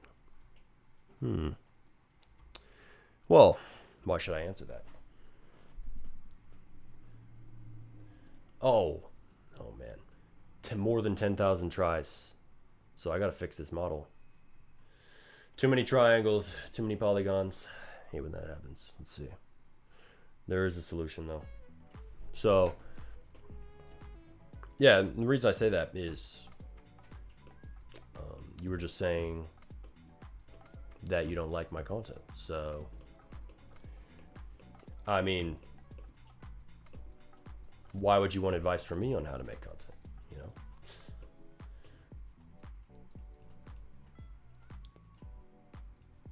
No, but I think that you should just start. I think that a lot of people overthink this thing of making content, and if you start, you'll at least know what doesn't work. So if you get 0 views, that tells you something. If you post videos about modeling a bus and that ends up being a tutorial that people don't need and they want a tutorial on how to make a tree, you make that Blender tutorial instead. Like it's just like development. You learn from feedback and you improve over time. And I would like to see some traditional tutorials. I still like mindset content, but I believe it's important to talk about many different subjects instead of just one. Well, here's the issue, right? You're wrong in saying that it's one topic, because really what strategy first is it's the meta of all development. So if you think it's just a mindset, then you have failed to understand strategy first. And you're the exact type of person the content really is made to reach, because you need to get out of some hobbyist thinking still, most likely. And thinking that tangible skills are the only thing to development is a hobbyist way of thinking, because it's saying, oh, labor is everything. It's all about just sitting there grinding in studio all day. Well, no, it's not, because you can manage a team, right? So if you know how to manage a team, if you know how to earn the funds to manage a team, if you know how to strategize and build a career that makes you the money to do that, you're gonna produce more, like tangibly, objectively more than the guy who doesn't have a team, who doesn't do that. So yeah, I can post about those topics, and there will be some new practical videos, but strategy first is the core of what we talk about on Smarty RBX, and that's not changing. So if you want practical tutorials every day, if you want a video on how to make a kill brick or how to make a spinning part with a script every day, this is not your channel. You can go watch someone else. But for the people who want to be business minded and who want to understand how development works, not how people want it to work, this is what you watch. This is for you.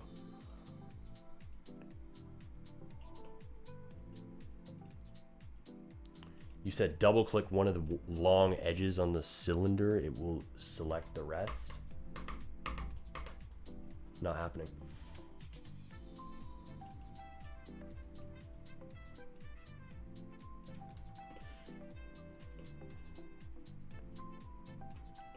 Yeah, that makes sense. Making money from games is just as important as making the games, because if you don't have money, then you can't really continue in a strong way. It's all about business.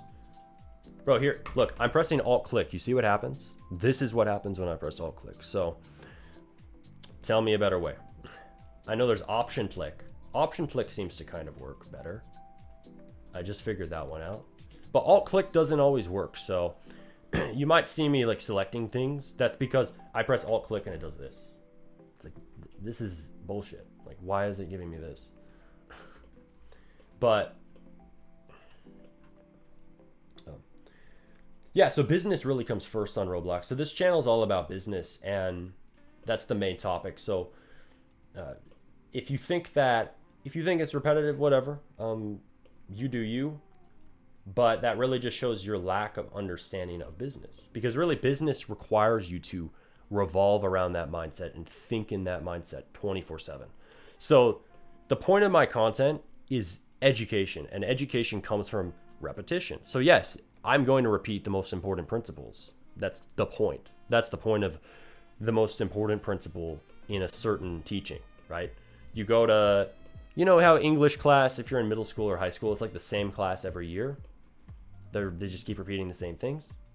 Well, yeah, that's because you forget them, and you need to have that repeated to you multiple times, or else you just forget the knowledge. It's not ingrained in your brain. Our brain can only process like 4 to 9 chunks of information at a time. Like, we have a very limited conscious bandwidth. So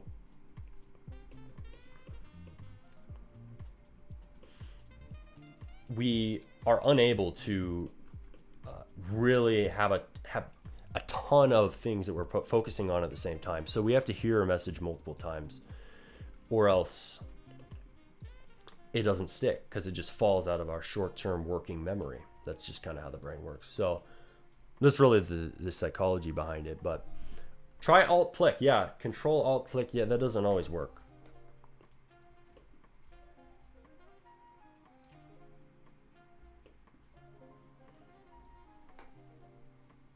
Yeah, repetition is key to memorization, exactly. So a lot of people will say that, well, they just simply don't understand. They just don't understand what is going on here on this channel. And that's fine. I wish them well. Like, go watch somebody who talks about Roblox Studio basics every single video, how to place a part. Go enjoy that content, right? But that is not going to put you ahead in the Roblox economy, because you're thinking from the game lens only. You're only thinking about the game you're making, rather than the career you're building. So the point of my channel is to instill a career focus mindset. And you can't do that with just how to make a kill brick videos every single day.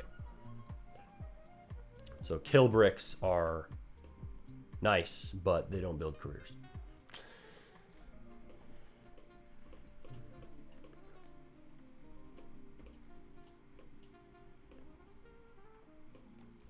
Okay, here's what happens when I press Alt. You see that? Shift Alt. Maybe you have a point with that. Let's see. Dude. Okay.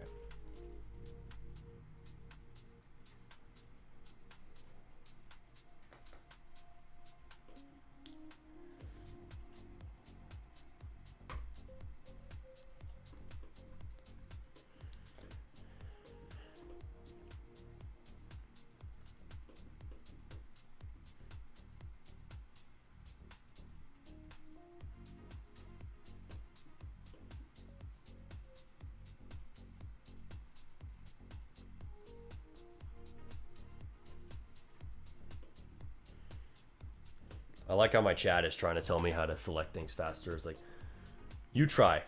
You try, bro. This is hard. It does not select in one click. I'm sorry. Alt click has failed us. Alt click is not the savior you think it is.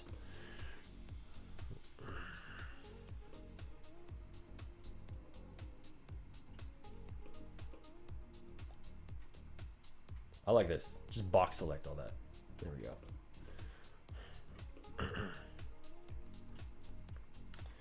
We're clearing out all these extra polygons because unfortunately I made this model too complex and Roblox has to choke on the import. So screw Roblox for their limits. Or maybe we should be grateful for them, maybe. Are they preventing our games from lagging on little iPads? 4-year-olds on iPads. Oh no, the game's lagging. There's too many polygons. There's 100,000 tries on this pineapple. It's the end of my Samsung Galaxy S5.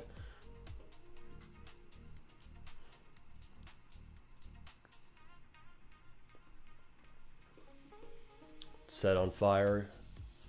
Phone was never to be seen again after playing that Roblox game. It's like, do we really need a polygon limit at like 40,000 tries or 20,000 or however many it is? It's just lame. Like, we can have a few more than that. Or we can just suffer the consequences of having 100,000 tries on our models. Like, at least let me suffer the natural consequences, then maybe I'll go back and change it afterward. But if the game doesn't lag, what does it matter?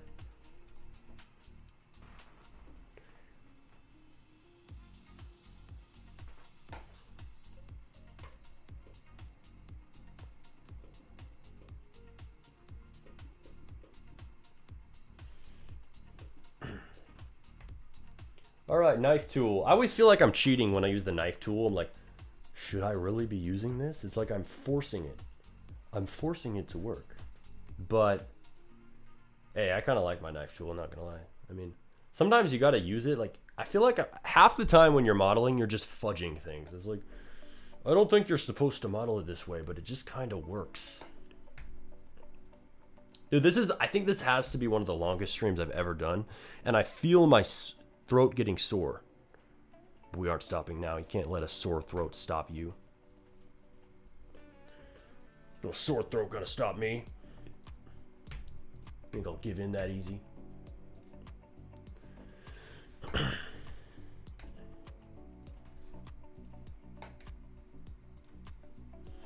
I swear I don't smoke. I just make 5-hour live streams.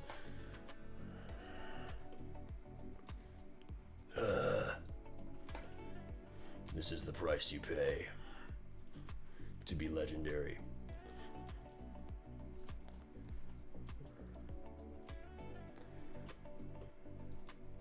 No regrets.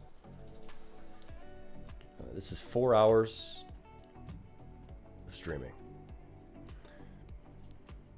Bro, just click Control J. Control J is not going to be faster.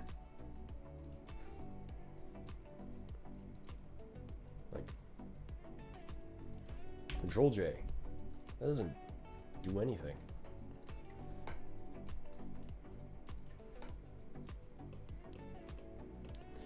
Do you go to college? Do you have a full-time job or another job? No, I do this full-time. I don't plan on going to college. Like, I am business-minded to my core. And the key with that is really just not investing all your eggs in one basket. Like, I'm not gonna, it would be foolish to just pray and hope that one game succeeds. But if you have 10 games out, or you're like Bubblex, like you have 10 game templates, you have all this stuff you're doing. I'm sure you also have games public, you have a YouTube channel, you're diversified, so you're more safe to be more anti-fragile, to work for yourself for a long period of time, right? And not have to worry about your business crashing. Somebody who just has one game out, their one passion project, they're cooked. Like, that's just how it's gonna be, and that's why the hobbyist mindset fails. Is like, it's not even just about passion. Like, people think I'm bashing passion. Really, I'm bashing being fragile. Like, one opportunity makes or breaks your entire success. So for me, I always made YouTube videos, I always made builds, I always made commissions back in the day. I've made multiple games, making new games. I have another YouTube channel. I have all these different things going for me. I have all these irons in the fire. So if one breaks, another one can support me. Or I have my courses. I don't just have YouTube ad revenue. Say my YouTube ads get cut. I doubt it would, but say it happened. I have another revenue stream, and I still have the traffic. So that's why I can see myself not ever doing that. And I also have the strategic mind. That really drives what I do and what I teach, the strategic mind that just kind of comes naturally to me. So that's a kind of a competitive advantage that I have. And that helps me to do well in business and continue to do better. And I always have the goal to always improve. But it's not just this simple notion of improving. It's like, let's improve in every area across the board. Like,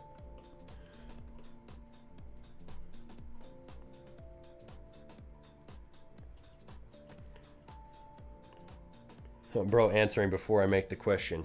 TF. Yeah, I know, right? Just telepathic like that. The more hours you do of streaming, the more you improve. I mean, streaming isn't hard. Like, streaming is easy because if you know how to just talk off the top of your head and say what comes to mind, it's like having a conversation with a bunch of different viewers. So is having a conversation with your friend hard? No. Well, then streaming is going to be pretty easy for you. But doing it every day could be fatiguing. Like, I know a lot of people talk about how streaming takes a lot of energy. I would like to try streaming all day. Like, at this point, we've almost streamed away a huge portion of the day. And I could keep going. Like, I don't plan on stopping right now. We aren't quitting.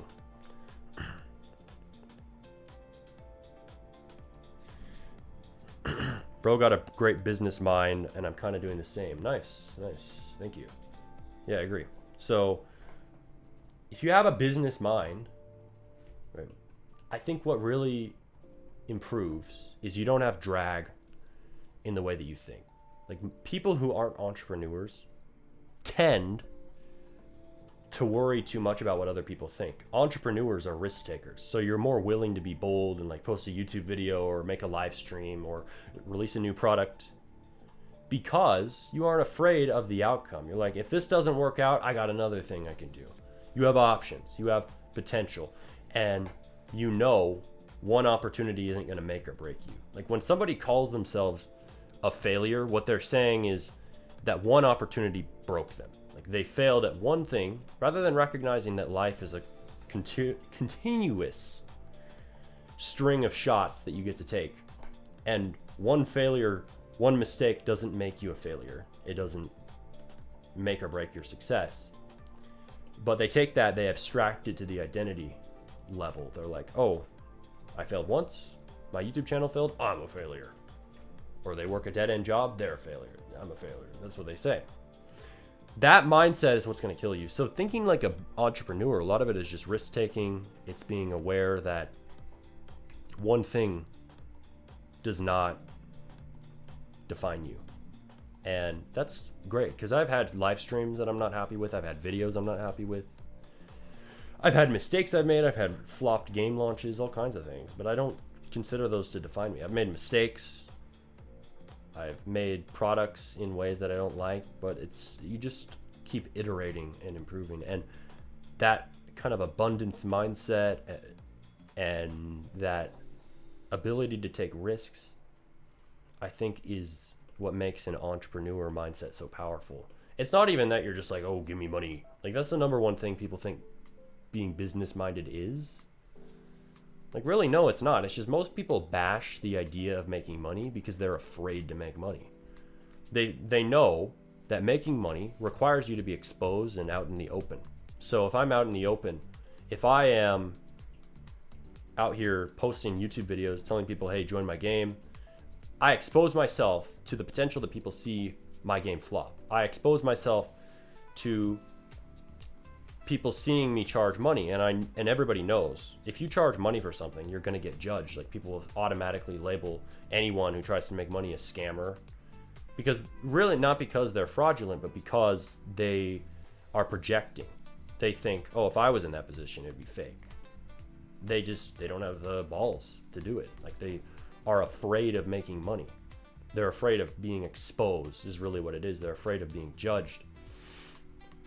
So me out here posting my views on strategy first development, like, that takes courage to do that at scale, because I know a lot of people will not like that. But because I have that kind of entrepreneur mindset, and there's a lot that goes into it, and there's a lot that it affects, but because I have that, I'm able to withstand all the heat that comes with it, and in fact see it as a benefit, because I know if people are hating at mass scale, right? If you're right and they're hating, which I know I'm right,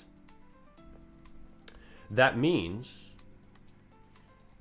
that you're just going to get more attention for good ideas. So I see all the hate that these types of videos get as a win. Like, I get free press, I get free promotion, successful people, and just randoms, to put it politely, in my comment section or tweeting about me on X, wherever, they will promote me for free if they dislike my ideas. So I see that as a plus. Were you ever stuck on a game bug for too long? Oh yeah, that definitely slowed down the process. I've not developed in around 2 months, and when I got back on Studio, it feels like I forgot how to code things or how to structure code and stuff. Is this normal? That's totally normal.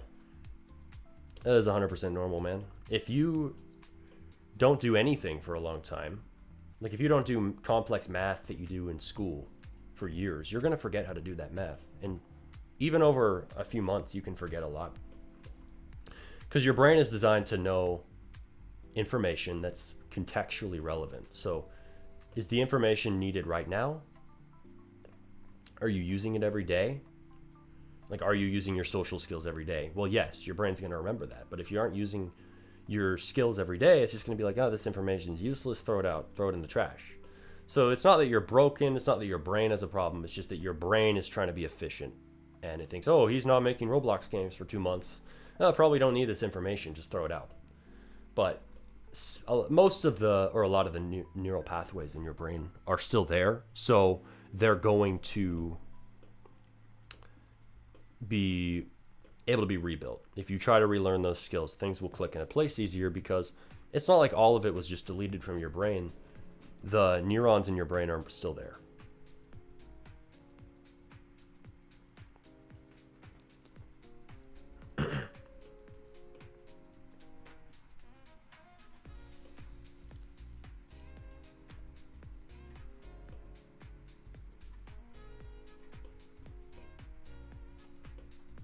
Maybe I shouldn't do that, because that's going to create too many polygons.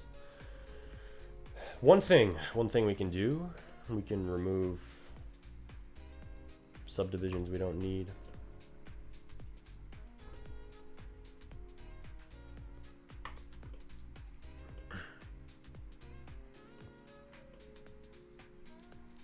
sadly, we're going to remove this. Hate to say it.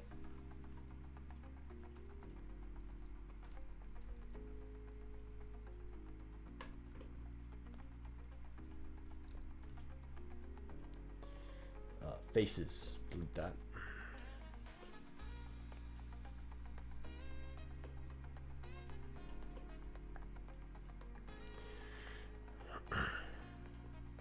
Do you use complex math for your scripting? No.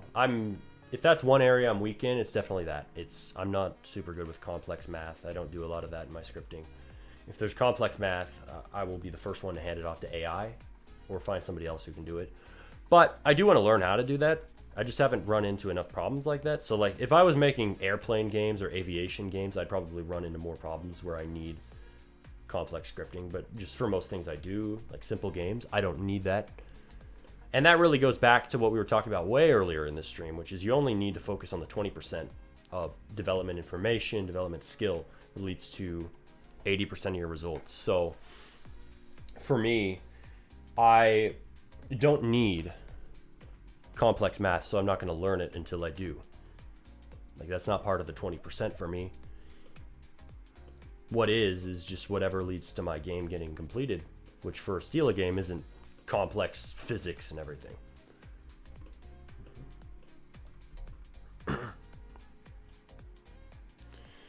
Congrats on adding side mirrors on a vehicle model. No one does that. I think it's frustrating. Well, you're very welcome that I added those. Glad to satisfy that frustration and fix it for you. Let's see, police bus. So hopefully this is enough triangles removed, but it might not be. Oh, wrong one. Let's see, import that. I swear it's gonna say too many triangles, isn't it? 50,000 triangles is too many. Get out of here. Oh, it worked. Amazing. Phenomenal, honestly. I hate the new asset manager. If there's one thing I don't like about Roblox Studio, it's this. Like, it used to be so much simpler. Now, what, I have to go to my group? Right, my group inventory isn't even showing. Like, where do I even find my stuff? Okay, there, shared with me. Why is it there? Like, I hate the new asset manager. Let's just be real, it sucks. I don't know why they changed it. It wastes your time. Like, it might sound like I'm making a big deal out of it, but it wastes your time when it's like that. Yeah, next thing, so 50K for the bus. Are you playing the game? How hard is Ragdoll? I mean, not too hard. I haven't personally scripted that myself. It's something I would just tell AI to do, but I think you just use motor 60s. 04A1DC said, I feel like approaching game development with a strategy first mindset is what many developers need to hear if they want to be successful, but is often misunderstood for just making cash grabs. Yeah, exactly. And if you've listened to this whole stream, you really have a nuanced understanding of what strategy first means. Because it's not just making cash grabs, it's really zooming out. It's saying, hey, let's look at this from a career lens first, not a game lens. Let's think self-interested, right, first. Think what benefits me. Well, that's going to be making simple games, not just serving the community with a complex masterpiece that takes 5 years to produce. That doesn't help me. That doesn't help me reach my income goals. That doesn't help me to become a successful dev. Okay, we clearly need to change something here. So we need to change the color of this. Yeah, strategy first is what people are missing. And it's not just about mindset. Like, yeah, it's called the strategy first mindset, but it affects how you take action in every other area of development. It helps you filter what actually you need to know about scripting. What do I need to know? Well, the hobbyist is going to try to learn everything. The strategy first dev is going to evaluate information based on utility. Like, do I need to know this? Rather than, I should know everything, let's gobble up every scripting tutorial in existence. That's just spinning your wheels and wasting your time. You're never going to release a project if you're operating that way. You might feel smarter, like, oh yeah, I know more than the next guy, but do you have any games out? Like, do you take commissions? Do you have at least a dev content channel showing people what you've done? Like, no, you're just sitting there watching tutorials all day, stuck in tutorial hell.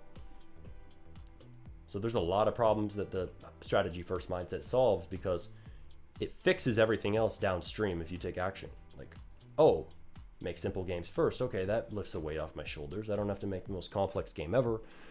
Also means I don't have to know everything. Like, okay, I don't have to know everything. Thank goodness. And it solves a lot of problems. But if you see it as just making cash grabs, it's because you're thinking from the game lens, right? Game lens and career lens are separate. You understand that, you're ahead of 90% of devs mentally. Game goals and career goals are separate too, right? Just because I want to make money in my career doesn't mean I have to make my game only for money and make every mechanic designed to siphon as much cash out of my players' pockets as possible. That's not how it works. Like, I aim to make money in my career, yes. But am I making this police bus have like 50 Game Pass signs on it? Do you see 50 Game Pass signs on this police bus? No. The police bus is a game asset designed to make the game more enjoyable and fun to play. So you have to be able to separate those things. That's what separates strategy first devs from hobbyists. Is, do you see things from a career lens? Like, all my projects work together to serve my goals, rather, or do you see things as, oh, I'm just making one game, I'm throwing everything into this, I'm putting my heart and soul and my passion into this, but if this fails, that's it. I mean, I don't really have any other plans. Like, strategy first devs are more ambitious. They think bigger. That's what it's about. Why don't you use Mirror? Oh, well, I used Mirror to make it. It's just I already applied the modifier. So that's what happened. I was just adjusting the texture real quick.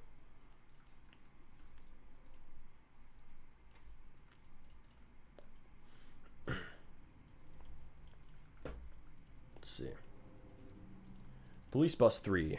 Is being a dev hard? Well, yeah, it is. It's often hard. Well, yeah, it is harder than people expect. The reason that development is harder than people expect is people saying you need to make complex games. Because making a simple game is hard enough.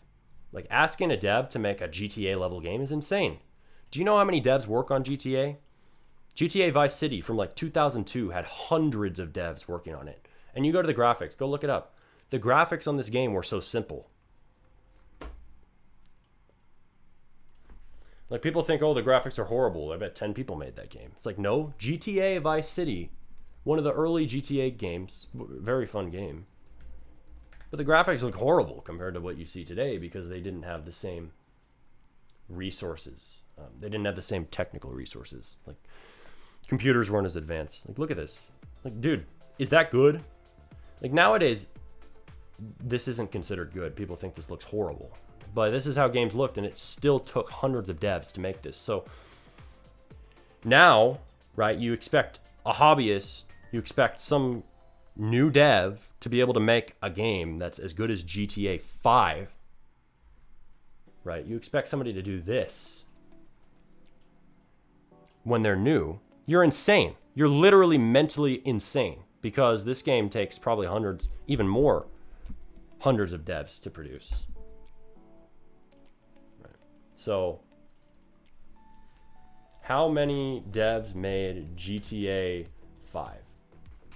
The hobbyist mindset is delusional. 1,000 people made this game.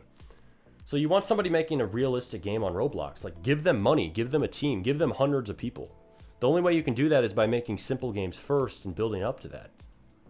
Like, what's the data here? Annual revenue. They have so many resources. $8.33 billion a year. It's the highest earning game in existence, and you can't expect a new dev to do something at this level. And I know, right, people might think, well, hobbyists, they aren't trying to do that, they're just trying to make a big anime game with 10 different maps. Still, you're asking a lot. You'd be better off if you had a team.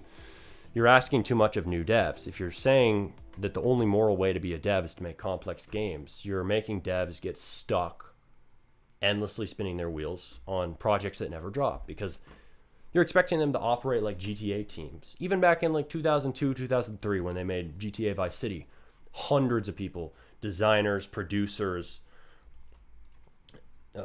modelers, programmers, gameplay programmers, right? Programmers, they had different programmers. They have different programmers on every different feature.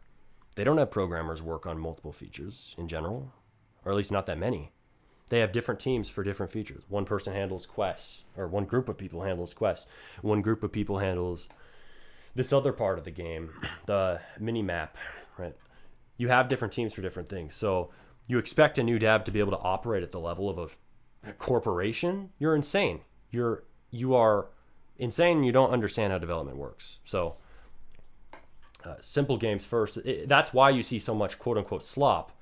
It's not that devs are lazy. It's not that devs are not willing to make complex games, to make games with open world maps, to make games with all these cool features, to make games like GTA. It's not that they don't want to. It's that they literally, physically cannot do it. Literally. Most devs are completely incapable of making complex games, and that's okay. It's just you can't put that expectation on a Timmy, on a new dev who's 15, 19, trying to make his first game in his bedroom without any money. Like, he's got to hear strategy first. He's got to know about that mindset. Now, people think, oh, it's wrong to tell a young person to try and make money. Also nonsense, because a young person learning entrepreneurial skills at that age will be so far ahead of their peers, and they'll do better in life. But also, I'm going to rig up this bus. What happens is that person makes the money to make better games. So you make some simple games, you make Stila games like what I'm making right here. And you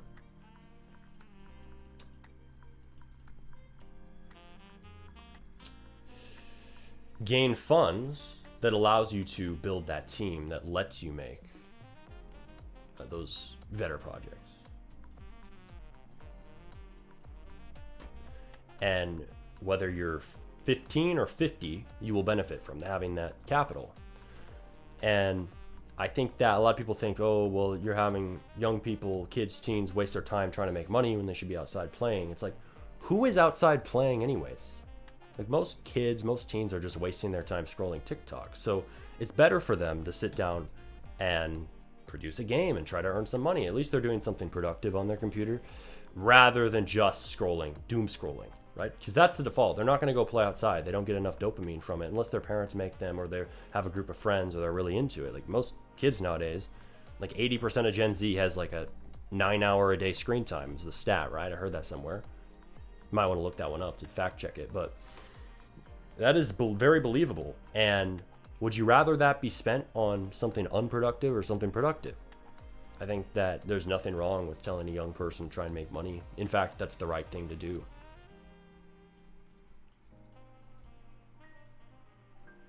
Wait, hold on. How is the city bus structured? Oh.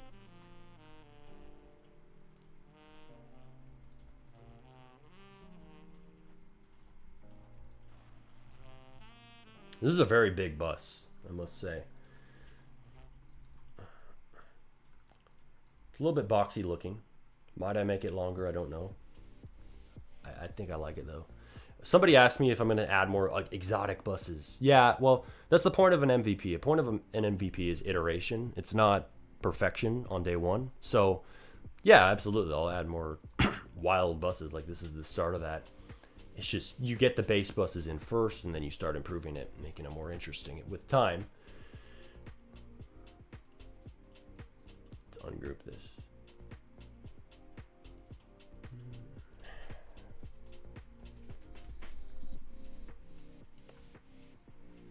See, police bus. I'm gonna put this right above the hippie bus. So the hippie bus costs 200 cash, gives you 25 cash per second. I'm gonna make this give you 30, and I'm gonna make it cost 500 cash, let's say. You know, I always feel like I'm overestimating players or underestimating players. It's like, can the players really do this? Can they really get 500 cash super fast without getting bored? Like, you got to keep that in mind. But you got to have a lot of quick wins for them in the start so they get that quick dopamine. Oh yeah, I got to weld those together. So this should be can collide off, and then this should be welded. So weld those two. Those weld? Okay, I think it welded. So now I can play.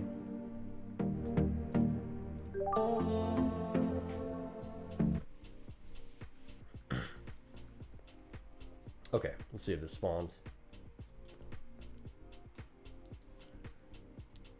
All right.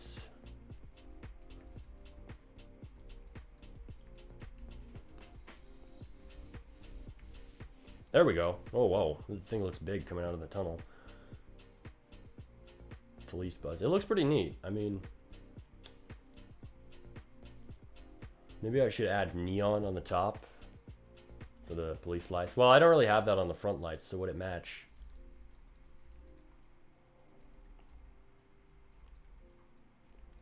The thing almost sticks through the roof. It's so tall. I think I need to move it down slightly. Let's see.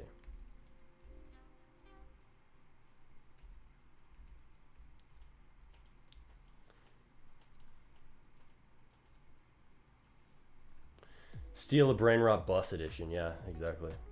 I mean, there is a steal a car, but my game's better.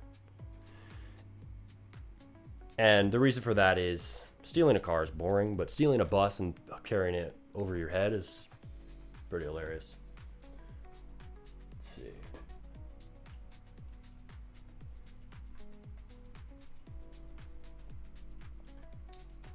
Same for steal a vehicle. Time to defeat all the other games. All the other steal games. Oh yeah, I said this needed to be moved down, so we'll move that down a bit.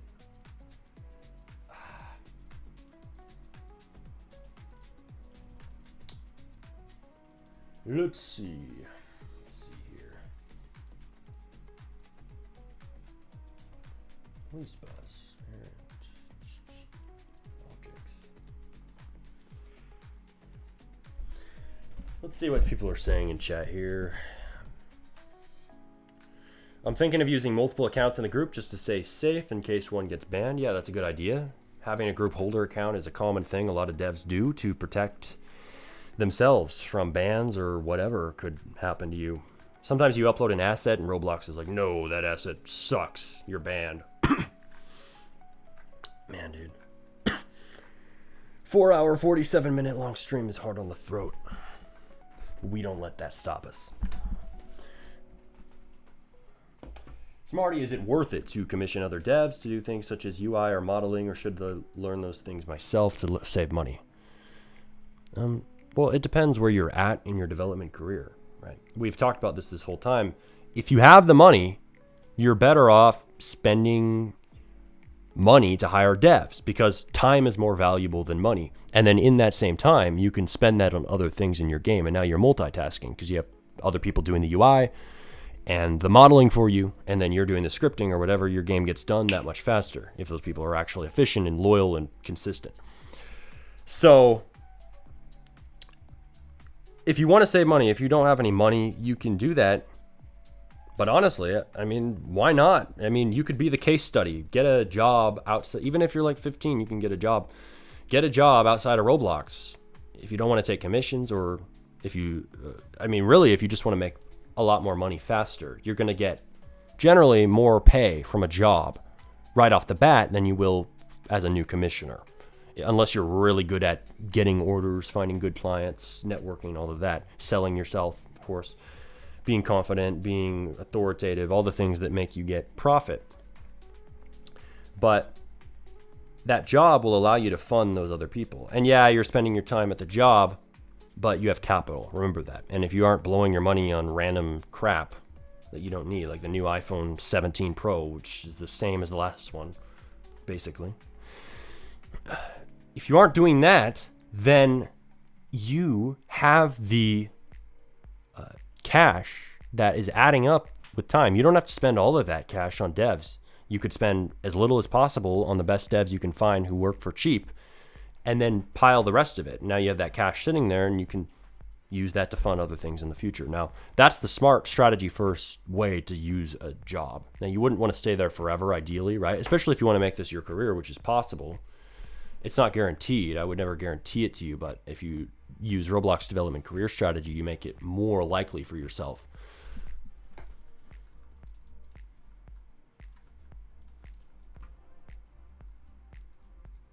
All right, that's looking better now.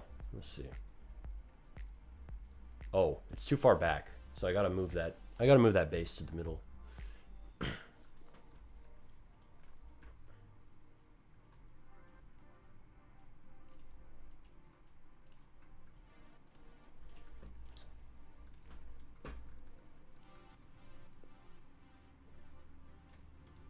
Move that up slightly, and then the base of the bus should be in the middle of the bus. Prompt attachment that goes in the front. So the interesting thing, like somebody said, oh, the buses are too big. I mean, the bases are too big. Like, I disagree with that, because the buses, I mean, that's really a comedic element. Like, I want it to be funny. It's funny to see somebody carrying a bus around on their shoulders. That's kind of the idea behind the game and this variation of the Steal game. But beyond that, if I'm making the buses large, the bases also need to be large to fit them. So that's why the bases are so big. But then also, I put the proximity prompts for selling or stealing the bus in the front, so you don't have to walk to the middle of the bus to grab it. And you might ask, well, why not just make the radius on the prompt wider? Well, the problem with that is you could be standing outside a base and you could steal something. So I can't have that. So I put the prompt in the front. And usually in Steal games, the objects aren't massive like this. I think it's funny to have them huge, but usually they aren't massive, so they don't have that prompt in the front. They have it in the middle.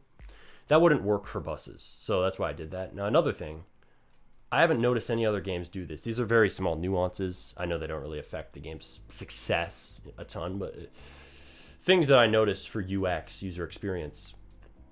I made it so that when buses go in your base, they're can collide on. So they're can collide off out here, so you don't run into them and get pushed around by them. Like, you can go through them.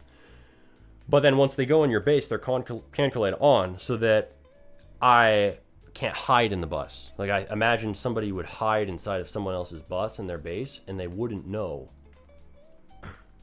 No, I'm gonna make this bus slightly smaller. So I thought about that. I was like, buses are huge. People can hide in them. So I'm not going to let people do that. So I didn't. So you'll see, like, you can't go in this bus. Little UX thing I did.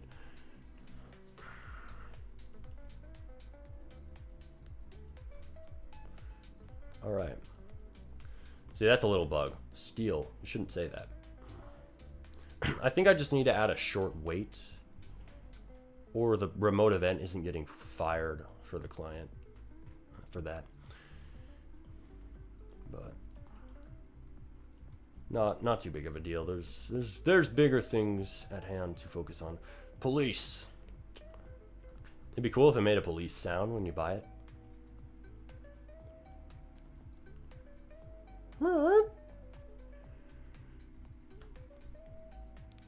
I might actually add that eventually. Well, the bus is done, so there was a lot of talking throughout the process of doing that. So if you got educational value from the Blender stuff, let alone the strategy first stuff, which I think you'd gain more from if you paid full attention to that, and if not, I recommend rewatching all that because it was very important stuff.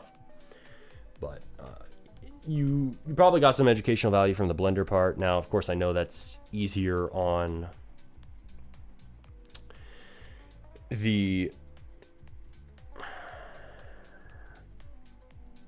videos if they're edited and everything. So I'll be making more practical guides. Like, a lot of people have requested that. Sure, yeah, but I'm not replacing strategy first videos with practical guides only. That's not where this channel's going. But yeah, I'll add in more guides like scripting guides, UI, maybe, modeling guides for sure. Just let me know what you want to see. Like, give me specific ideas. I want you to see me. I want to see you model this or this or this. Show me how to do this. Show me how to make a shovel. Show me how to make a sword. Show me how to make a flower, whatever the thing is. Show me how to build in this style. Okay, cool. I'll look at that. If it's just vague, like give me more practical stuff, doesn't help as much. Like I see the message, but it's not going to change things as much as giving specific ideas.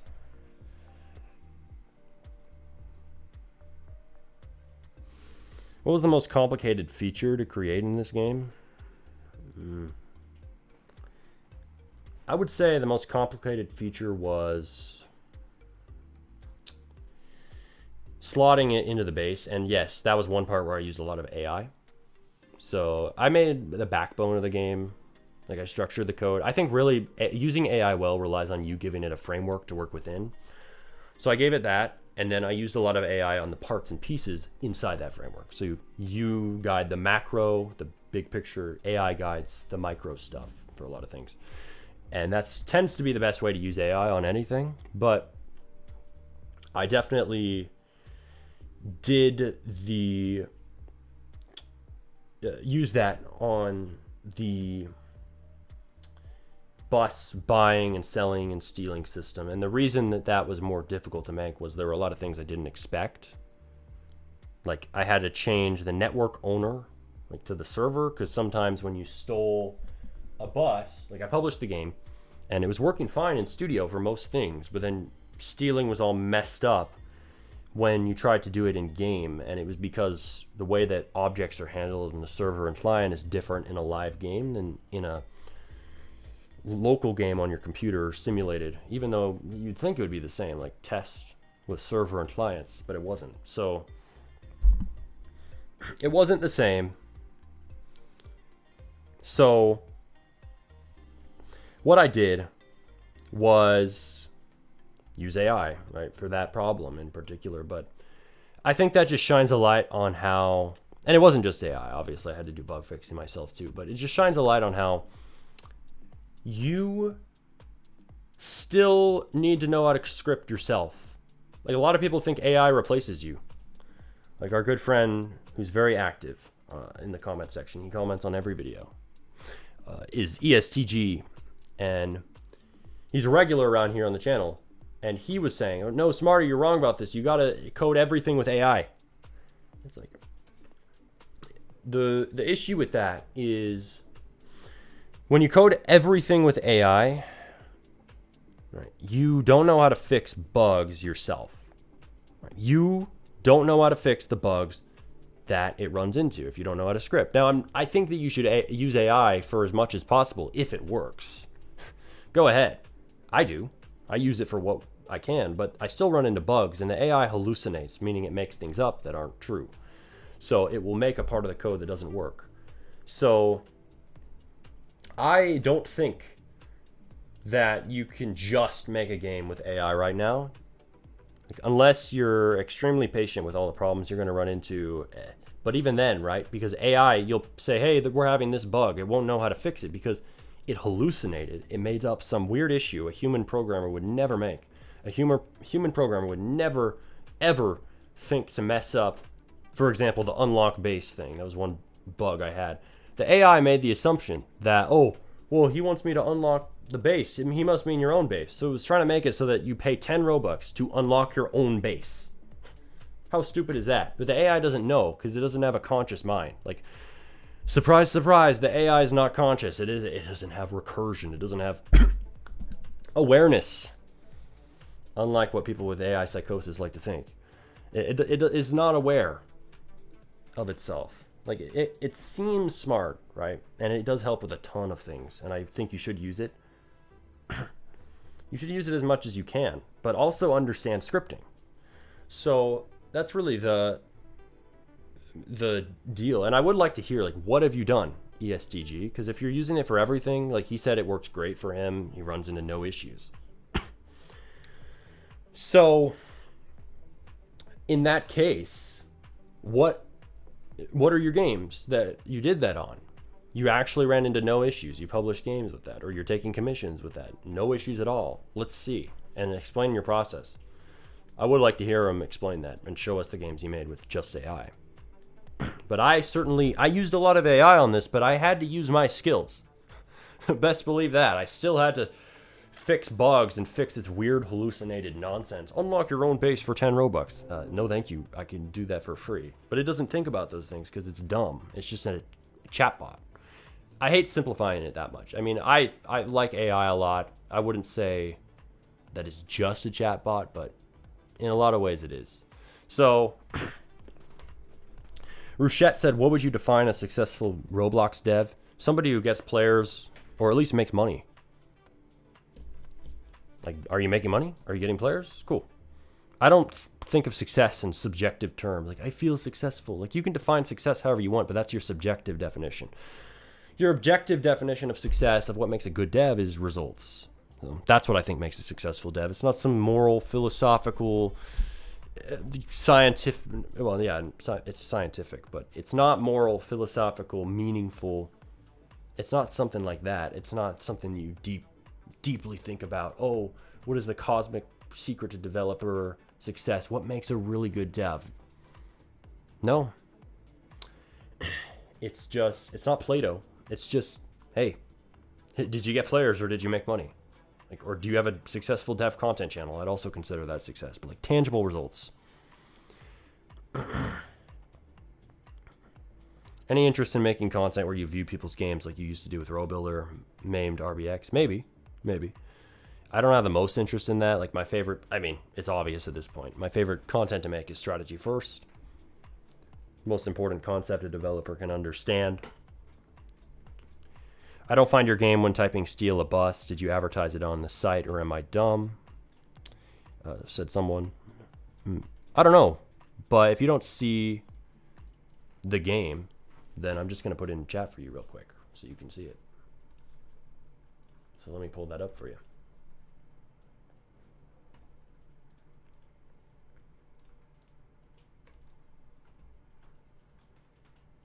Here we go. So if you want to check that out, you can play there. I'm going to publish that to Roblox so people have that new bus to buy. It was fun. Was it slower doing a stream? Slower modeling it? Maybe. But I think it was good to kill two birds with one stone. Get this great stream done for you guys as well. Give you all this advice. That's not how Roblox works. It takes a while for your game to be put on search. Yeah, exactly. It takes some time. Said Bubblix. So that's right. AI also comes up with very complicated solutions. When a human thinks for a solution, he finds the simplest one. Occam's razor type thing, yeah. Because that was what came first to the game, so fixing bugs is easy then. Yeah, exactly. So you have to be careful, right? Like sometimes I'll get in this habit of like having AI do a ton of things in a row, but then it just builds up this heap of confusion, like this AI confusion is what I'd call it. And I think that's just because AI hallucinates. And yeah, it feels easy, but you're also paying for that. So what you pay for in effort, right, replaces that confusion. If you think through a problem yourself, yeah, it's harder, but you don't get confused. AI can very easily confuse you with all the weird stuff that it comes up with.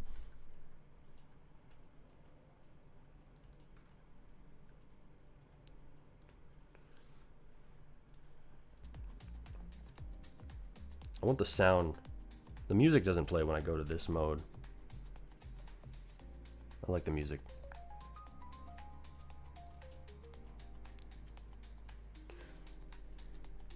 I might test out changing the thumbnail. I might. But I think it's fine for now. Gaming with Saman. Yo. What's up, man? Let's see. 10 active players. Yeah. I mean, I have sponsors running right now, so if the game doesn't seem finished to you, it just shows how, yeah, you can put out an MVP, you can get players on it. It doesn't have to be perfect. But right now, this is just data collection, figuring out how to improve the game. It's almost a testing phase. It's like a beta phase. This isn't the final phase.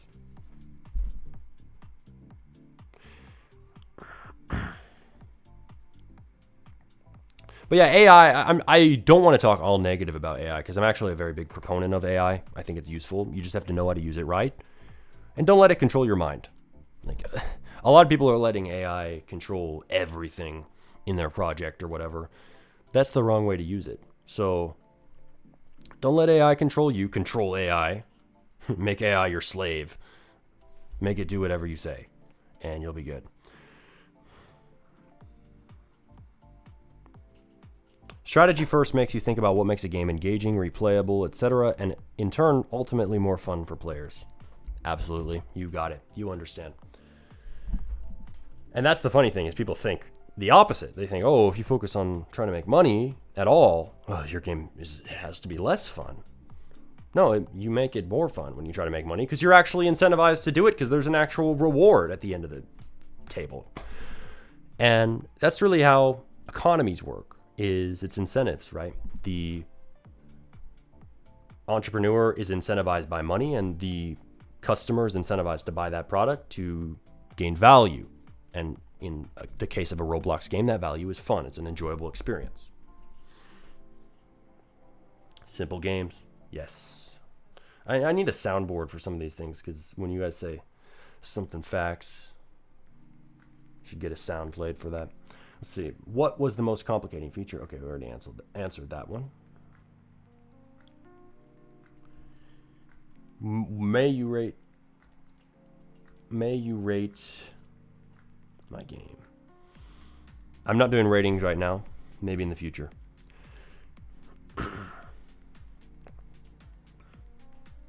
What would even be the perfect path for a completely new dev? Well, it depends on the dev, right? There is no perfect path. Just start. Like Ruchette said, just start. The sooner the better. Exactly. 100% agree.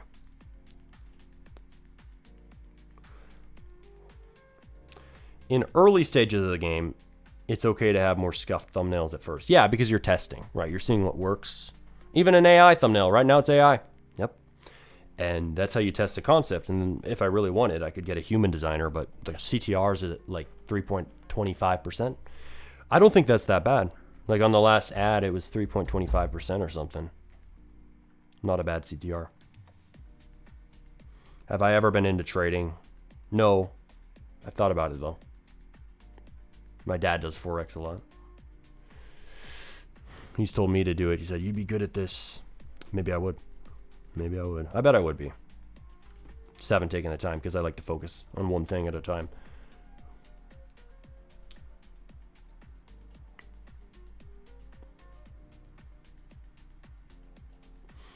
Smarty, is it possible you could work on a project with me at some point? Yeah, maybe. If you send me your portfolio in my DMs, like show pictures, everything, I got to be able to see quickly, like, are you a good worker? Possibly. Possibly. No guarantees. Bro, never drink water. Yeah, never. Never touch H2O. Capri Sun, very bad for you. Never walk outside either. Or get sunlight. Or touch grass. Or go to the gym. Never. Let's see. You have to make the game look good as soon as they join and use thumbnails and adverts. Yep.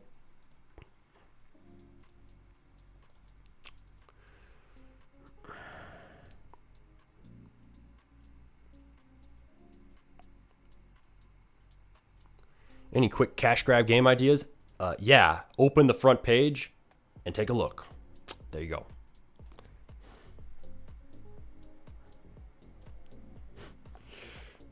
But they are cash grabs. Again, it's simple games. I think I might have answered that one earlier, but same thing. Games looking good, thanks.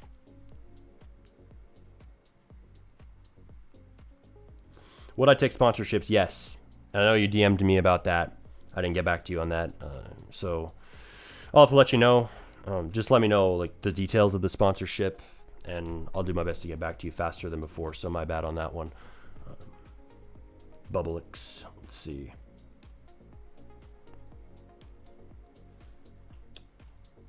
Do you think it's a good idea to polish tiny systems like UI to make the most mundane actions somewhat interesting? Not first. Ship ugly, polish later. Like make your MVP first and then polish.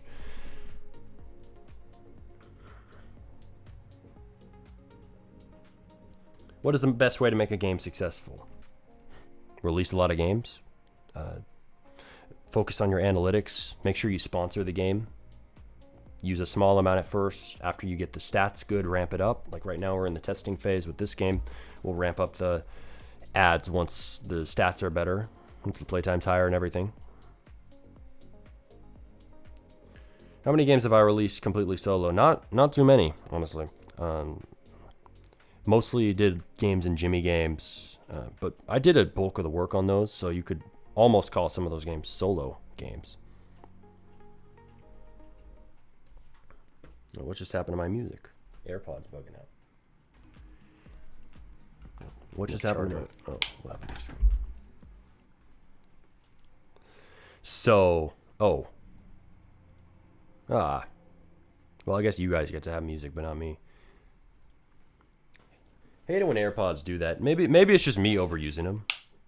They charge up and then they die. They die very fast.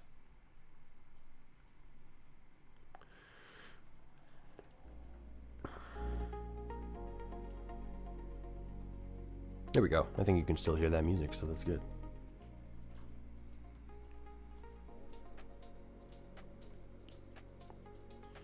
In the past year, I made only one solo game, ROBUX. It went well, but I don't recommend it unless the goal is to improve your skills. Yeah, or, right, if you have a template like you, right, ROBUX, your whole business is templates. So you are more apt to release a solo game fast than somebody who doesn't have a pre-built template. So for you, it'd be better. Like I was talking about that earlier. If you have all the systems scripted already, it's going to be a lot more efficient. So I don't see a problem with making a solo game if you have ways to make it fast. So most devs don't have rebirth systems and all these things made before, assets sitting there. But when you do, you're able to make that game faster. And even faster when it's not just assets, it's literal templates for the most successful games right now. So for you, a solo game would be better than most devs. Or somebody in this chat could just go buy your templates. Like go check out ROBUX's company on X, Game Templates. Little shout out there. Would I take sponsorships though? Maybe. I'm sure you're asking about it for Game Templates, so might even give a bigger shout out then if we do a sponsor together. Let's see. When did it work out for you? How did you get your first buck? Well, it didn't work out quickly. Let's just say that. It took time. It took a lot of attempts. I would say my first bucks came from YouTube. Like teaching people on YouTube. Started making money from that. Made like, what, $500 my first month. I got monetized finally in like the end of 2021. Bought my first mic. I bought this mic. I've used it for like 4 years at this point. And that was from my first YouTube paycheck. So that was really the first breakthrough for me. And when I have those videos like the Easiest Beginner Guide to Roblox Scripting, etc., I make like $1,200 a month from that passively, and then that adds up. So even if I don't post, I make money. So when did it work out for me? It worked out for me when I did a lot of YouTube, a lot of dev content. Dev content's a great path right now, but it's gonna be even better if I post even more. So I'll keep doing that, and then especially practical guides. I know you guys like those, so more of those will come. How long were you developing when you first got your first successful game? It was like 5 years, 4 or 5 years, like seriously developing with breaks, of course. But in 2021, we had our first successful game in Jimmy Games. It was Sussy Imposter Land of all games. And that project took off. So yeah, that was the first time I made big bucks from a game. And it was thousands a month for many months. And it was surprising, and it shattered my view of development because I thought you had to have the perfect game. But turns out that was the hobbyist mindset. So simple games can work. Even stupid games, to some people, can work. Like simple meme games based on Among Us, like what we did. So that was about 4 or 5 years in, trying complex games or trying more passion-based projects, trying games in this group called Volt Gaming Studios when I was younger. That didn't work because I was just making whatever I felt like rather than what the market wanted. If I based it more on trends, and that doesn't mean you just chase trends forever and be a trend chaser, but if I based it on that, I would have gotten a lot further, a lot sooner. But most people are opposed to that mindset, the strategy first mindset, so that's why they fail.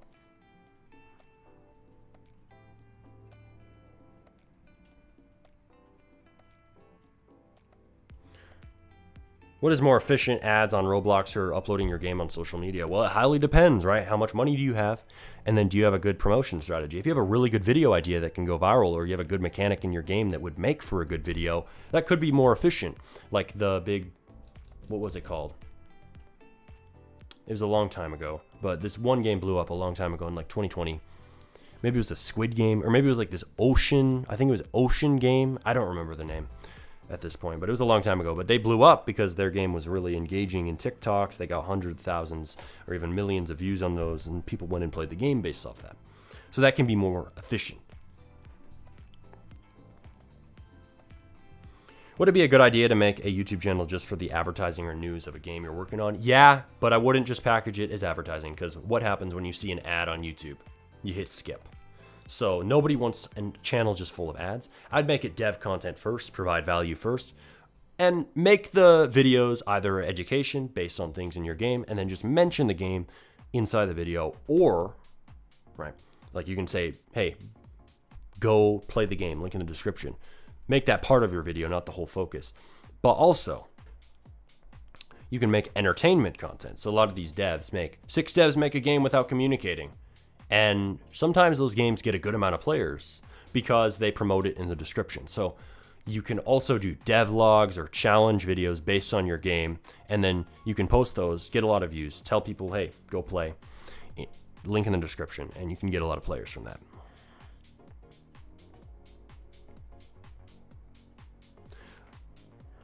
Will 3D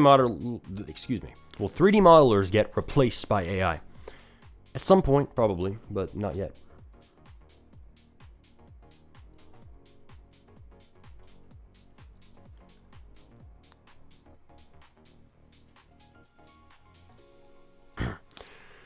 All right, I'm gonna log off. My voice. Well, it's not really my voice. I think my voice is fine, but I need some water. My throat. This is the fight of live streaming, and honestly, that's the hardest part of it. It's really not hard. I'm not going to sit here and act like it's hard to live stream. It's quite easy, especially if you're practiced at content creation like me. You made hundreds of videos, you've done dozens of streams in the past. It makes it very easy to just speak off the top of your head, and if you start this, it'll be a great promotion method for your games and whatever else you do on Roblox. Great element to your Roblox development career strategy. But not only that, you will gain much better speaking skills as well. So think about that. A lot of benefits, but I'm going to log off. I'm going to see you guys next time. Hey, also, you might just get sponsorships from your friends. Like ROBUX, he wants to sponsor me. So, hey, lots of benefits all around. And of course, he'll get some promotion from that as well for his company. So win-win.